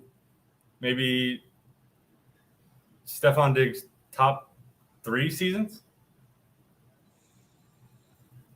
I mean, I just, you're assuming some leap is there and he's going to be Cooper Kupp, which sure he could be, but,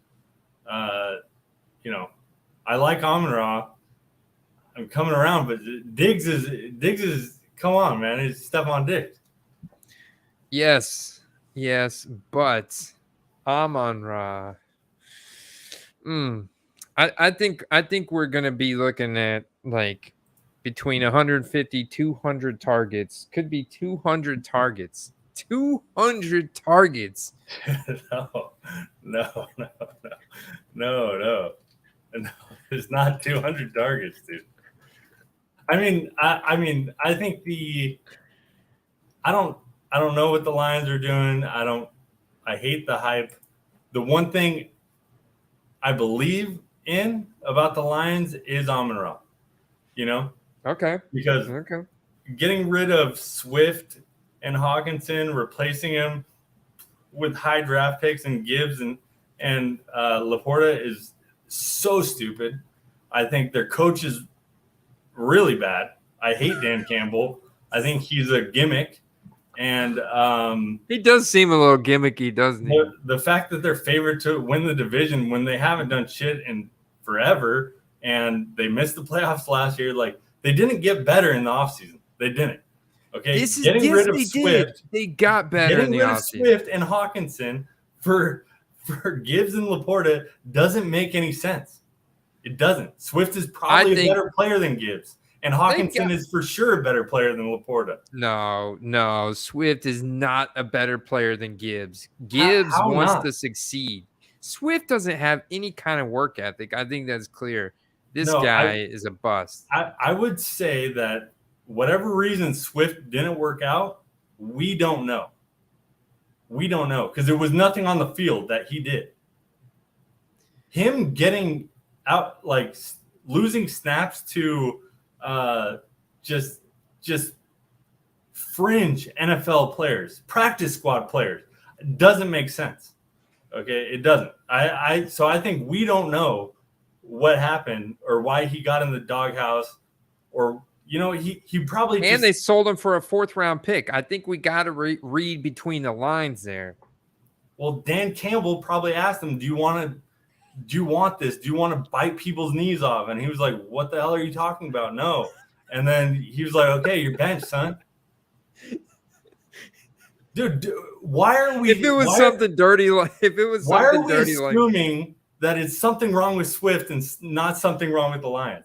Now, if the Eagles have the best GM in the NFL, and they're trading for him, okay, and a 4th really isn't, pennies to give up for a running back. Like they did buy low, but a 4th, they wanted him. And I've heard that he is the best running back in camp, which obviously he is because he's the most talented. So, I mean, how long is that going to last? I mean, fragility. Do you consider the fragility of him at all compared to Kenneth Gainwell? And Rashad Penny's probably even more fragile than Swift. Hey, we don't know how fragile Gibbs is. We don't even, No, we don't. I just think we don't. Okay, but the point is that they got rid of Swift and used a 1st on Gibbs. You can't say that he's a 3-round difference better when they could have helped the defense. This sucks. Oh no, yeah. They did invest in the defense quite a bit. They even drafted Jack Campbell, linebacker, in the 1st round. He's got some super expensive root cards. Hey, but the defense sucking could help Amon-Ra. And he is the one thing I believe in on the whole team. But 200 targets, so that's ridiculous. Cooper Kupp saw 191 in 2021, where he had 2,000 yards, 16 touchdowns. Well, yeah, he's not getting 200. This Lions offense is going to be in shootouts, and their pace of play is fast. It's aggressive. I mean, the offensive line is great. So, okay, he gets 150, but he missed a couple games last year where it was unfortunate. If we don't have to deal with that this year, and they're even better, then I think that the upside is there. Plus, I look at them. Not to mention, when we're in the fantasy playoffs, what kind of weather are they experiencing in the Northeast? Snow. I mean, the snow games. We talked about it when you hopped on. So you got the Buffalo Bills in an outdoor environment, in that time of the year, versus Amon-Ra St. Brown in a dome. Right. I mean, that could be the difference between you winning your fantasy football championship and losing it. Look, I think he has a better year than last year, which is, to me, I think that's saying something. Okay. Last year, 146 targets. He played 16 games. He had 106 catches, 1,160 yards, 6 touchdowns. He just touchdowns got to go up. But they won't. And his yards per catch won't, because he's not that guy. He's not Diggs. He's not taking the top off of anything. No, he's not. He's a not slot. Yeah.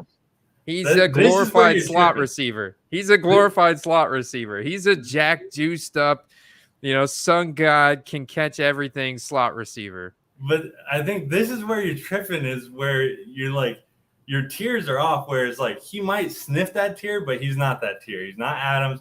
He's not Diggs. He's not that guy. I'm buying into some hype. Like, I'm becoming. I was texting one of my other buddies out in San Fran, and I told him Amon-Ra is PC for me now. He sent me the clip of of him reading off all the guys that was drafted before him, you know, and he was asking the guy to keep count for him. Right. So I think my eyes have been clouded by the aura and the mysticism, the respect for Mr. Sun God up there. I mean, I do see how he could in PPR, full point make a crazy leap because he could catch 130 balls. He could get 175 targets, 130 balls, but he's still probably not getting double-digit touchdowns. So in PPR, he might make a huge leap, but I don't know. If I were you, I'd be buying the shit out of him though, because he's not really that expensive right now. I need to then. Yeah. Yeah. Well, this has been fun, man. Yeah. Good draft. Yeah. I kind of want to make a trade with you. I need to figure out the Geno Smith thing first, but I kind of like, if you want to do Cup for Devonta, maybe throw in a sweetener, I might be down. Cup for Devonta, throw in a sweetener. That's tempting. So they were both third round picks. Yeah. Yeah. Now so what's your sweetener of probably choice? Jalen Hurts would be my sweetener. No, I'm just kidding. I don't know. I mean, I need to figure out my quarterback situation. I don't really want Hal. Danny Dimes is probably too expensive. So I need to figure that out first, but You don't really want Hal, huh? No, I mean, you're going to blackmail, a couple other people for Hal, it seems like. So, you're going to get more value elsewhere. Cat's out of the bag. Your bench. Evan Ingram is nice. Burks. I would do Burks. I bet you would. I bet you would do Burks. Getting you a second year first round draft pick in return. You have Tannehill too, don't you? So you get a little stack action there, huh? Oh yeah. I mean, but I kind of want Malik, so I don't even have that figured out yet. I mean, I like Ingram. Okay. But if you did Burks and Cup, I could throw in Smith and shit. Yeah, Burks and Cup. Well, I would throw in Burks and Cup. So Burks and Cup for Smith and I'm one player a draft pick next year. I'm one player over the roster limit too, so I could do a couple players. I mean, because you're probably going to be pretty good this year. Your draft pick next year will be bad. So you'll be at the end of the first round. Why don't you throw in a first round pick next year? No, because that could be Marvin Harrison. So yeah, that's true. I'm shopping elsewhere, dude. This isn't going anywhere. I don't like it. I don't like it. I think okay. So Burks was in the 8th round, right? So an 8th round pick to move up 1, 2, 3, 4, 5, 6, 7, 8 picks in the 3rd round in a startup isn't a bad trade. That's we're talking the difference between startup and a rookie draft. That could be wildly different. No, I'm saying so like Burks was an 8th round pick, right? Yeah. So and in the Cup startup, was the 310. Yeah. So an 8th round pick and the 310 for the 3-2 let's go to keep trade cut right now. And see He wants to pull out the analytics. Well, okay. Well, now that you want to pull out the analytics, let's scale this back. Well, All right. you're pulling out first round picks, so we're gonna get to that too and see how fucking off that was. You know. Okay. All right. So I see the first round pick was a little bold. That was asking a little too much there. You're right. It was too much, but I figured I would ask at least. So yeah, wait. Okay. But okay, what about this? What about this? Because yeah, I would trade you Engram, right? Or no, Burks. You went at Burks. So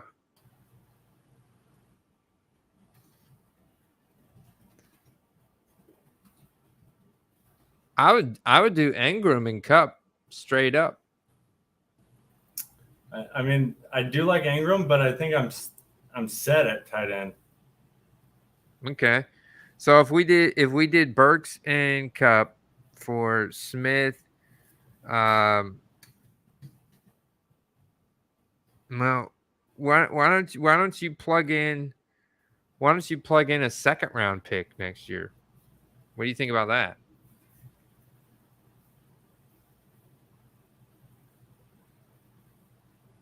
Or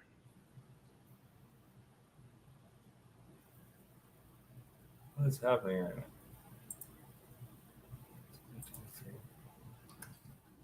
The second round pick? Yeah. I'm trying to get rid of a player since I'm over the roster limit, but I'm not opposed to that.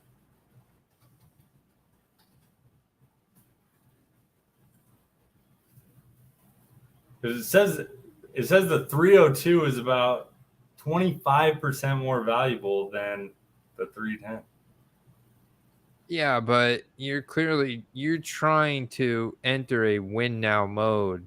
I mean, you got Derrick Henry, you got DeAndre Hopkins on the roster. So Christian McCaffrey with your first round pick.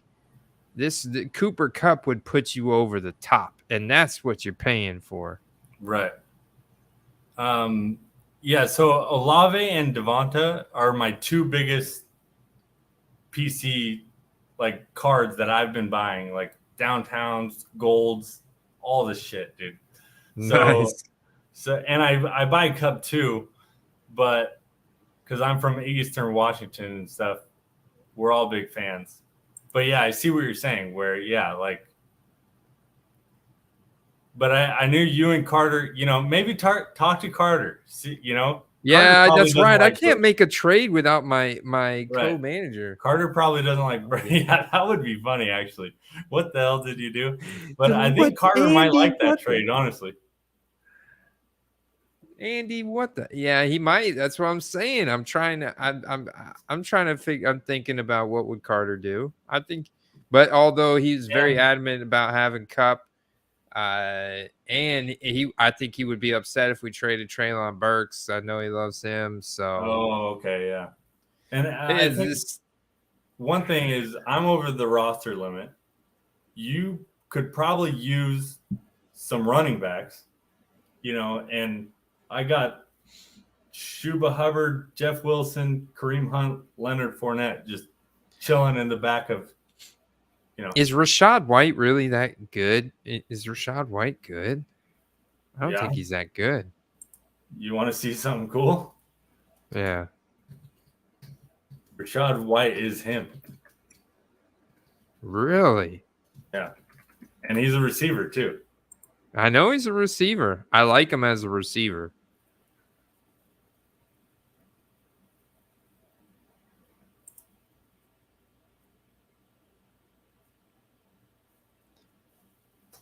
I mean, you're a Bucks fan. How could you not know? I don't know. I guess I saw him and Leonard Fournette look like they were both slow last year. Looked like they were both lacking some juice. I mean, Ryan Jensen did just tear his ACL, so that's a bummer. Yeah, yeah. I sent you a video in the Discord. Video in the Discord. One of the reasons I love Rashad, but I had him last year, and Fournette was just a thorn in his side, and they had like the worst run blocking in the league.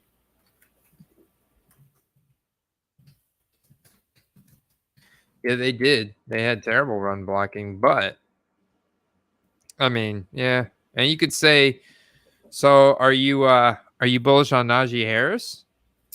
I do kind of like Najee, yeah. I mean, I think the Jalen Warren hype is a little getting out of control. Yeah, and Najee ended the year really strong, and he's a first round running back. I think the whole offense lifts up. They got Broderick Jones. I think that, yeah, I like Najee for sure, and I might get him pretty cheap in my auction league, which is standard. So he gets a little boost, I think. Interesting.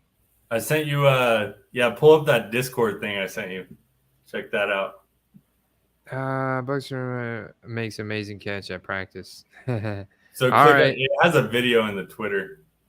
All right.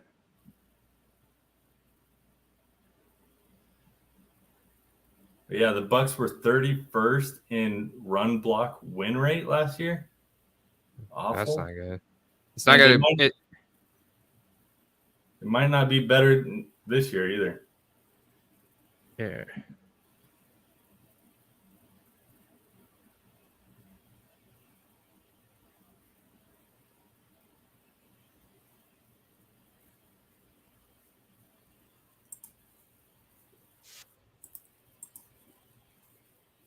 I know it's just a practice thing, but I mean, I think he's really good at football. I'm concerned about the explosiveness and I think that he was really. You're concerned about the 87th percentile burst score. You know, the third round pedigree. He runs a 4.48. I mean, he's awesome. No, he is. I know. I need to. I was trying to convince you that he was not good, but I see that's not going to work. Because you wanted him in the trade. I was hoping that maybe I could add a discount there, get a little pity going. No, dude. No. And that just backfired, and that's not. I can see that's not going to work. So I'll go ahead and admit my hand. I'll tell you what I got. This is what I'm trying to do. Look, talk to Carter about this, okay? So I'll give you Smith for Cup and Burks. And, well, let me see if I even need a wide receiver. I don't even think I need Burks. Oh, you need Burks. Just talk to Carter about this, Cup and Burks, and then you can pick two of my running backs in the 18th, 19th, 20th, 21st round.